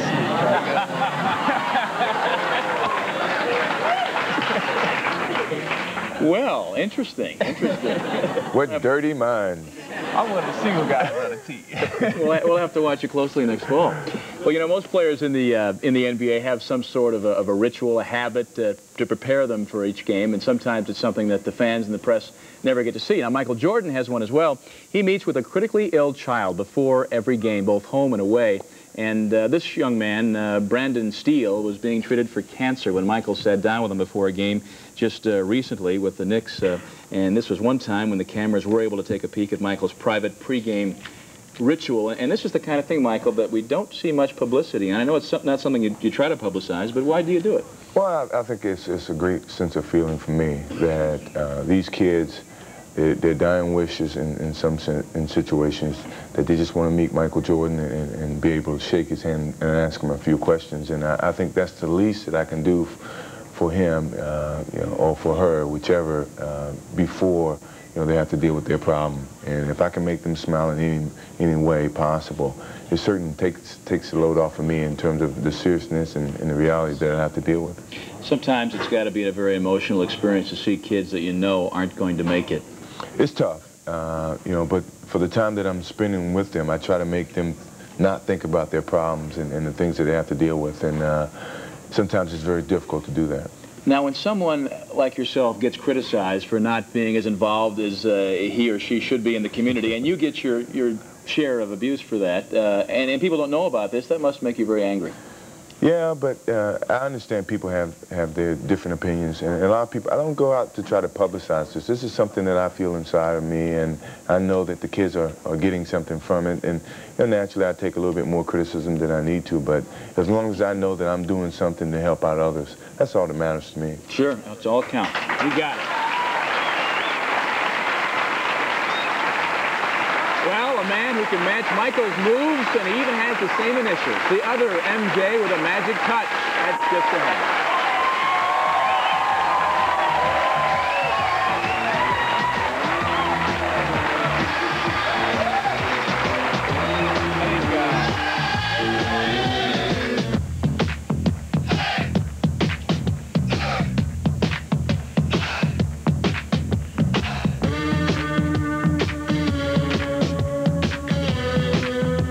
Video called Jam, and we'll let you be the judge if Air Jordan has a future as a dancer.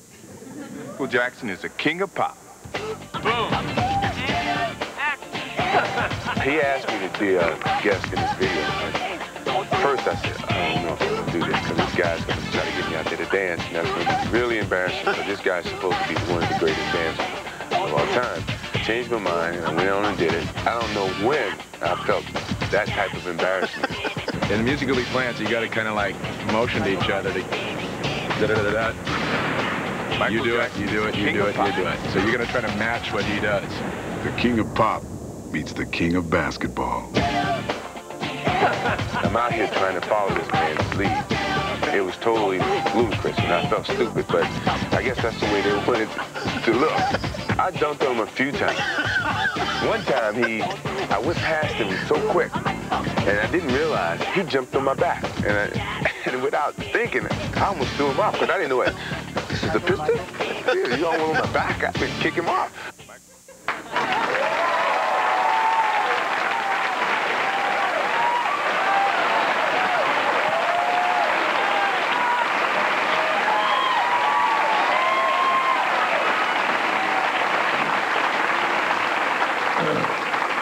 Well, before I ask you about that, Scott, your impressions of Michael as a dancer? A little shaky. He did all right for himself. Was that really embarrassing to be out there? Very. That's like me and you playing one-on-one.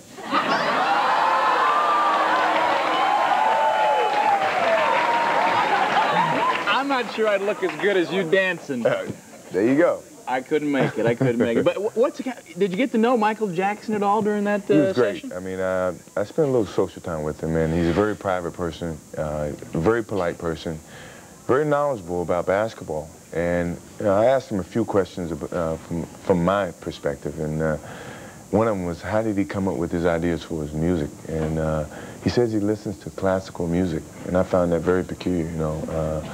But, you know, whatever it takes. You do it. Just like you do peculiar things as well, I'm sure we don't know about. You won't either. Right now, let's throw it up to Howard in the audience. All right, is this a dance question or a basketball question? Basketball. I'd like to wish you good luck in the Olympics this summer, and who's going to be your main competition in the Olympics? You know, I don't know. You know, I think it's going to be, you know, we shouldn't have any competition if we play the way we're supposed to play. But if anybody, it'd be Yugoslavia, probably. You know, okay.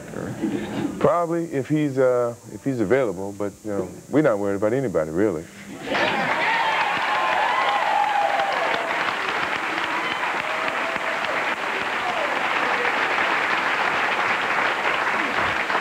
Michael, what do you think about the Blazers? Chevy Blazer. Oh, Chevy Blazer. No, I felt it was a great series in the sense that, you know, the two best records in the league got the chance to face off against each other, and the expectation was very high. Although everybody expected it to go to a 7-game series, I'm glad it didn't. You know, and I thought it was great competition from our standpoint, and it was a type of competition that we really needed to push ourselves to a point where we defended our championship. Now, Michael, you talked about the Olympics a moment ago, and you've told us that you don't intend to compete that hard, or work that hard, or give it that much effort. But I got to believe once you hit the floor, you're going to play like heck. Yeah, once I hit the floor, I'm going to play hard. Hopefully I'm on the floor for very few minutes. That's what I'm talking about. But don't you think it's going to overtake you once you're out there when you get into the spirit of things? It's hard now maybe because you're so tired, but... Yeah, but you're talking, I played in '84, so it's a similar, I mean, it's like duplicating what I did in '84, so the excitement won't quite be the same, although I'm enjoying representing my country, but I think more other guys are going to get the excitement more than I am. Scott, what about this Olympic effort? When you think of the team that's been assembled for our USA maiden voyage into the Olympics, it's a breathtaking squad, isn't it? Yeah, I had said that we were the dream team, you know, the '92 Bulls, but I got to sit back and look at this team that they got on the floor. I mean, I don't think anybody's going to come close to touching them. They shouldn't. They shouldn't. If so, then we're in trouble. Scott, what are your plans for the next couple months as you kind of wind down a little bit? I'm just going to relax. You know, unlike him, he's got to see a basketball Sunday. I'm not going to see one for a couple weeks, and I'm just going to relax and maybe try to take up a little golf or something. 4.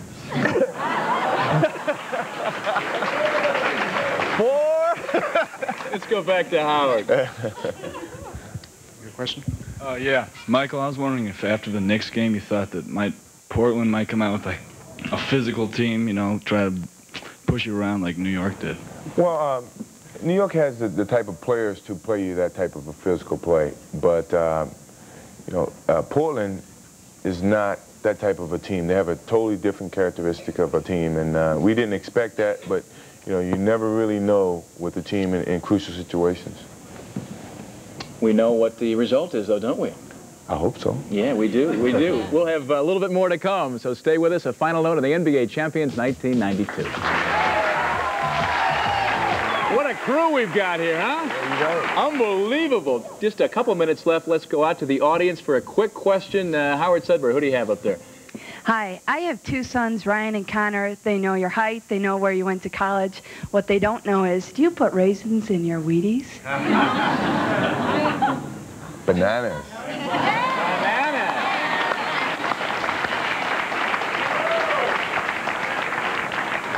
Always wanted to know the answer to that. Michael, what are you going to be doing now that the season's over? Well, I have a week until I have to report to San Diego, which is next Sunday, and once Sunday comes. I'm with the Olympics for about 5 or 6 weeks, and by mid-August, it's all golf from there on in. Michael, I teach inner-city high school kids, and all the boys completely idolize you. And I'm just wondering if you have some motivational words for them to keep them studying. Well, I know they probably, inner city, I know it's very tough in terms of a lifestyle, but you know, they got to be very positive. They got to look at some dreams and have goals and try to, you know, reach those goals. And hopefully education is a very integral part of that. I think the more education you can have, the better support that you can, you know, have for a future, hopefully. Well said. You know, Perhaps wheel covers. What's the difference as long as you protect your nose? there's always, it seems like a spirited discussion about what kind of town Chicago is. Is it a Bears town? Is it a Bulls town, a Hawks town, Sox, Cubs, whatever? Well, nobody put it better than Michael the other night himself, saying it's a sports town. And an NBA championship is a victory for every Chicago sports fan. And on that note, we're going to close it up. Thanks to everybody in the studio, to Scott Williams, Michael Jordan, for Dan Jiggets and Howard Sudbury.